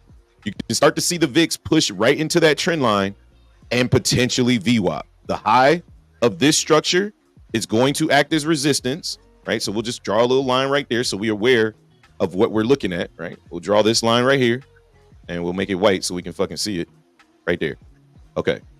So now we're just watching the VIX to see what happens. The rest, everything else that's going on right now is noise. I could care less. I don't fucking care. Why? Because the market's not at a key level where I want to trade. I think that bulls are more powerful than bears, so I'm not interested in the bearish activity that's happening. But this is where liquidity gets stolen. When people start to long this, short this, long this, short this, this is how the market needs to move, because they're stealing the liquidity of the motherfuckers that got long, and they're adding to the liquidity of people that want to get short. Right? That's how the market moves. The market has to facilitate price to buyers and sellers. So for me, I'm looking to be a buyer, but only at key levels. And if you think about it, supply and demand, support and resistance, key levels makes way more sense in regards to the structure of the market, because the big money are looking to buy at key levels. So why the fuck wouldn't I? The big money is looking to sell at key levels. So why wouldn't I? You know, VWAP boogie. Who said VWAP boogie? You saying the retest of VWAP? Yeah, that literally sits in, everything lines up inside of my box that I love to see. I love trades like this, where everything that I want to see lines up inside of my box, right? If you're a VWAP trader, you're going to be wanting to trade this, right? If you're a VWAP reversal trader, you know what I mean? People are going to step in right here, right? And I would venture to say, let's just check to see where the Fibonacci puts us, right? If we were to draw a fib retracement from, I don't know, from this swing low right here, this is where all this price action started. Look at this shit. I don't gotta make this shit up. This is fucking money. This purple line right here is the 60% up at the top, and this line right here is the 50%. The golden pocket sits exactly where I want to take a trade. If price doesn't come back down here, I just won't take the trade. If price wants to get all stupid, get bullish, and then go reckless up here, then it just wasn't meant for me to trade it, right? So 38%. All right, let me add it to Discord's asking me to add the 38% retracement or onto the settings here. Let me click on this 38% right there. Let me change the color. This shit hard as hell to see. All right. Yeah, and then boom. Good call, though, Jonah. Jonah just called. He just told me, he said, put the 38% on, see what happened at that level. I don't like to trade the 38%. If I'm going to trade the Fibonacci, I'm trading the golden pocket. And the golden pocket, if you don't know, is described between 50% and 61%. That's the golden pocket. This is where I want to trade if I'm going to use the fib, right? And it just so happens a lot of times I'll put the fib up to see how it relates to my trade idea, right? And inside of this area hits everything I want, right? The funny part is now I heard on YouTube. I mean, I heard on X that the rectangle now has the option to put a, let me see. Yep, a middle line. It does. Yep. I don't know if you guys heard about this, but the rectangle now has the option to put a middle line inside of your rectangles, right? So this line right here, a lot of people trade this strategy, right? A lot of people trade supply and demand, support and resistance, whatever. But usually we use these, it's defined by these little boxes, right? And a lot of times what you'll see is price likes to come inside of these boxes, but it won't stop at the top. A lot of times, if you put your limit order right in the center and you get filled at the center, you get a much better risk to reward, right? Because price likes to bounce in the middle sometimes. That's why I think TradingView actually just recently added this middle line to the rectangle. So, but yeah. So yeah, for me, everything else is noise, right? This 38%, I only put it up here because one of my Discord members asked me to put it up there and wanted me to pay attention to it because that's exactly where we bounce, right? Which is dope. But for me, that's also noise. I don't care about it. If it doesn't hit in my little box and try to close this gap, I'm uninterested. So it's kind of what I'm waiting on. Let's take a look at let's do a round robin on the market. We got Apple doing absolutely jack shit, bouncing around the previous day low. We broke it, and ever since that moment, we haven't done anything. We got Tesla, which has earnings on Wednesday, breaking above our supply zone, but again, sitting right above its previous day low, right? Basically looking just like Apple. And then we got Nvidia doing the exact same thing, breaking above and sitting right above its previous day low by about $9. And I literally, if you were playing call options, I literally called this to the tick. I said, look for a retest of 45151, and then I would take the market. I would buy calls into 465, but I would be out of them calls right now because the volatility is gone. And then Microsoft, the oddball, instead of being above its previous day low, it's above now its previous day high, and using that as support right now at 3338. Google is kind of in between. It's close to the high of the previous day high and much further above the previous day low, but also struggling at a supply zone on the 90-minute. I do chart all of these every single day, so these are pretty accurate supply and demand zones.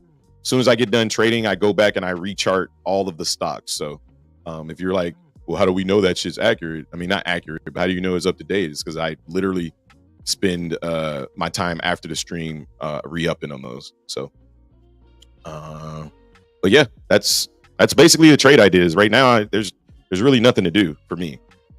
I'm just waiting on to clock in. Don't tap me in, cuz. Bing, bing, bing. Oh, okay, that's what you're talking about. Yeah, that VWAP bounce. Yeah, like I said, I like to think that. And again, I'm a conspiracy theorist, right? Like, and when I say conspiracy theorist, like, I like to think beyond just the X's and O's, right? Like, I like to know the why, right? And I've said this multiple times like to Discord and to Justin or whatever, but what I think that happens when price rallies up this far and we create these little gaps in price, the reason why I feel like price has to come back down here is because of this guy right here. this volume weighted average price. When we move that fast, this thing can't move that fast. Like, it has to get an average. So in order to get this to move where it's supposed to go, well, average means you have to have buyers and sellers, right? So the market has to cool off in order for VWAP to be accurate, right? I don't think that that's exactly what they're looking for. Like, I don't think there's like some VWAP manager, but I think like when the way the market moves, like I think VWAP has a lot to do with why we have to kind of balance out. I also think that secretly there's like round robins of when you can buy and sell, right? Like, I think if you're a big bank, you can only buy at this certain time, and then you got to get all your orders in at this certain time. And if you don't get them in, then you can't buy. And then you got to wait till your next round throughout the day. I think that's a thing. At least that's how I imagine it in my head. So just waiting. Like I said, there's multiple confluences that line up with that area. If we get it, I'll take it. If we don't, meh. VIX is kind of pushing right to that trend line, just kind of like as we expected. Just waiting.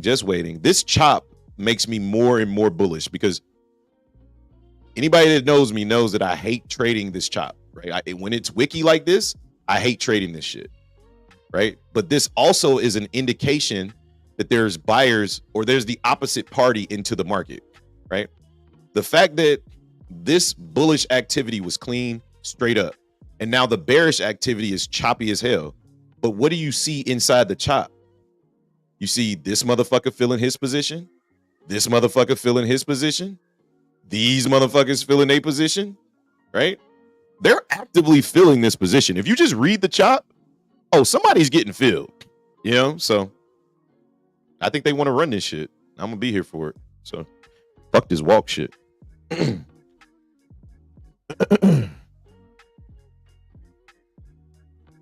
When y'all going to the pumpkin patch? We're about to leave here in a minute. I'm about to get up out of here. So Cool I can beans. get ready. Yeah, not much on the day, so it's been very slow except for the morning. This has been boring as hell. But we're approaching that 11 o'clock, 11:30 hour. I'm hoping we can get tapped in down here. I'm not looking to trade until we get into this area. If 11:30 hits and we bounce off this 38%, it's gonna do it without me. That I'm willing to accept. Gotcha. All right, well, I'm gonna get up out of here. Good All job right, man. trading Enjoy on the the pumpkin day. You killed it. You hit 30 points. I've been I hit 60 in total. Oh, because you had the two trades. That's right. Yeah, I've been nothing but flat on the day. So no, I'll come back tomorrow. Try again. All right, man. Take it easy. Take some pictures. Yep, we'll do. Peace. All right, peace. All righty. Okay, now we're coming in aggressively into this area. Again, watching the VIX here. See that shoot up to the VIX? Getting rejected at our resistance line, just like we talked about. Let's see if we can get that rejection. I really want VIX to break structure here and get to this VWAP line. Just watching how price reacts inside this area. Watching multiple things here. So if I miss any chats, y'all just gonna have to get over it. Okay.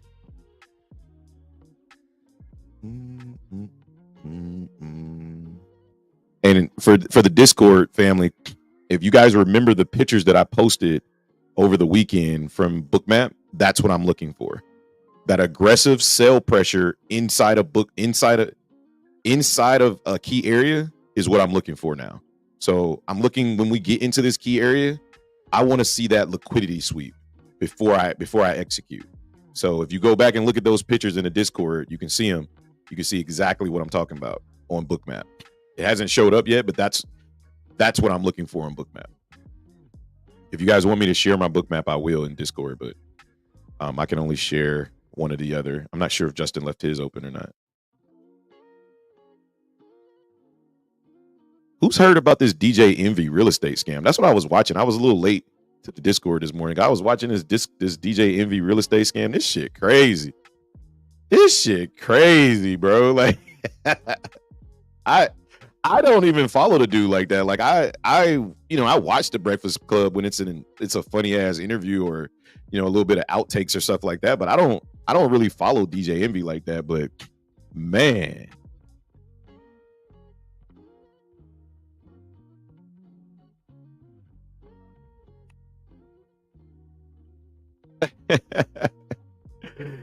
Yeah, bro. Then yeah, that shit crazy. Look, the crazy part is so he was on Breakfast Club, obviously. I think it was a Friday or something. He's like, I just want to address this shit. Charlamagne was like, he's like, my lawyers don't want me to talk, but I'm gonna just say this. He's like, Charlamagne was like, I think you should just listen to your lawyers.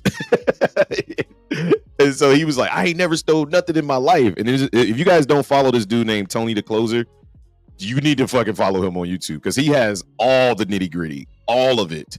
And this man put out a fucking, he found a podcast where DJ Envy, all right, we're getting that selling pressure coming in. This is that aggressive sell pressure that I was looking for. Just looking for people to basically flip bearish and we can catch their ass off sides. That's what I'm looking for. 335 lots just hit the ask or the bid here. So just watching this very, very carefully. Not looking to trade right here. I want to trade inside of this gap fill. I think here is just going to be like, fake out territory. And if it's not, and I'm wrong, it's fine. They'll fake me out. But, what was I going to say? Oh, so yeah, this motherfucker, like literally, bro. He played the podcast where DJ Envy told an entire story from like when he was like a junior in college, where he used to dress up like he was going to church to go to Costco or Sam's Club or some shit, and literally would be stealing from Sam's Club every single Sunday in his church outfit, and had a whole scheme of people in there stealing at Sam's Club.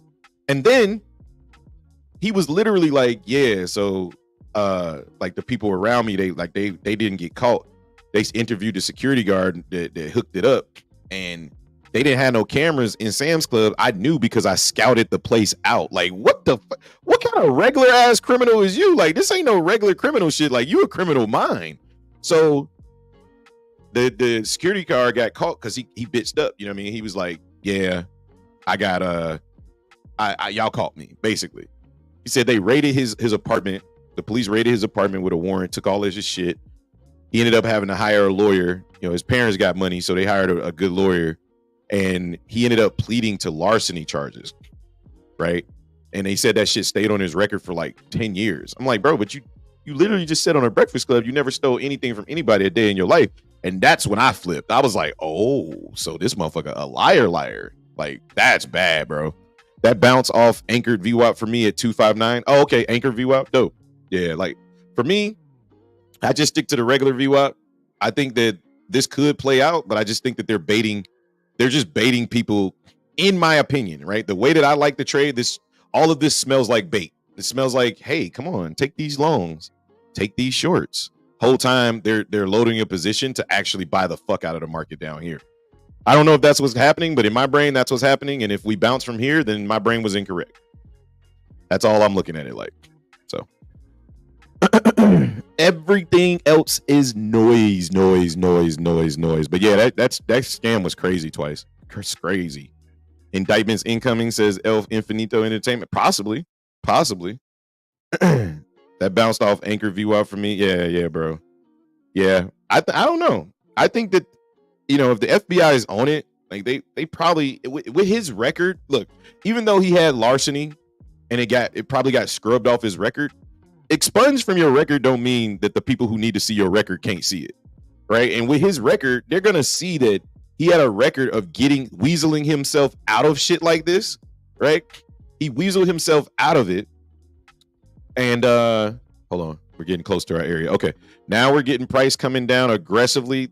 332 lots just hit the ask or hit the bid.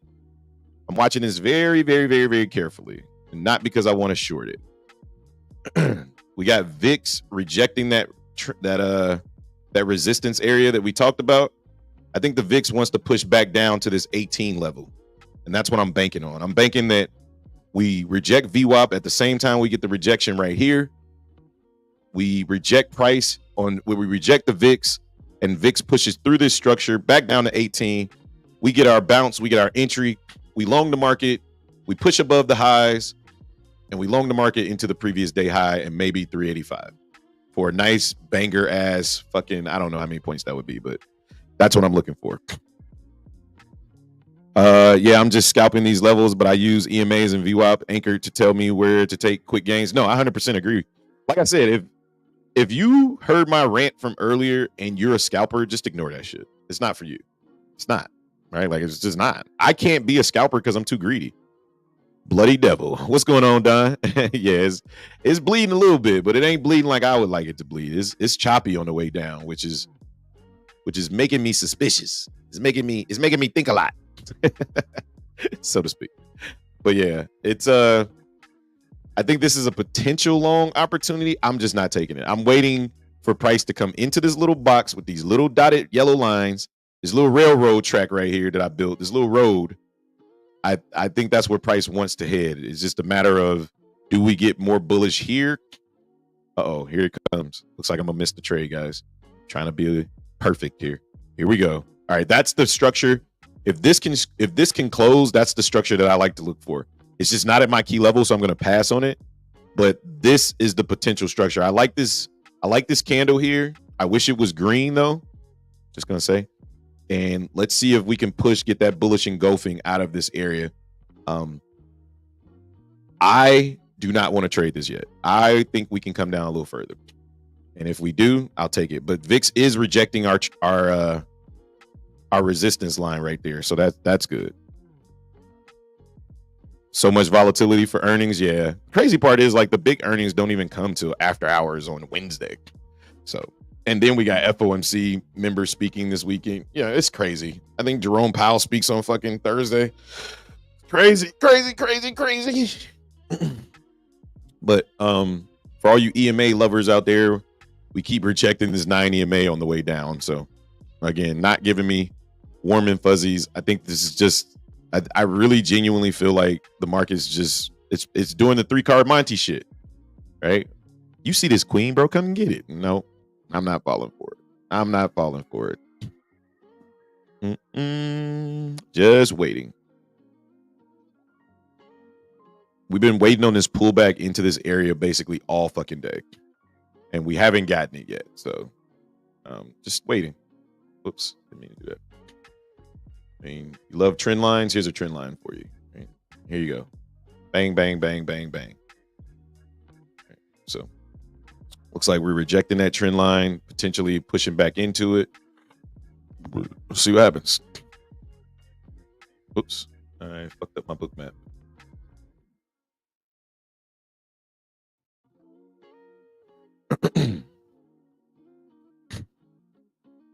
Yeah, see, even these little pushes back up, we're not seeing a lot of volume. This is just a low volume sell off, low volume pullback kind of day. Like, this shit is whack. Price action is horrendous.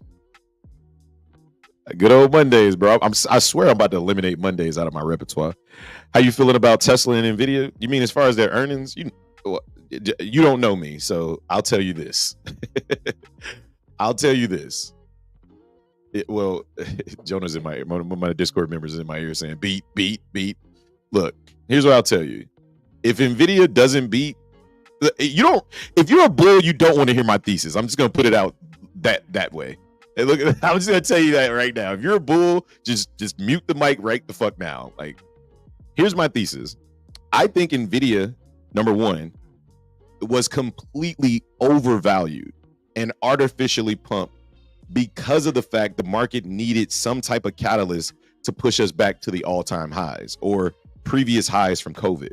I think that catalyst was AI, or it could just be that the market didn't see AI coming, and because of the AI boom, it was a direct reflection of companies like Nvidia. Now, here's the question.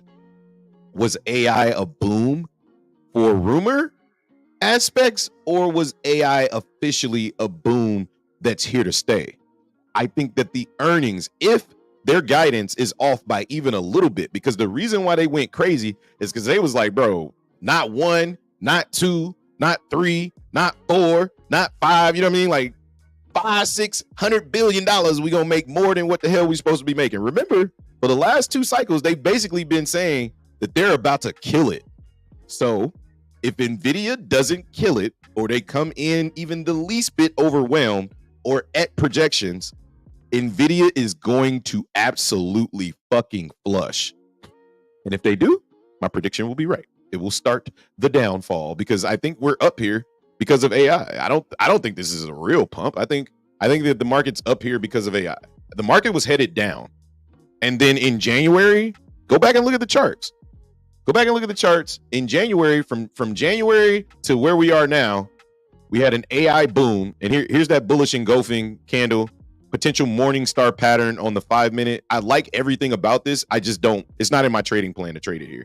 I'd rather price come down a little further and we get a nice little sell-off. But if you're looking to get long, I think this is a good area to potentially get long. We got the 38% retracement on a Fibonacci. I do like the candle formation. I just think we can get more. I think that I've earned the right to be picky. So, the guy says, "Oh hell yeah, Nvidia price is BS. No way a graphics card industry leader is $1 trillion company. Come on, man. This shit, like, come on, y'all cannot believe that the market value of Nvidia went from 600 billion in 2 quarters to $1 trillion, and they haven't delivered shit. They went 400 billion just off the aspect of what they're expecting to deliver. Not saying that they can't get there, but when you start buying before it gets there, it's overinflated because they haven't proven anything. You're not buying it off the fundamentals. You're buying it off the potential. And there's a big difference. So even if Nvidia kills it, I still think it'll flush. LOL, AI is definitely a big player. Yep. And I also think guidance is going to play a major part too, right? You know, if Tesla's already lowering prices, why the fuck you think that is? Because can't nobody afford their damn cars no more. If Tesla's lowering prices because people can't afford to buy their cars, what does that mean for your bottom line? I would assume that even though Tesla's a giant and Elon knows what the fuck he's saying, like, people don't care about that shit. People that are buying the stock, they care about the bottom line. And if there's anything that affects the bottom line more than anything, it's one word, and that's fucking inflation. Interest rates being too high stops people from buying cars, makes money that's being borrowed more expensive. People buy less cars. You have to lower your prices. You produce less revenue. It's that simple. Same thing with Nvidia. Ain't nobody trying to buy no fucking graphic card right now because ain't nobody got no extra money. You know how much I paid for 2 pizzas, breadstick, and fucking chicken wings last night to be delivered to my house? It was $100. $100 for pizza, chicken wings, breadsticks. That shit used to cost $45. I told my family, I said, y'all better enjoy this pizza because it's the last time I'm getting delivery until interest rates go back down. It's not that I can't afford it. It's just absolutely fucking ridiculous. It's ridiculous. I'd rather buy frozen pizza. But anyway, I get distracted. But yeah. Too much hype type shit. Yeah. And again, the market, the technicals don't line up with an absolute ridiculous pump. If we pump from here after this earnings week, it will be all-time high time. That's what I'm trying to say. We'll be going back to the 16,000s. Could it happen? Yeah. Is there more money to make to the upside or more money to make to the downside? And if you big money, which one do you want to make? You want to make more money. So it makes more sense for you to sell the market off to get it down. You make money on the sell side. You get it down. You pick up your homies that couldn't buy down there at those lows, right? You pick up your cronies, right? And then we run this shit back up. That's why I think the market's going to 11,000 by the end of 2025. But you didn't hear that from me, okay? I think NQ's going back to 11K, and I'll do that on a special day one day. Maybe during lunchtime, I'll break down why I think NQ's going back to 11,000. That's by the end of next year. That's what I think. I'm a network engineer in my daily life, so I can also tell you that this AI boom isn't really AI. Thank you. They're just using buzzwords to pump the markets and get ignorant people excited. Exactly. There's nothing tangible about AI other than the fact that we got ChatGPT and that shit's free and it's not owned by NVIDIA, and NVIDIA has nothing to do. Their cards have nothing to do with ChatGPT, but that's the only thing that's truly making money. Or potentially, I don't even know if they're making money off that shit. So no, I don't believe that earnings is going to save NVIDIA. I actually think that earnings are going to destroy this market. That's what I think. I think if you mix a bad earnings season, right? Let's say you're mixing up some shit. You're trying to get some gumbo going, right? You dump in a bad earnings season, number one. You mix that with, I don't know, a war or two, right? Russia, Ukraine, Israel, Gaza or whatever it is, right? I don't follow that shit. I'm not trying to even speak on that. I'm just trying to validate my point, right? You mix all of that up with high interest rates, and we go to war, and oil goes through the fucking roof. Do you remember what oil was before we was having all these problems? Does anybody remember oil being to like 120, 130? Right? Like oil is at $85, $86 a barrel right now. If oil jumps, it's projected that during a war, oil can potentially jump $60 to $70 a barrel higher than what it currently is. Let that sink in. If oil goes from $85 or $90 a barrel, whatever it is, to $150 a barrel during an interest rate all-time high where nobody can borrow money and now gas is through the roof with inflation going up, this recession is the word that comes to mind, right?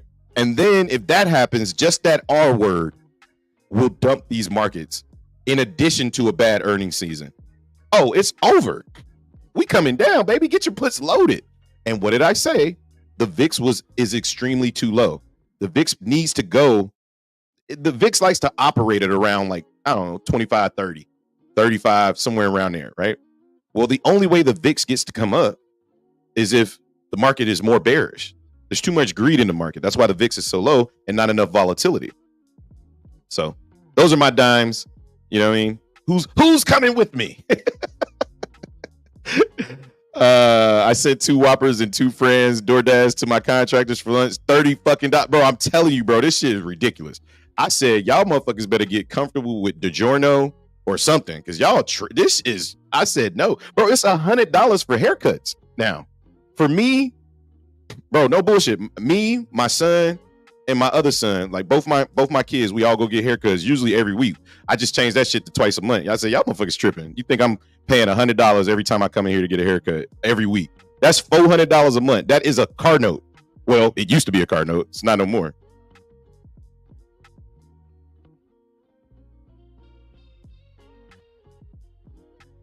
Bro, it's ridiculous, bro. But I live in Kansas. No, Pizza Hut delivery. I called them. Let me tell you. I called them. I'm gonna tell you exactly what I ordered. I called them last night. It was like 7:30. I ordered a large pepperoni lovers, and I ordered a large meat lovers with an 18-piece chicken wing, lemon pepper, because you know you got to get the lemon pepper my wings. And then we got breadsticks. Bro, I got 3 kids and a wife, and both of my kids. My son is damn near 5'7". He's 5'7", 140 pounds, and wears a size 13. Motherfucker eat more than me. So yeah, I got kids over here, like real teenagers and shit. Motherfucker was driving yesterday. Look, the price was $89.99 plus tax.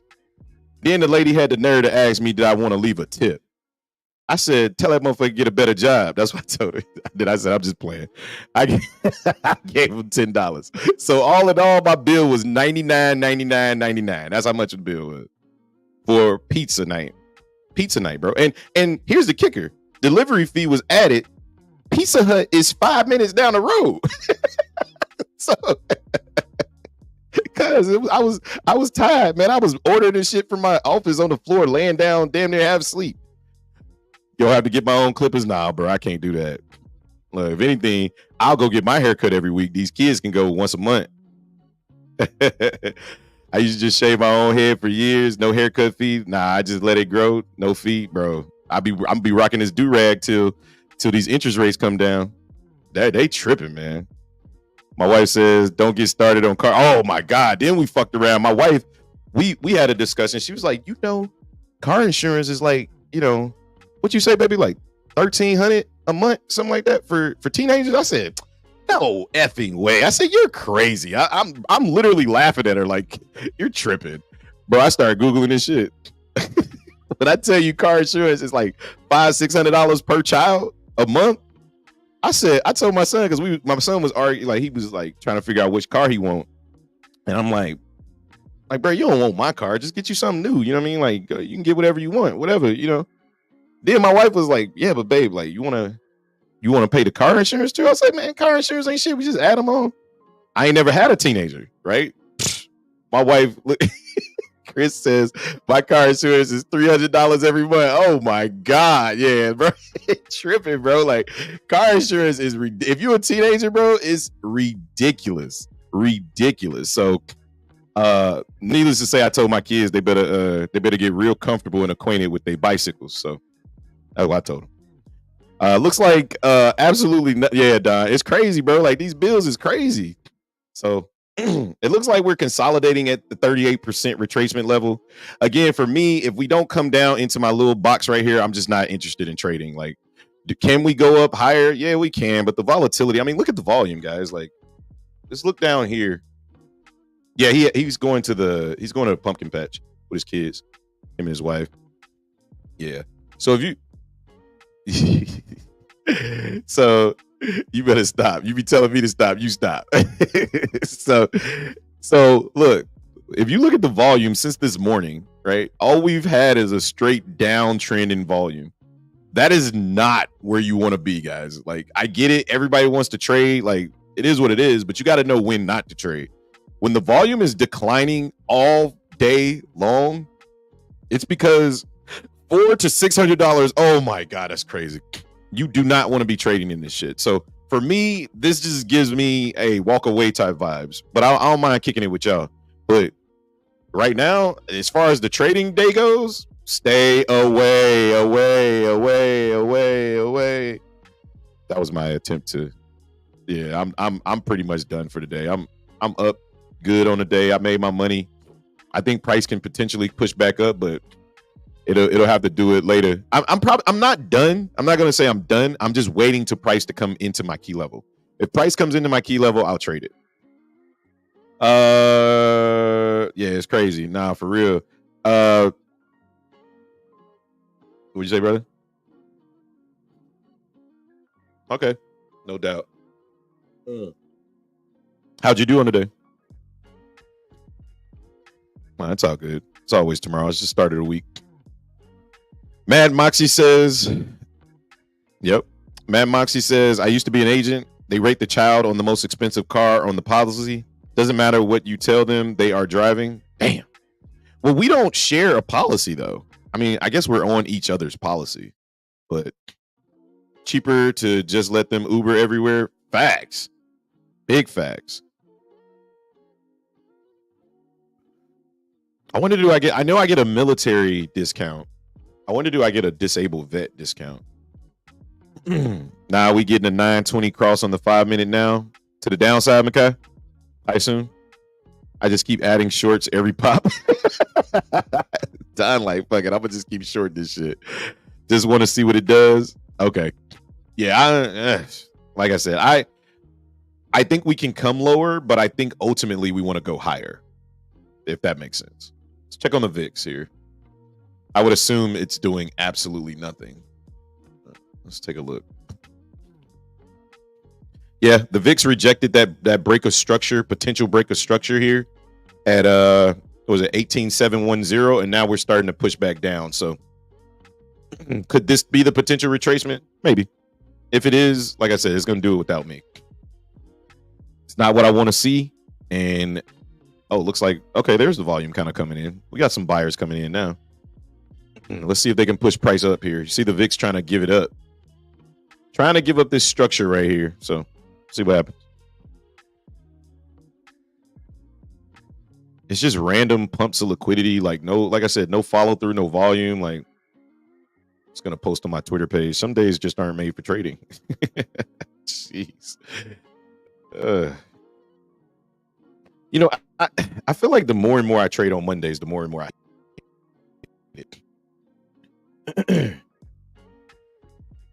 still, this price action has been horrendous.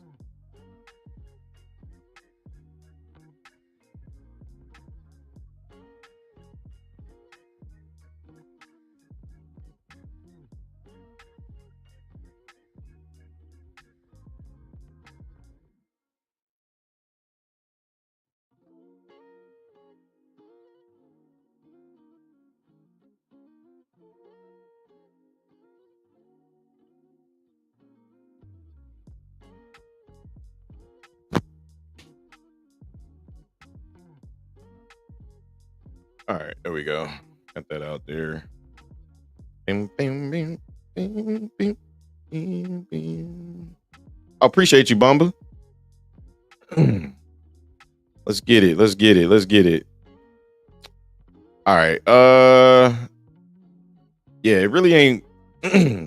Again, do I like longs down here? Yeah, I think longs are gonna work out. I just want to trade them in my area. On a road discount 25%. Yeah, so we need to start combining a bunch of them discounts, babe. Our kids are on the honor roll. I'm a disabled veteran, you know, military status. We should be able to get something. Maybe we can go through USAA and get a better deal. It's got to be something. It's about to be 11:30. I don't want to walk away because I know as soon as I walk away, I'm going to get my setup that I want. So I'm just going to wait. I am hungry, though. Leftover pizza sounds delicious. Get ready for this run. I need to carb up. Well, walk, not run. God, this volume is... If you're trading this, you a brave soul. You are a brave soul if you're trading this shit. This shit has been trash. Especially if you're trading options. Oh, Lord, Jesus.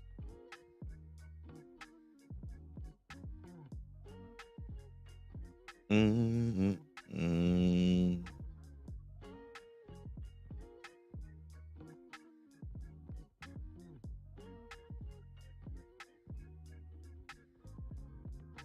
Mm. This is painful. My cat is in the background, all in the window. He having a good old time. What you doing, Bear? What you doing, Bubba?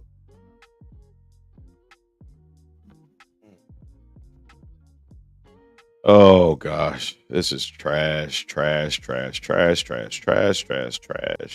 action.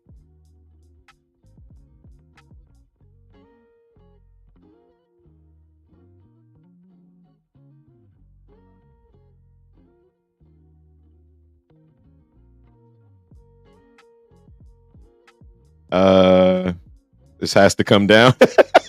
I can't rug. I'm telling you, the volume is just so much trash, man. So much trash. Man, just following the rich trades. YFM less stressful following someone with a lot more money.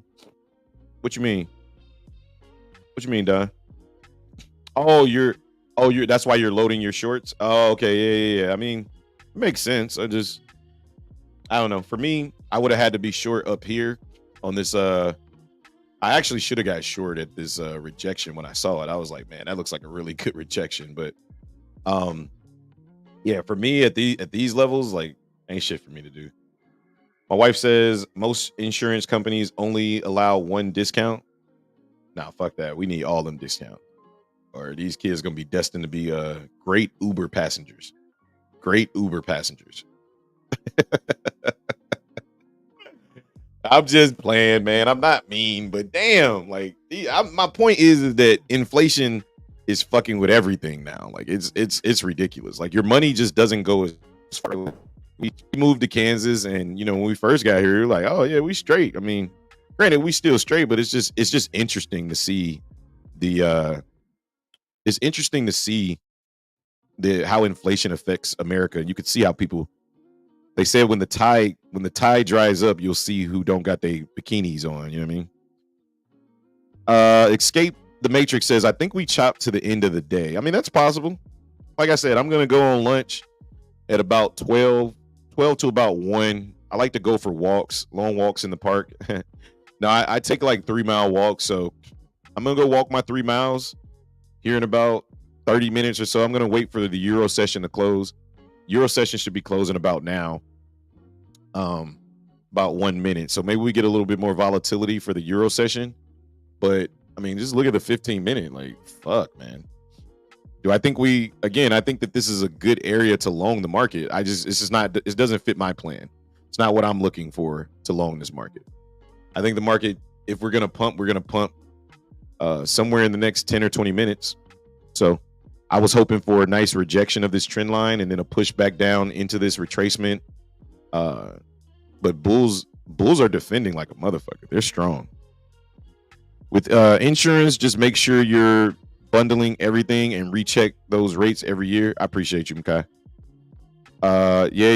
Yep. I'm gonna go get some food. Enjoy your walk. Going. I'll be back. All right, brother. Yeah, I'm gonna throw up. If you guys want book map, I'm gonna throw up NQ's book map in about 30 minutes, and you guys can watch that for free. Just like I said, make sure you like the stream, and all that jazz. Right. So, looks like the pump's about to close. Like the Euro market is closing right now, and if we start to pump, I'm gonna walk away for now and just come back and see what the afternoon session has. Bam, bam, bam, bam, bam, bam, bam, bam.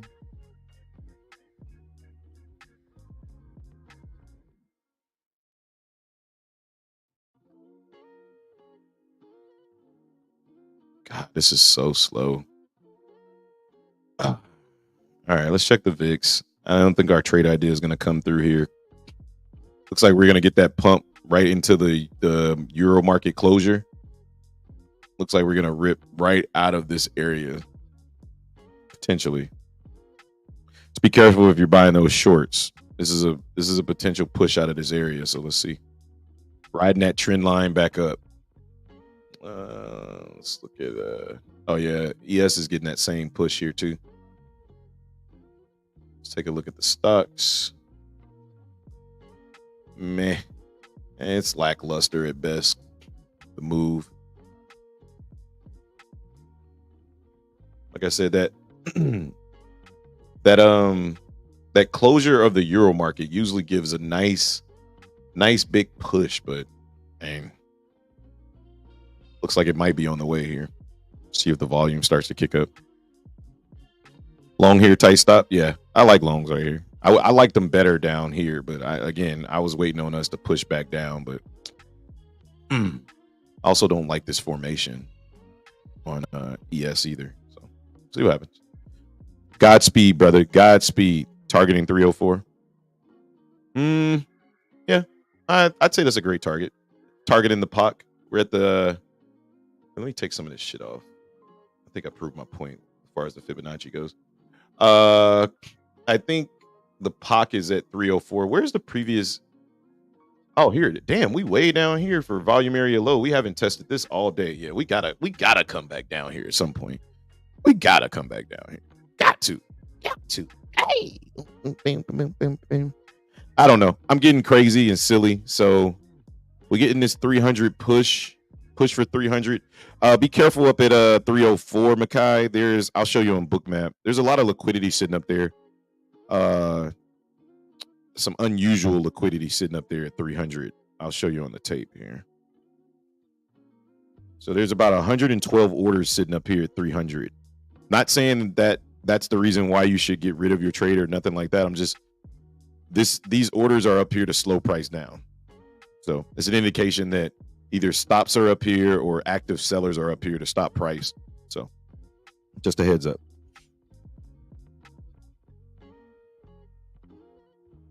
Man, this is painstakingly slow. It also could be the potential, what is it, inverse head and shoulder, maybe. The 5 minute looked pretty good. We got a potential shoulder right here, potential head here, and then another shoulder right here. So if you are long, this is a great setup for the bulls here. Does it play out? I don't know. I'm not trading either way, but this does look like a potential inverse head and shoulders right here. So, but I mean, it looked like an inverse head and shoulder here, here. So, but this one looks true. So let's see if it holds.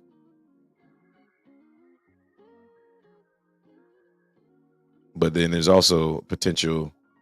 No, I don't fucking know, man. Too choppy for my blood, baby. Tori 1016, you get a free 50K as Topstep. All right, bet. Let me drop that in there. You got to buy. That's a new one. A new account, a new 50K account, or a reset?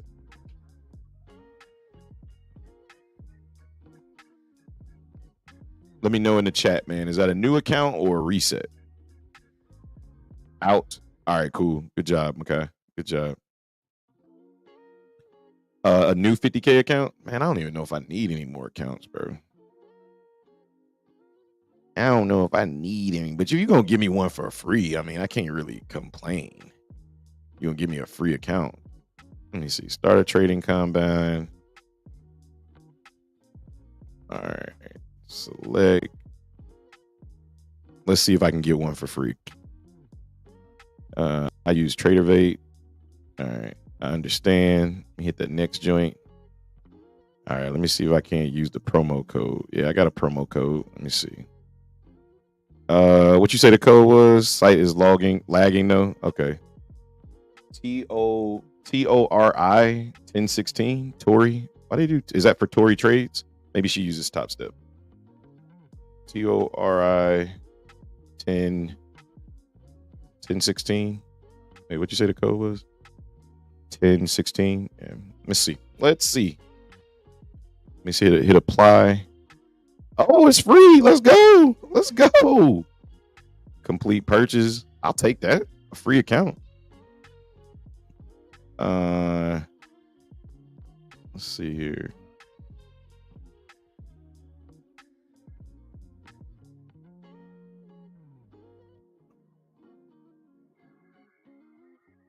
I don't know. It's lagging. It won't let it go through. Total savings $0. Complete purchase. It's probably like 1 million people trying to complete this purchase right now.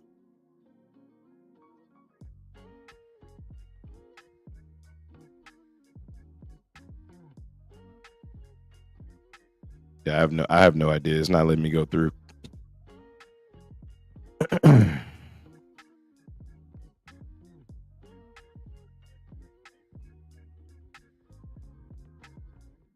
I don't know why this won't work. Bing, bing, bing, bing. Yeah, it's just loading. It won't do anything. I think it's probably because too many people are trying to get it. Oh, I got it. Congratulations. I made it to the top step. Let's go ham, baby. Let's go burn this account, baby. Burn this account. All right. I got a free account from Top Step. It's courtesy of my man, Valdez. Appreciate you, bro. Appreciate you. Do 50K, baby. Let's go. Hey, I take free. I don't turn it down. Nothing free now. Appreciate you, man. Appreciate you, brother. Good looking, man. Family always sticking together. I love it. I love it. I love it.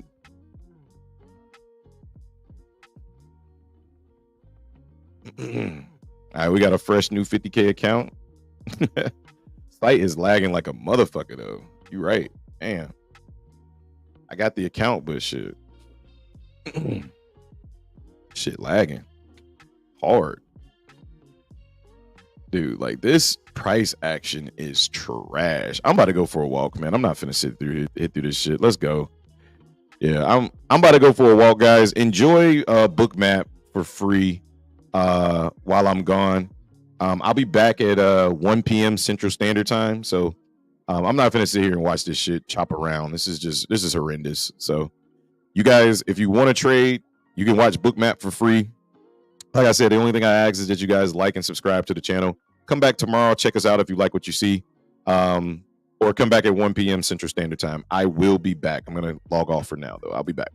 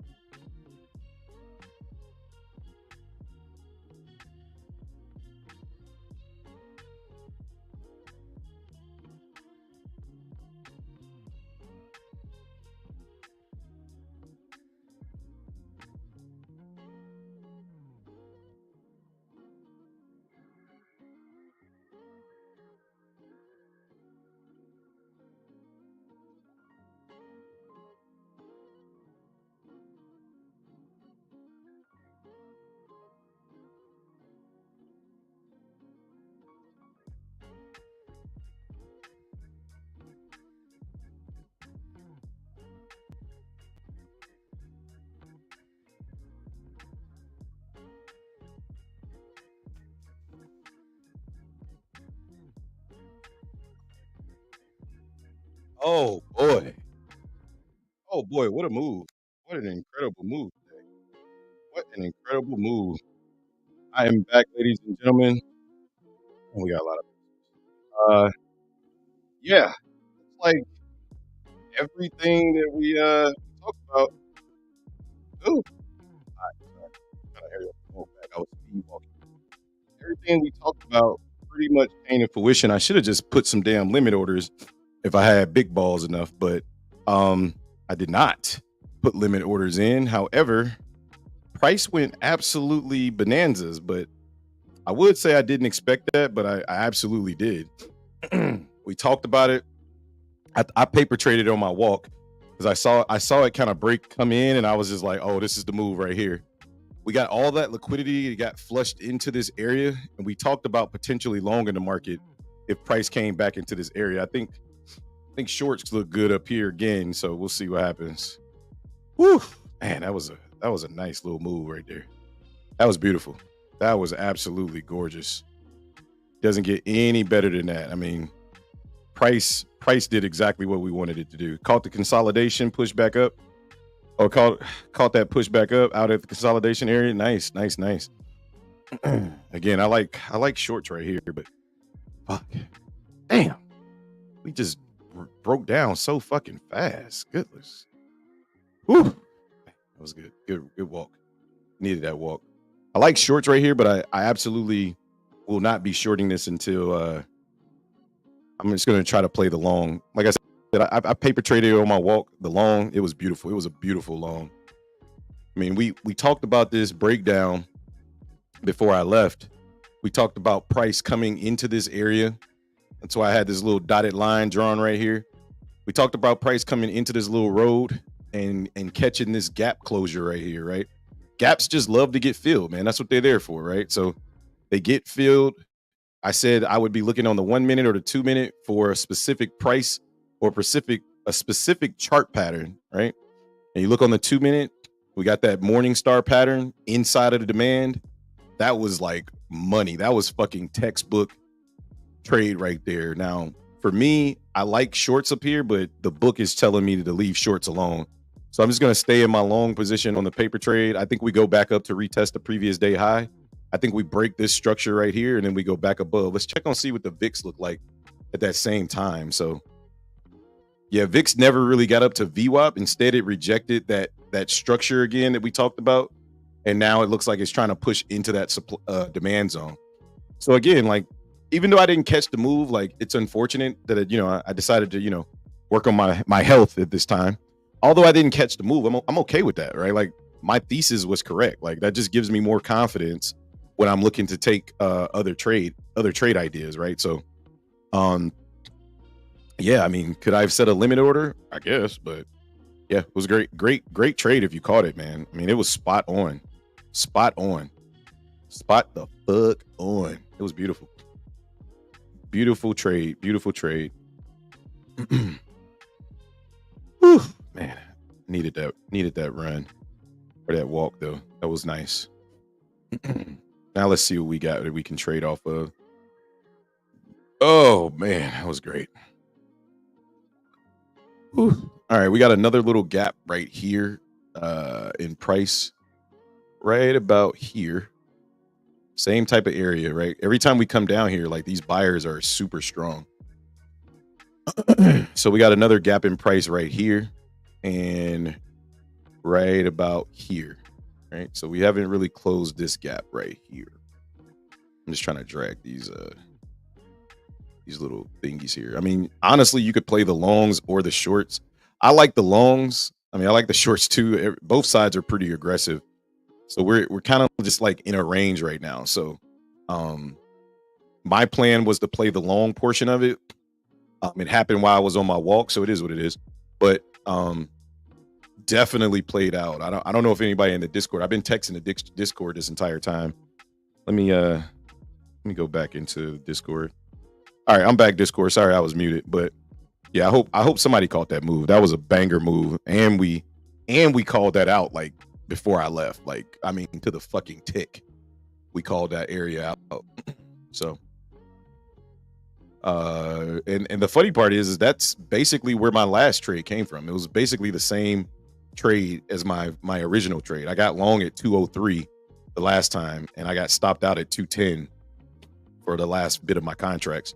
But it's the same exact trade idea. Like, we came right back into that same area, right? You didn't want to trade this chop.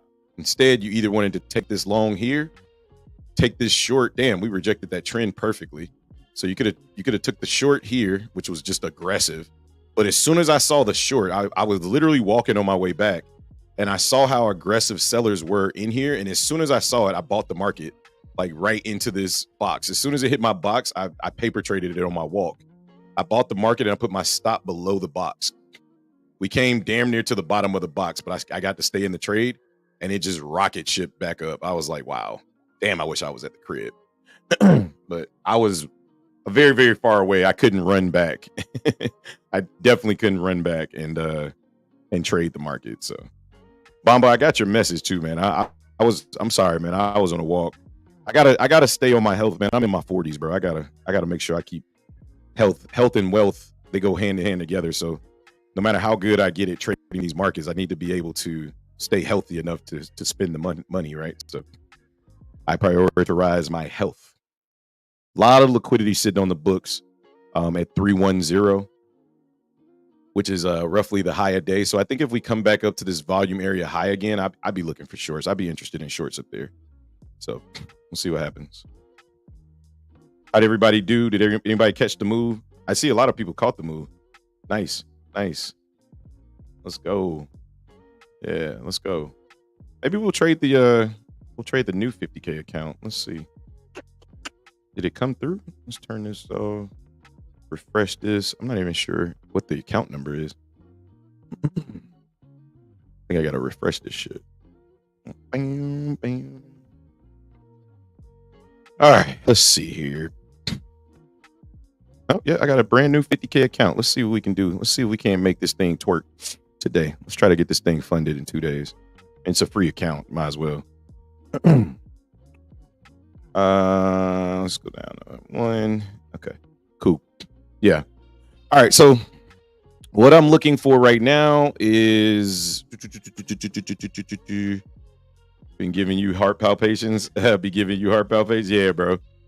Exactly, man. And you gotta take care of your health, right? Like, me personally, like, I know that I can trade and read. I know I can read the markets well, right? I know that I'm really good at reading the technicals on the market. So it's just a matter of time before all of that catches up with my emotions and the time of day that I like to trade.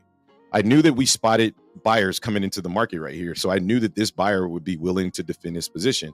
Would he be successful? Well, I was willing to bet on him, right? So as soon as we came into this area, if you look, that dotted line, if we'd have got long at 226 and just put your stops below this low right here, you would have never got stopped out. It was a perfect trade. I just wasn't here to take it.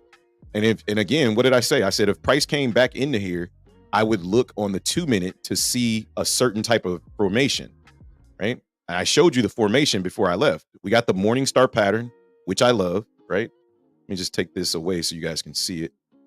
We got this morning star pattern, right? Aggressive buying stepping in, sellers off sides. The late sellers that got in here got off sides. We were at VWAP, which was all the confirmation that I needed. I got all the confirmation in one box. My key level, candle structure. I'm sure it looked good on Bookmap, right? It was beautiful. It was a beautiful, perfect fucking trade. I just wasn't here to take it. And then you add in the context, like, okay, profit targets. I would probably get out of this trade right here if I was trading it in real life, just because all day, every time we've come up here, not only is there a shit ton of liquidity to the sell side up here, right? There's reason to believe that we won't go higher because we haven't been able to go higher all day. This is the high a day at 326. So if I was in this trade in real life, this is what I would be doing. I'd be putting my stop right below these lows right here and daring the market to take my $1,000 or give me $1,000. You're either going to give me $1,000 or you're going to go to my profit target, which is previous day high up here at 25.50. And that's what I think. I think that's where the market's trying to go. And now you see this bullish push. There's liquidity. There's 100 orders sitting up here at 310. Why am I not gonna take this long here? Is because it's not in my plan to take it long right here. If the market wants to push out of this area, let it happen. I'm okay with that. I missed the trade opportunity down here at the lows. That's where I wanted to get in. The only thing that I would be looking to do here is potentially short the market at this area right here at 310, where I see all that liquidity just came into the market. So if we come into the market right here, I'll be looking to short the market right here.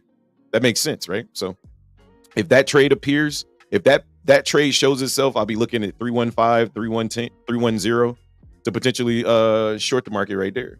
But right now, I mean, that makes sense because VIX is coming into demand at the same time we're reaching the high a day. So we'll see what happens up there. Oh boy. I got long at 237. Shoo! Fire, bro. Fire. Yeah, my long was at my paper trade long was at 240. It was money. Like this played out. TP was at 321. Yep, I think that's a good TP. This played out perfectly. It was a banger, Valdez. It was a fucking banger. Like, if I can rewind the tape back, I kid you not. We called this out. We found the gap right here in price, right? We marked it on our chart and we said, look, if you wanted to, you could put a limit order right where this dotted line is, right? Price got filled right inside of this box, right? So now I'm looking to potentially short in that same area, right? I'm trying to do the opposite of this. So if price gets super bullish and we break through this, I think we go from here. I think I think all of these bears are going to get underwater. If they can't defend their position up here at 310, okay, all that liquidity just got filled at 310, but we're getting more bullish activity. We're not getting bearish here. So just watching price, watching Bookmap right now. Just getting ready to potentially take a trade here. Trying to see if sellers are going to step in right here. That liquidity got filled and it did not slow price down. So, all right, now we're getting some sellers to come into the market right here. Just be careful at 310, man. Be careful.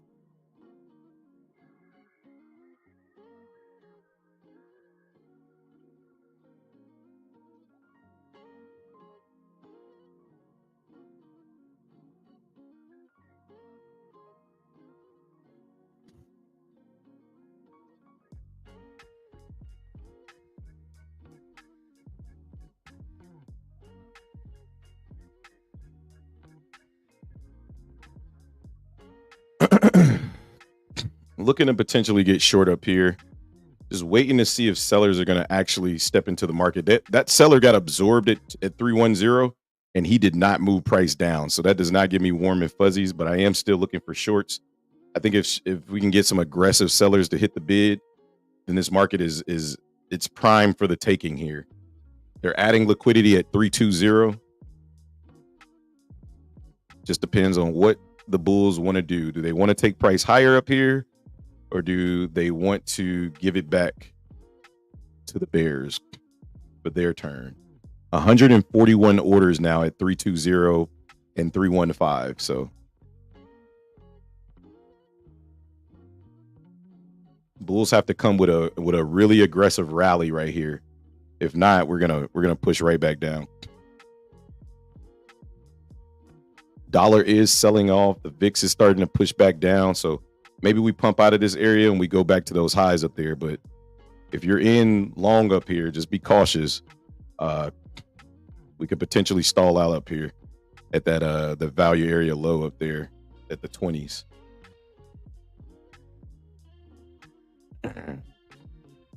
Yeah, Friday's high I think is in play. Yeah, that's what I've been calling for all day. I've been calling for a push up to the previous day high. That's what I think they're trying to go for. So we'll see what happens.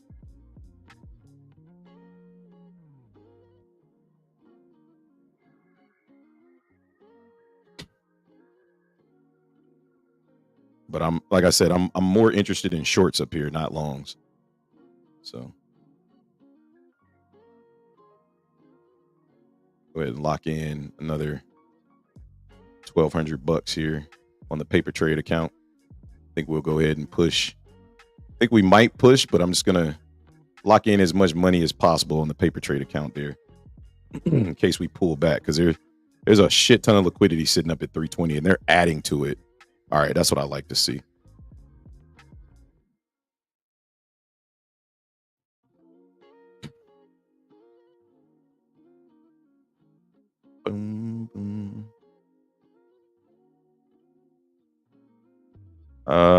What a trap though. Trapped people long, then trap people short just to take price all the way back up. Yeah.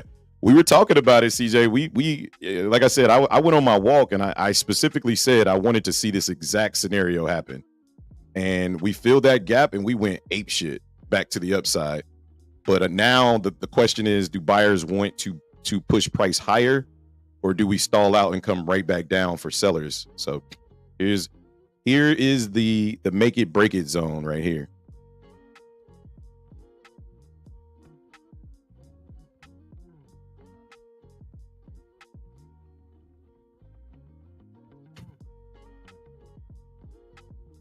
We came up here last time and we did the same thing. We just kind of consolidated it, and then we just absolutely flushed. But I don't know.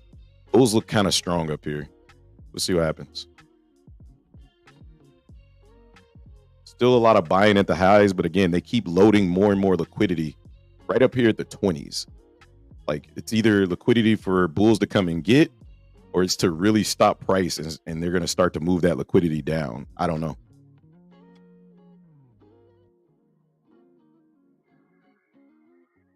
Yeah, consolidated for it was longer than an hour. It was like 2 hours, bro. Like, we came up here. This was the first move on the day, and we consolidated all through here. And I was just like, man, this shit is back. I'm leaving. So I bounced out and I watched the market come right into my plan and rocket ship the fuck off of it. I was like, come on, man. Come on.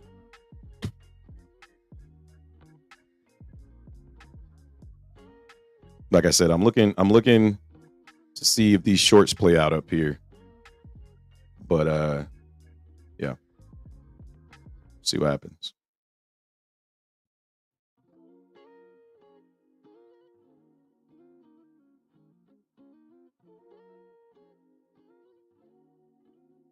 Bulls still look strong, like they want to push price above this area.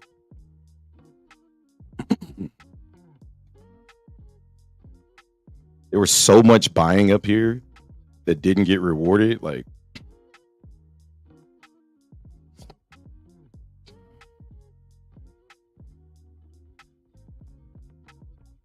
bim, bim.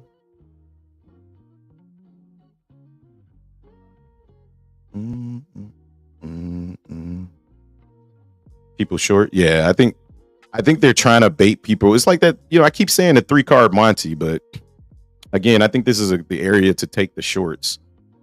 We just got to break down. So, see what happens.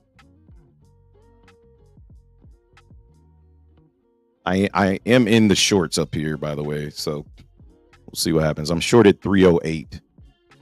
Stop above the highs up here. So, see if we can get a breakdown below 290. There's about 140 orders sitting at 290 that I want to see the bears just take out. So I got about a 7-point stop in on here just because I know we're flirting with that 9 EMA right now. And here comes the push back up to try to retest these highs. I'm gonna move my stop up a little bit, up above the previous high. Give it a full 20 points there.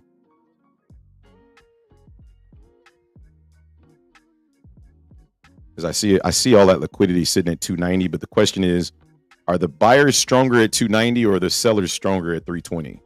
The world may never know.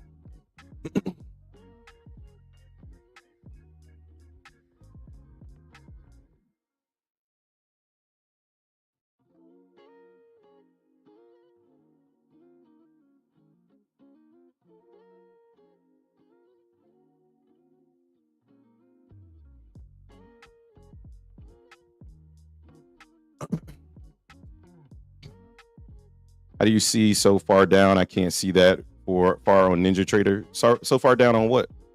You talking about on the liquidity? Like for Bookmap? Is that what you talking about? Because if so, I got I'll show you that on Bookmap. Excuse me.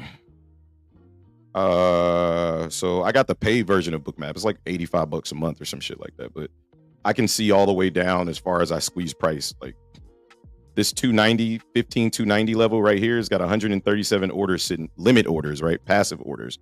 So they don't matter until they get filled, but it is good to note that they're there, right? So The 9 EMA sits at 294. The question is, are these buyers stronger than these sellers? You got sellers sitting at 320. You got buyers sitting at 290. So, but we're at the high of day right now, or close to the high of day right now. So it's kind of a gamble either way. I'm playing short. This is in my pre-market plan to trade this short. I do realize that we're on a massive uptrend right now. So the chances of me getting stopped out, they're pretty high, but I like the area for shorts. I like the fact that we haven't proven that we could get above the high of day. We just put in a higher low in regards to where we are right now. I like the liquidity being pushed down. The question is, can we get below 290, right? So we can get below 290. I think we come right back down to where this all started, and I'll take profits down there. So if we can't get back below it, it is what it is.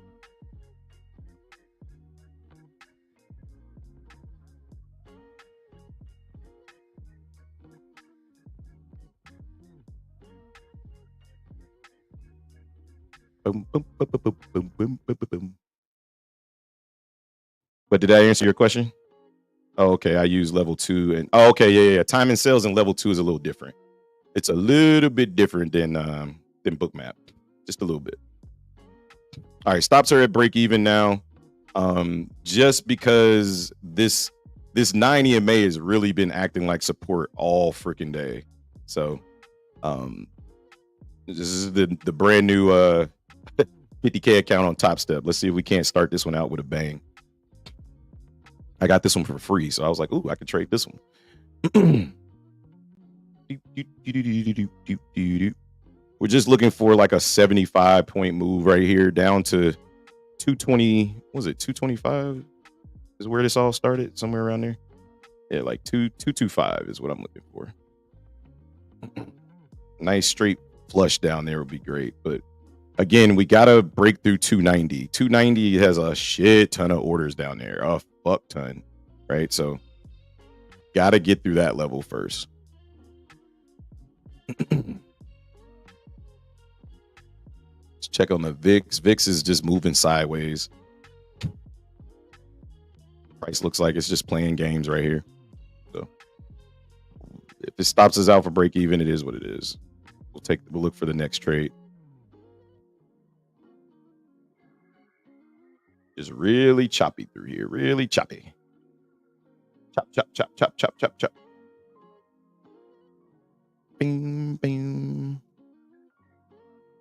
Now we're getting that absorption right here, right? Absorption. Price tried to break down once, tried to break down twice. Now we're absorbing price. That's why I'm at break even, just because I don't trust these sellers to be able to push price all the way back down. So if I get stopped out for break even, I'll accept that. But I'll look to re-enter if we come up here and test this liquidity and we get a rejection. So ding, ding, ding, ding. All right, there's the push. All right, we got stopped out for a 1-point gain right there. And again, just looking to see if we can get a true rejection once this liquidity gets filled up here. So no harm, no foul. Again, we recognize that the 9 EMA was right there. We recognize this absorption right here. We recognize all of this buying activity that could potentially fuck up our trade. So the next level that I'll be looking to short is if I want to see what happens if 320 gets filled. I think we're in an area where I should be looking for shorts. However, price could be looking to push the previous day high. If that's the case, it's going to go up there without me. I'm going to be looking to short this the whole way up. So aggressive buying coming into the ask right now, looking to break through that 320 level.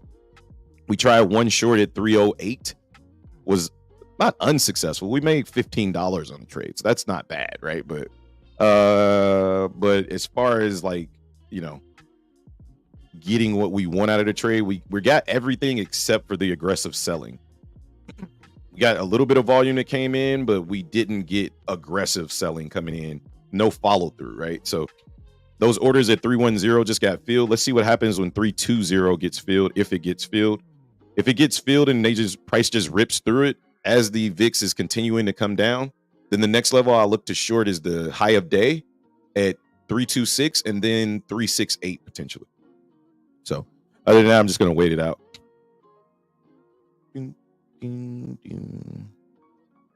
Still in the longs? Yeah, I think your target of 321 might get hit.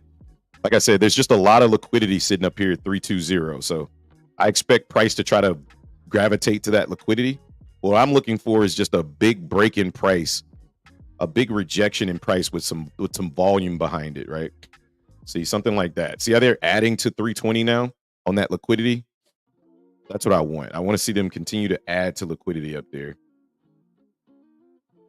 with a lack of buying, but I'm just not seeing that yet. VIX is still coming down. I want to see the VIX hit demand. Yeah, see, we're probably headed to your profit target of 321. Probably going to blast right through it, honestly. All right, now we're putting these guys underwater. All of these sellers that came into the market right here are getting put underwater right now. So expect some fireworks if we break above 326. I think we start to really push. No, I'm not muted. I should be good. I'm definitely not muted in Discord. You guys should be able to hear me. Unless you guys haven't been able to hear me all morning. Here, let me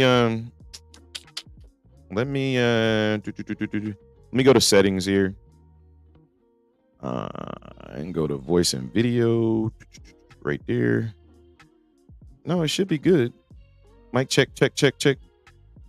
Yeah, should be good. Check. Yep. It's working on my end. Let me go to. Can you say something in this? You can hear me now? Okay, can you hear me now? Is that better? All right, sweet. All right, so going back to price here, just again, we just got all of those orders filled. You should have been filled. What did we get to? 323? Yeah, you should have been filled. TP hit banger. Let's go. Let's go, Valdez. Let's go. I can hear you. Yeah, your TP just got hit, and I think that might have been the high of day, almost high of day right there. 326 is the high of day. Again, that liquidity got filled, and it was followed by zero selling pressure. So I'm looking to short up here, but just trying to get a good feel potentially. Excuse me. Still not seeing that reaction that I want to see out of the tape just yet. All right, here come the sellers in. All right, we'll see what that does. We'll take that short right there. A little bit before we get into reaction from the VIX. I think the market wants to fucking dump, but I'm gonna put my stop above the highs right there and accept my risk right there. See what happens. Basically, I'm risking the high a day here.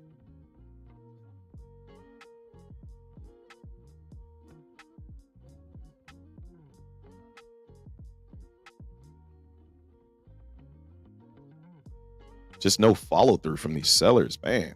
I think my trade idea is pretty good. I just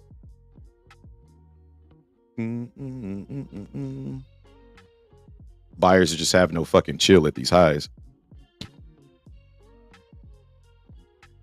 I'm glad you can hear me, El Infinito Entertainment. They were talking about it in the Discord, though. Sometimes I don't know what the disconnect is from Discord. Sometimes it's just weird. I can have everything right, and Discord still, like, I literally did nothing when I left except for hit the mute button. And then when I came back, they couldn't hear me after I unmuted. It's weird.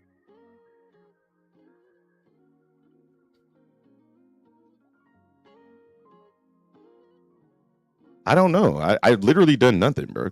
I've literally changed nothing.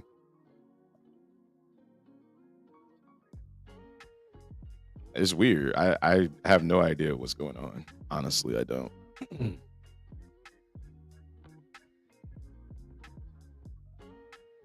Boom, boom, boom, boom.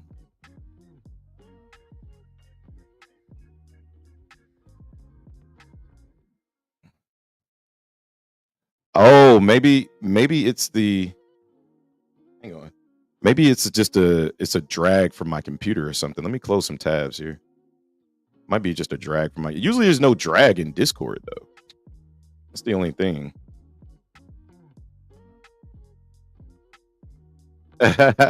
Shut up. I wonder. Go to the YouTube stream and see how I sound on YouTube. You have to send me the invite to the Discord. It's not open yet, Elfin. It's a paid Discord, and we're just sticking with the community that we have right now.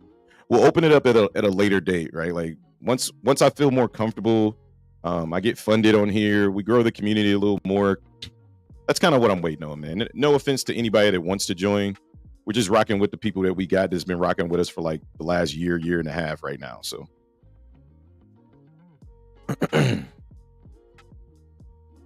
market trying to do some weird shit up here. Again, I like the short that I'm in. I just need this thing to flush on out and stop fucking playing. But the VIX is just not pushing up. It's continuing to sell off. So it's the only thing that worries me about the trade. Like we might come back down to this 9 EMA and fucking do that weird shit again. So again, I'm just gonna protect myself like I did last time and go to break even once we hit the 9 EMA and hope for the best if we hit the 9 EMA. These buyers look aggressive and they're moving the liquidity up, which is very not what I want to see.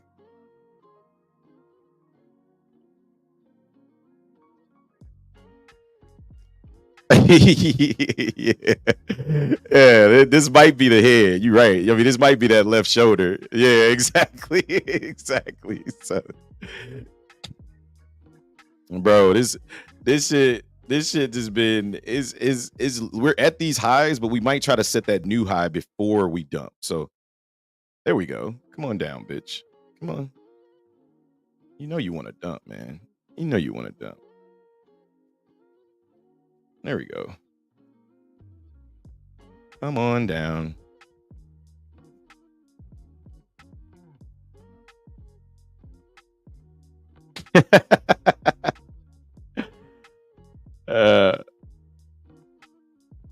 Yeah, I don't know. We're struggling to try to sell off here. I don't know. I'm properly sized. I'm in the direction that I want to be in at this level, so I'm just gonna let it do what it do, baby. Come on down. See if we can't catch a banger here. Come on, squeeze these fucking bulls out. We just got to get below 290. We get below 290. All right, we're at the 90 EMA right there, so I'm gonna go to break even. So, because this is where we bounced the last time aggressively. So, just to kind of protect myself, I'm just gonna give it the old break even push. Because I think the market wants to flush. We're just playing fucking games here.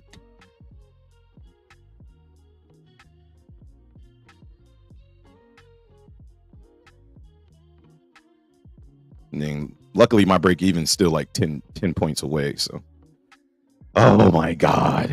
Nope. Come on. Stay down, girl.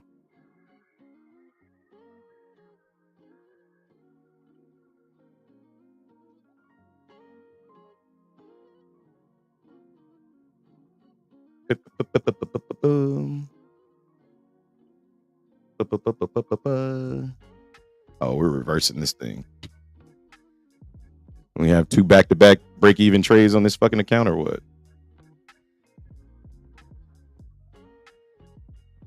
Let's see what we got. Big dump at 306.25. Yeah, I think if we get below 290, we'll dump. Traders payout, LOL. That is also pivot. Yeah, I think they're just gonna keep trapping people short until we get to Friday's highs. Could be. I mean, they're trapping me, but they're trapping me for like $15 wins, right? Like I'm giving it 1 point below my entry. Right now, my entry's at 315. If we go to 314, I'll get stopped out again. I'm not gonna long this from here. Like if we go all the way up to previous day high, it's gonna do it without me. I'm 100% short bias up here, and I think I should be. But will it play out? I don't know. I don't know, boo-boo. All I can do is take the trades. We just keep riding that 9 EMA, not giving me the warm and fuzzies here. All right, and we're stopped out again for break even. back to back. Maybe I should just change the thesis. Maybe I should just wait till we hit the 9 EMA and long the market, right? Jeez. All right, let's see. Let's see what happens. 2 back-to-back break evens to start this fucking account out. How you playing it? Those are good scalps. Yeah, again, those would be good scalps. I'm just not taking the scalps off the table, right? Like I'm waiting for the bigger move, and I think I'm in the right direction. I think where we are is the right idea. I just think the market wants to trap more longs up here. Like I got the opposite thesis. I think the market is currently trapping all liquidity, but ultimately wants to trap more longs, late longs up here to potentially get a higher day breakout. And then right at the higher day breakout, we flush. So I'm just going to wait to see if I see that. See, and now here come the shorts. The short, grab more short liquidity here. Just rounding out this shoulder right here.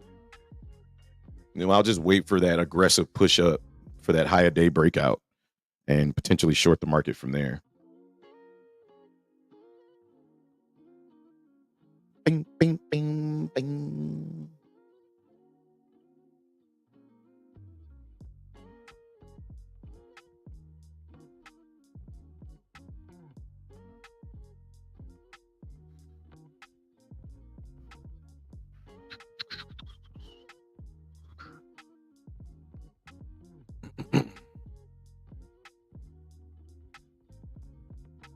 Yeah, I'm using the fresh 50K. two break even trades will basically break even. I'm up $30. I'm up $30 on the account, but basically 2 break even trades. Trying to short this market up here. We just need to break through this 9 EMA, man. We will not give it up. We will not give it up if just consolidating at these highs, similar to what we did before I went on my walk, right? Same shit. Looks exactly the same. So it makes sense for the market to dump, but the VIX just doesn't agree yet. And we haven't trapped anybody. Right? It's hard to trap people in consolidation. So see what happens. I don't like this trend line. I'm just gonna take it off.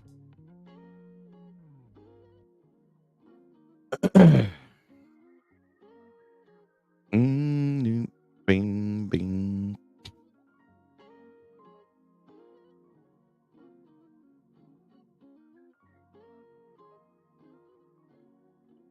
Two minutes left in this candle. Still no bulls. Still no bears that are aggressive enough to push price down. So nothing about the VIX tells me we're about to dump yet. So let's see what the stocks did. Apple really hasn't moved, just sitting at that previous day low. Tesla pushing up towards supply. Yeah, Nvidia looks like a bear flag. Shorts just smell like the right move right here. So,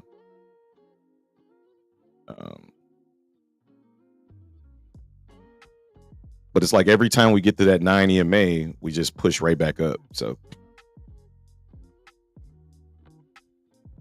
all right. Short one more time here. Stop above the highs one more again. Let's see what happens.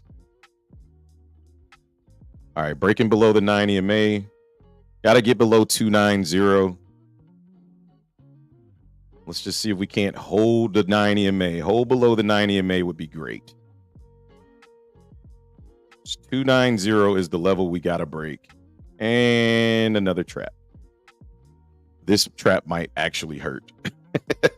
This one might actually hurt. Come on. Flush out, baby.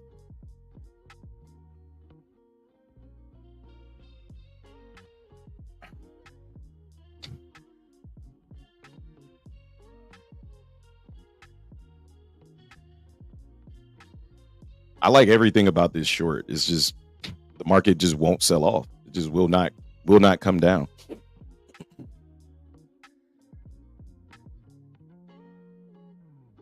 VIX got a nice little bounce right there. So let's see if they were trapping, if they were capping or trapping. Well, I know my stop is tight up here. It's because I think it's a high probability of a stop, right? A high probability of a liquidity snatch, right? So I'm just putting my stop above the highs. That's it. And then when we get to the 90 in May, I'm trying to go to break even, just because I know there's a high probability of reversal at this area. At some point, it's either going to flush or stop me out, right? So I'm accepting the risk here. If we get stopped out, we'll be down a couple $100.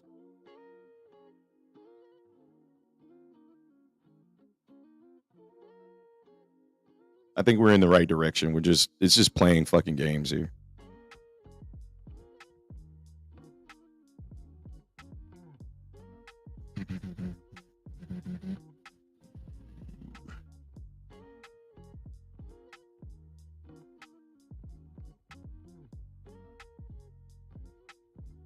Oh my God.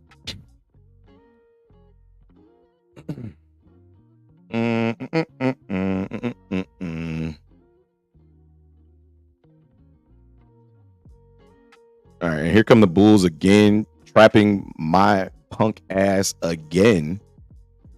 They're gonna have to go to the highs to stop me out, and they're going to the highs. Assholes. All right, let's see if this bullish. I'm stopped out there. Let's see if this bullish activity can continue and get above the highs and potentially get a rejection up here. I've literally shorted the same area 3 times, and all 3 times they've swept the market and come right back up. So all in all, we're down about $150, $180 in this area. But I still like shorts in this area. Until we get above that high a day and get up to previous day high, I still like these shorts in this area. All right, there's the high a day. Well, trying to get that high a day breakout here. See if we can't catch people slipping in that area.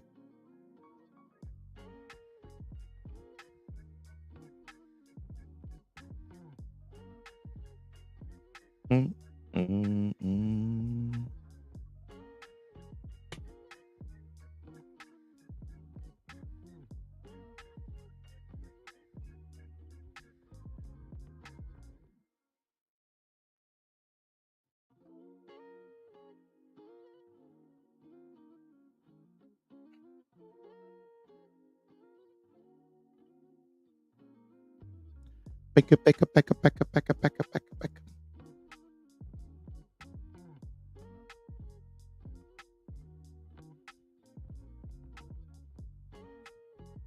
1:27 in the afternoon, and we're just playing around here at the highs. Maybe we'll just wait till VIX actually officially comes into demand to take the next short opportunity here. Like, they're just playing games up here. Every time we look bullish, we look bearish, we look bullish, we look bearish. That's another lower high being put in right here. Another fucking lower high. I'm just gonna be patient now. I'm not finna let this market keep taking me for a ride here.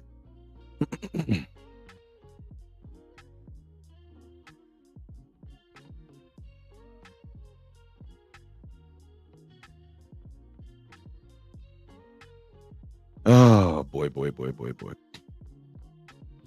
It's always like, from an emotional standpoint, like when you come back after like you miss your entire trade idea, this is always the tough part for me, right? Like, I missed the entire trade idea, so now I'm trying to like make up for it. Like, from an emotional standpoint, you like, that was my trade. Like, I should have got that trade, right? Like, that was my trade to take. And now I'm like, emotionally, I need to step away and say, okay, let me just chill. And that's what I'm doing. Like, I'm not taking any trades right now. Let me just chill and let the market come to me, right? Like, come to my level. Currently, what I'm waiting on is, I want to see how the market reacts when we get to these highs, but I need to see a true rejection and follow through. If I don't get that, I'm not going to trade it. But yeah, I am a little frustrated that I didn't catch that move, and I think that's normal, right? So just kind of work your way through those emotions, and that's the rejection we want to see. And now we're starting to see some follow through here. Maybe. The market does not want to move up. Okay, there goes the VIX pushing up after they done stole everybody's fucking liquidity.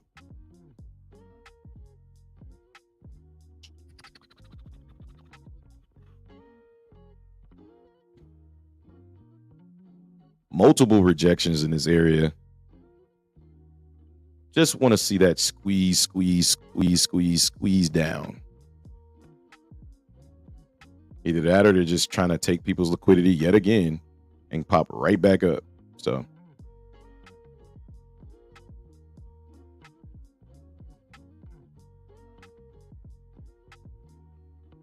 there we go.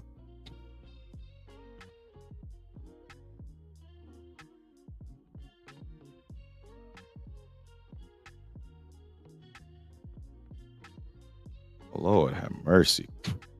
Just fucking flush.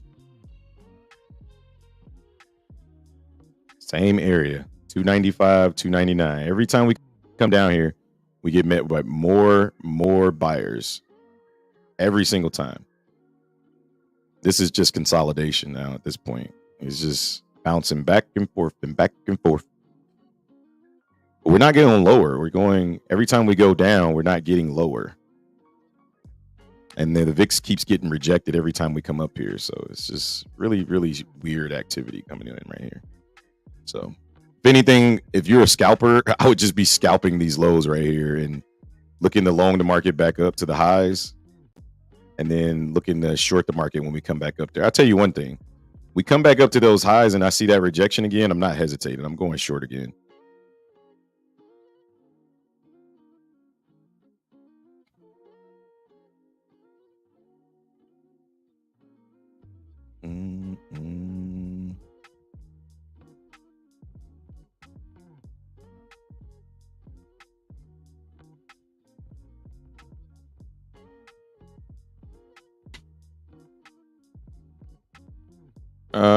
You're short at 320. I think that's a good short. Yeah, I would feel much more comfortable if I could get a short in the 20s.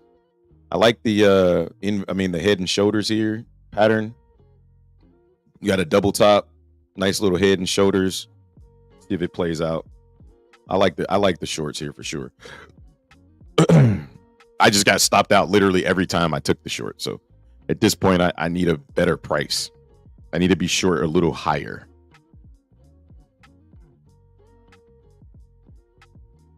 If I break out, if it break out above the current day high, potential room to 399 on the long side. If it failed to break, we got room to go down to 212. Yeah, and that's the move I'm trying to catch. I'm trying to catch the move down to 212, and I'm just gonna wait to see if we break if we break below 290, then I'm gonna take it short. I'm gonna take it short on the pullback below 290. I just want to get away from this area right here. I think we definitely want to pull down.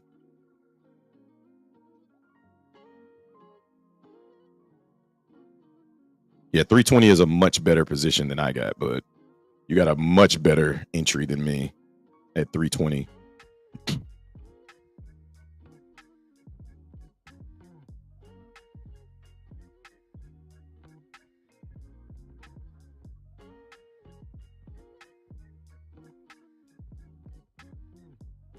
Boom, boom, boom, boom, boom, boom, boom, boom, boom, boom, boom, boom, boom.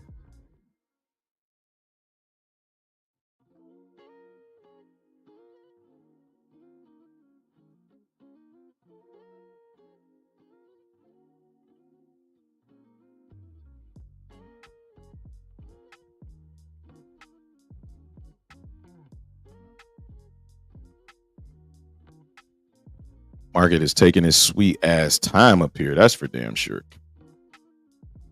Knowing damn well it just wants to come down. Come on down, bitch.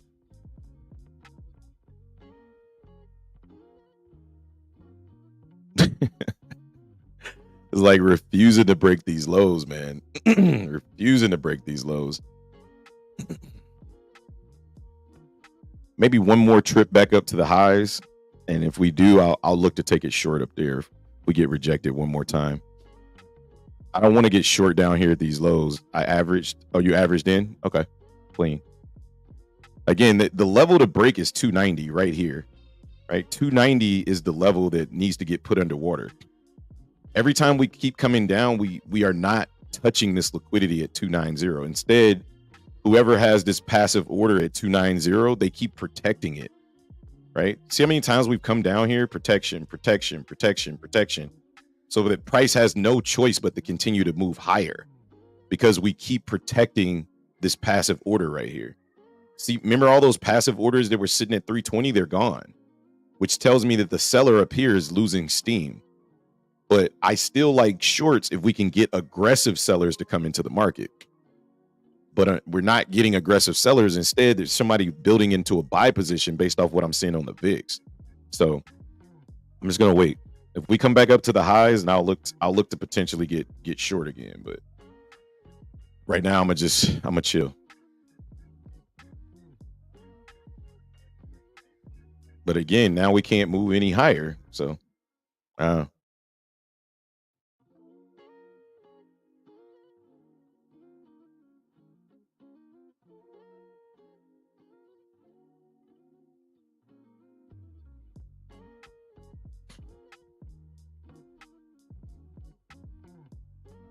yep, right back up. This area is just really, really choppy, man.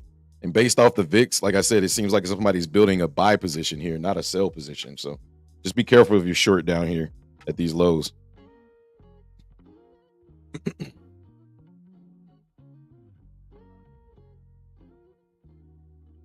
The VIX is trying to sell off. It just cannot get past these lows. Something's got to give at some point.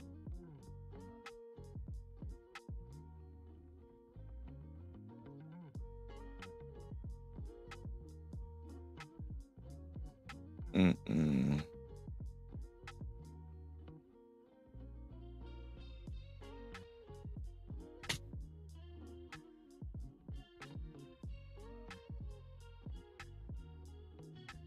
And it looks like we're coming right back up again.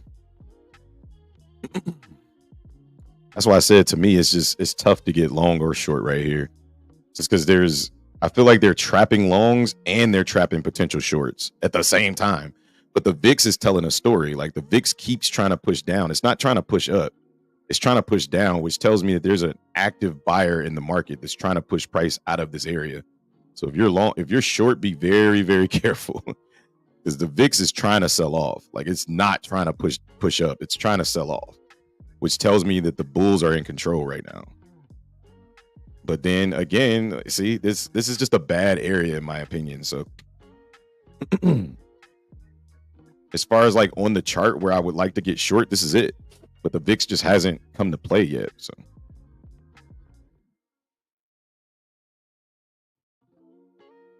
market's just stealing liquidity right now. Playing fucking games. All right, there's the breakdown. There's the VIX pushing up. There it goes. There we go. Let's see if we can get a flush straight down. Break fucking 290. There we go. All right. There we go. Now let's see how price reacts. That was a big liquidity flush that we needed.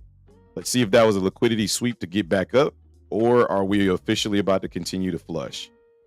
You don't want to see this pop back up. You want to see this continue to sell off here if you're short. And right back up. All that liquidity got filled, and we're coming right back up.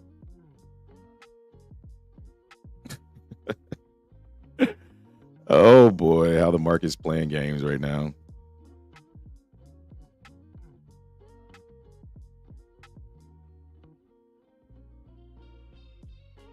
All right, that seller got filled at 290. I mean, that buyer got filled. Oh my goodness. Did he get filled? Holy shit. Oh goodness. Price just rapidly came back up. Yeah, this guy's about to push the market back up. Be careful if you're short. Careful if you got short on that liquidity sweep, man. This is the liquidity. This is the 3-card Monty shit I be talking about. So this could also be a fake back up. You know, I don't fucking know, man. This is a really choppy area. I'm not touching it. I'm not touching it. I took half. Okay, good. Way to protect yourself.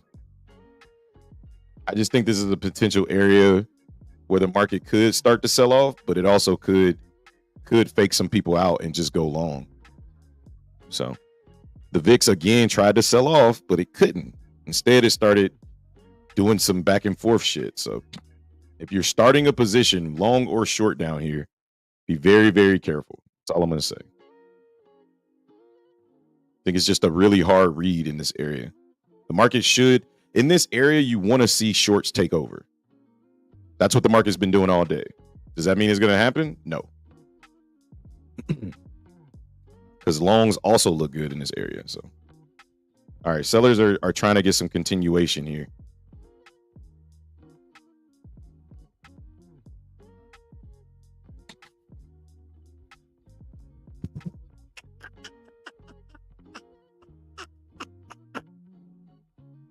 And here come the bulls right back.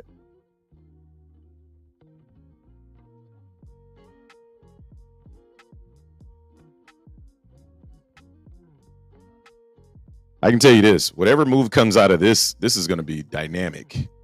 Don't know which way, but it looks like bears are trying to officially take control here. So we'll see.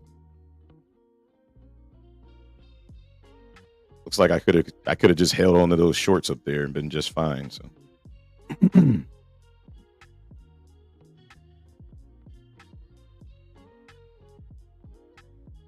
I'm long, LOL. Fuck it.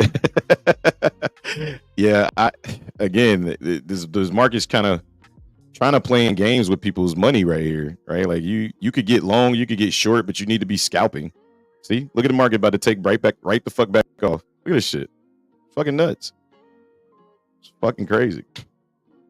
I don't know what you do with this. I don't know. I'm not gonna trade this shit. Market can do whatever the fuck it wants to. I'm not fucking touching it. With a 10-foot pole. The price action is gonna get you wrecked, right? Like it's going to get you wrecked, right? It's I'm not gonna say you 100% will get wrecked. I'm just saying like the price action, there's no continuation in this chop. The overall direction seems to be down, but then as soon as we try to sell off, buyers step in aggressively and stop out all the late shorts. So I don't know. The VIX isn't giving a good read right here, so I don't know. I don't know what price is trying to do right here. I just strangled this hoe. I know, right? I just leave it alone. Some people like to strangle it. I'm not touching this shit. The liquidity got filled at 290 and we popped right back up. So that's not a good sign if you're trying to go short. So just know that. Feels like a falling wedge, looks like a falling wedge, might be a falling wedge, but it's not reacting like a falling wedge. I don't know. It looks very, very odd. Price action, very odd. Very, very odd.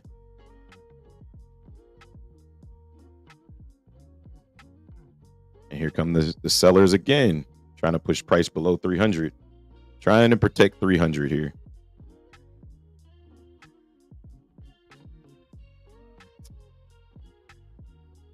If you got short with Mackay up at 320, it's a pretty good level to be short. I just think bulls are fighting this. They do not want price to come back down for whatever reason. That sell order was 542 lots and price did not go down. That does not give me warm and fuzzies to short the market. 600 lot sell order did not push price down. That's strange. That means that there's a passive buyer buying up price here. So does that mean we automatically are going to go up? No, but it does not make me feel like price is about to dump. That was 600 lots. That's a lot of fucking money, right? There's a lot of money. So I just feel like whatever direction you get in at this level, like the market's going to play games with your emotions, and I'm not in the mood. So.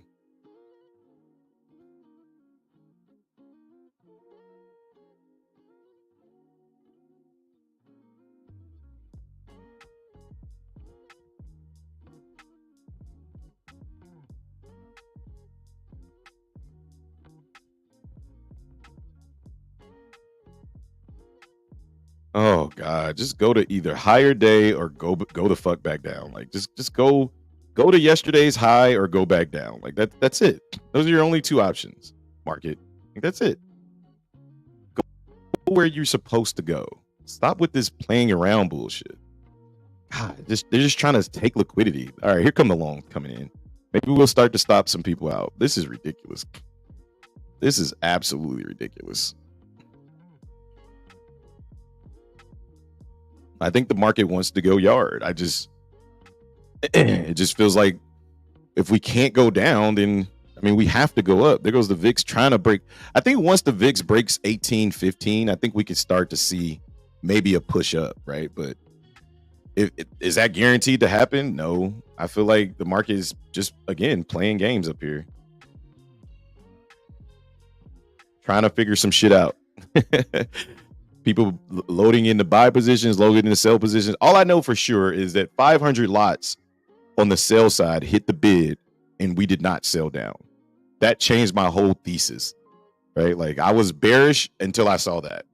I think the market wants to go yard up here. I'm just not going to long it up here. It's too far extended for me.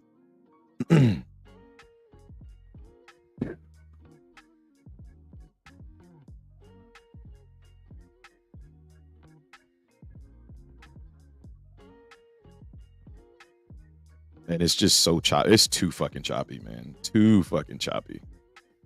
Oh boy. I'm so glad I'm not trading this shit. ES looks really weak right here though. So just be careful if you're trying to long this shit. ES looks super weak.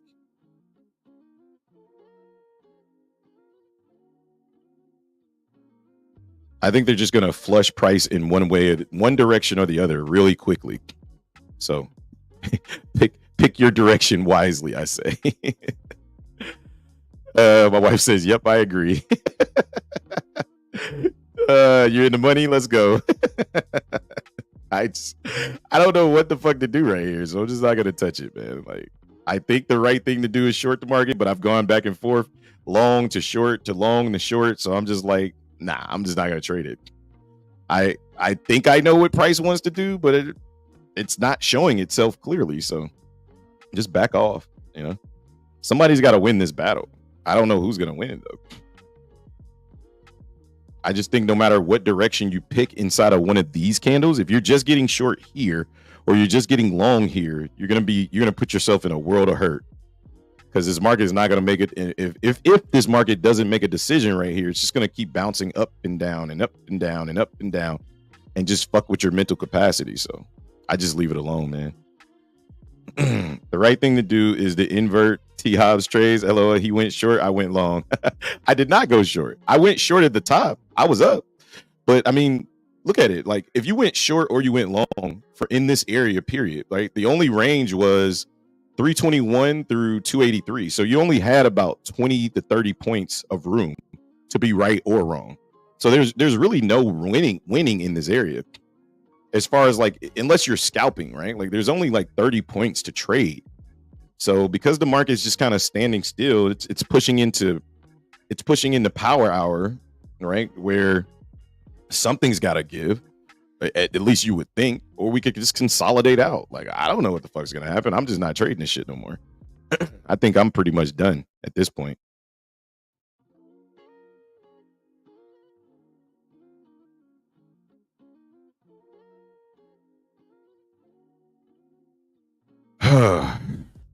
You go short, I go long. You go short, I go long. You go short, I go long. Basically, that's basically what's happening right now, man. It's a battle for position. I don't know who wins this battle. I just know that the VIX is not supporting bears. It's not. It's continuing to sell off, but it's selling off into an area that's very interesting if you're a bull. If you're a bear. So I don't know what price wants to do right here. So I won't touch it.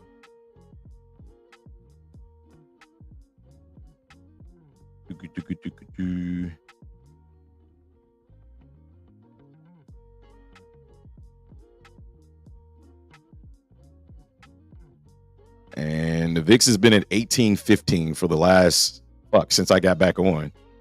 We haven't moved.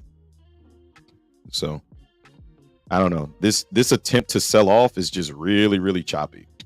It does not make me feel like we're about to sell off. It makes me feel like we're gonna fucking wedge around and then push up and finally just shoot up to yesterday's high. That's what it feels like. And maybe go higher than that. I don't know. Whatever's gonna happen is probably gonna happen in the next 10 minutes or so. We're pushing into power hour in about 10 minutes. So SPY at a key option level, calls winning right now. Oh, dope. What are you reading that on Usual Whales?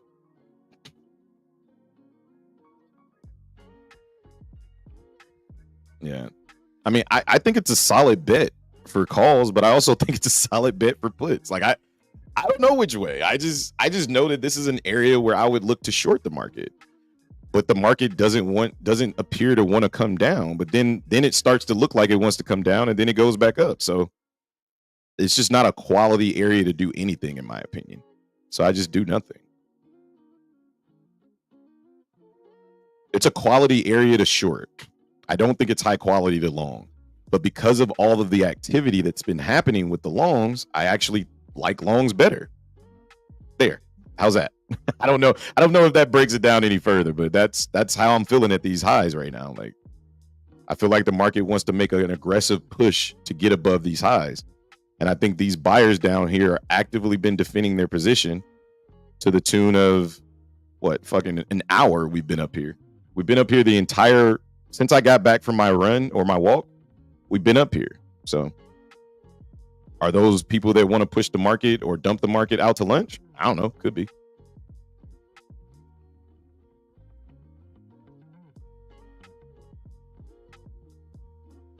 All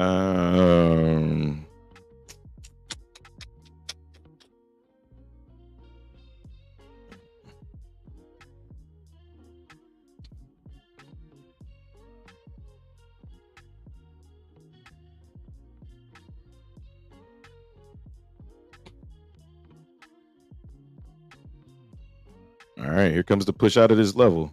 We consolidated down here long enough. We got about 9 minutes till power hour. Let's see if bulls can push out of this level again. If they start to stop out all of these sellers, man, it's going to be dynamic. That's all I got to say. I mean, it needs to be. We've been down here for an hour. This consolidation has been crazy. All right, I'm out of here. Catch y'all tomorrow. Setting stops and walking away. I know that's right, bro. Man, future go everywhere. You have to be great and lucky all the time. I don't think you need to be lucky. I think everything's a 50-50. I think futures, options, all of that shit's 50-50 chance, right? But you stick to your trading strategy and you live with the results. Whether it's I think people just think that like every trade's supposed to be a winner. That's just not the case. Every trade is supposed to be a quality trade setup. And right now, like the reason why I stopped trading this area short is because there's no quality trade setup. There's no edge right now. Right now, the market's trading sideways. Where's the edge? There's no edge. So I'm just not going to trade it. Right? So if you start to trade just anything and you don't have a strategy, then yeah, like I think the market's a gamble. But if you can create an edge that you back tested and trust, then you set your risk to reward and you live with that. It's just that simple. So that's the way I view it, man. Maybe you view it differently, but it's the way I view it. I think right now there's just no edge. The market's literally trading sideways, right? We're not breaking the lows. We're not breaking the highs of this consolidation. We're just trading sideways. So you take it easy, Mikai. We'll see you in the morning, man.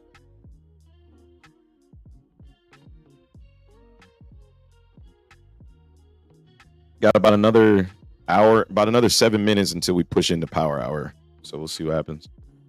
Inside of power hour, I'm pretty much done trading this shit.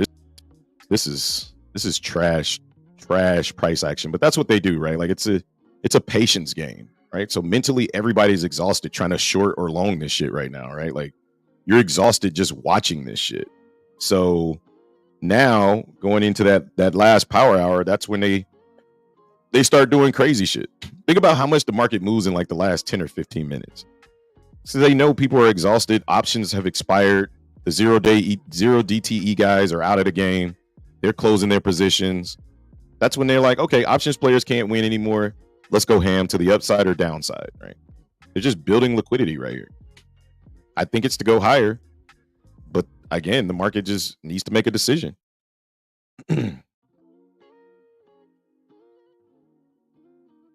Scalper's paradise, yeah, 100% scalper's paradise. 100% traders payout. scalper's paradise. I mean, if you got long inside of that push, it was a great long opportunity. You know, at that point, like my mental capital, it was just exhausted for anything. Like I wanted to short the market up here. I should have potentially, I guess, been looking for longs, but I was basing it off of what the market's been doing basically all damn day. Right? There was reasons to get short up here, and there was reasons to get long up here. I just thought that we were extended to the high of day, basically. And I thought that longs were quality. I mean, shorts were quality, but shit, the market had other plans. So, I mean, I didn't lose anything. I lost $180 in this area, but all good. It's part of the game, man. Losses are losses. You just live with them. If you can't live with them, you're in the wrong game. You're in the wrong game. You need to try something else. It's that simple. Bulls trying to push price out of here. We still haven't been able to break below 290 successfully. And they reloaded liquidity at 275, looks like.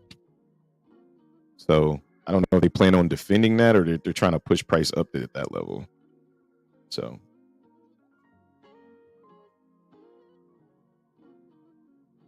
it's a lot of buying up here. If you look at the delta, at 310, there's like 530 more buyers than sellers at this level, which is a big number, right? So if you're a bear, you want to see that number get put underwater, right? Like that's what you want to see.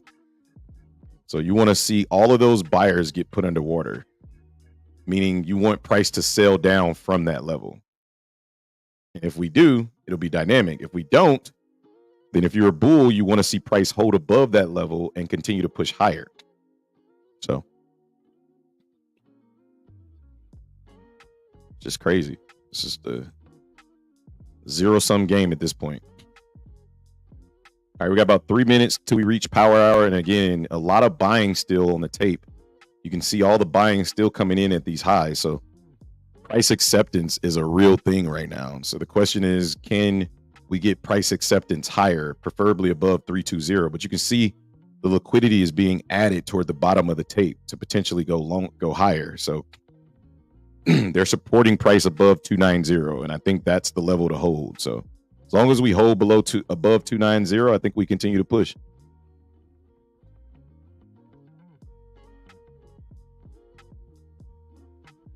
Went 5 NQ contracts on the long. Good job. Went long again on my 50K free 50K Topstep account from Fire Drill. Dope, man. Dope. Let's get it. Traders payout.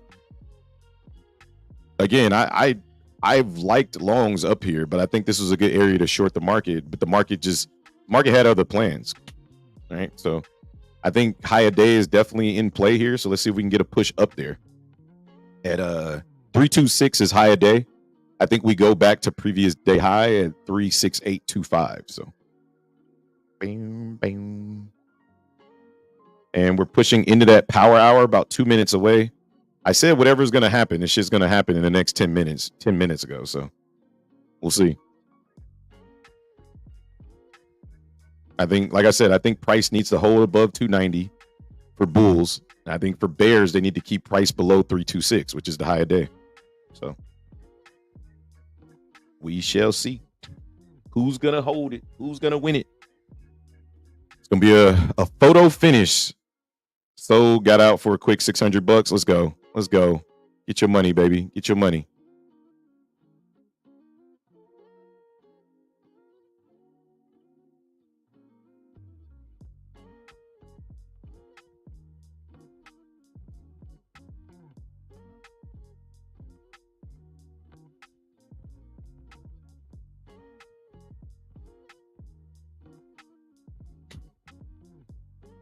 All right, we're trying to push.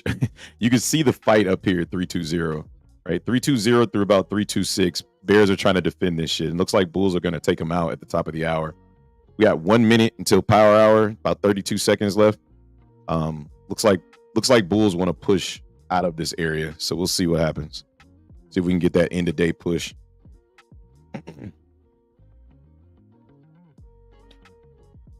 As VIX is coming into demand on the 4-hour, finally below 1810. Man, what a fight to get out of this area. Lord, we're still not out. We got to get above the higher day at 26. I think once we get above that, we'll rocket ship up to 368.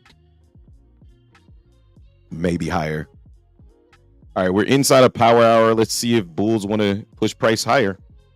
Here's their chance. They got the volume. They got everything they need. They just need to stop out all the sellers at 320.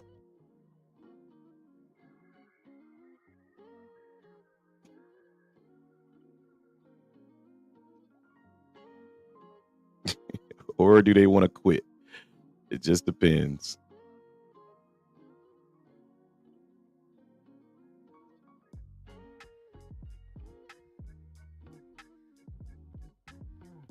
Oh, man. This has been uneventful. Lord have mercy.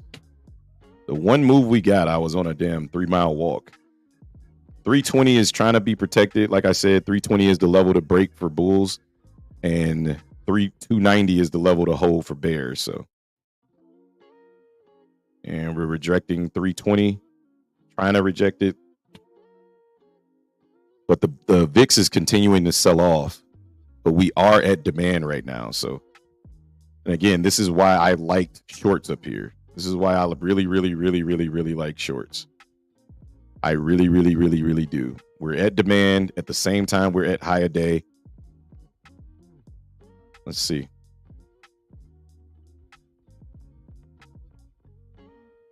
And we just cannot get above 320. Just can't do it.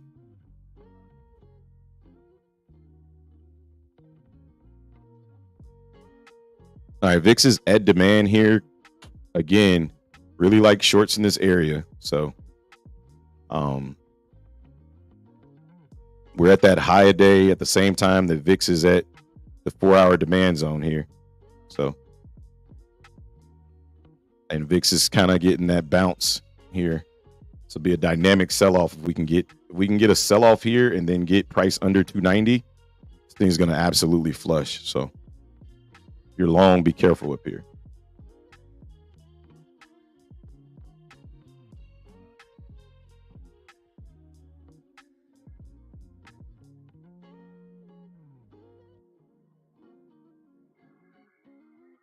And again, price is starting to sell off again, or VIX is starting to sell off again at this level. So maybe it doesn't want to sell off. I don't know. I'm just mentally exhausted with this shit at this point.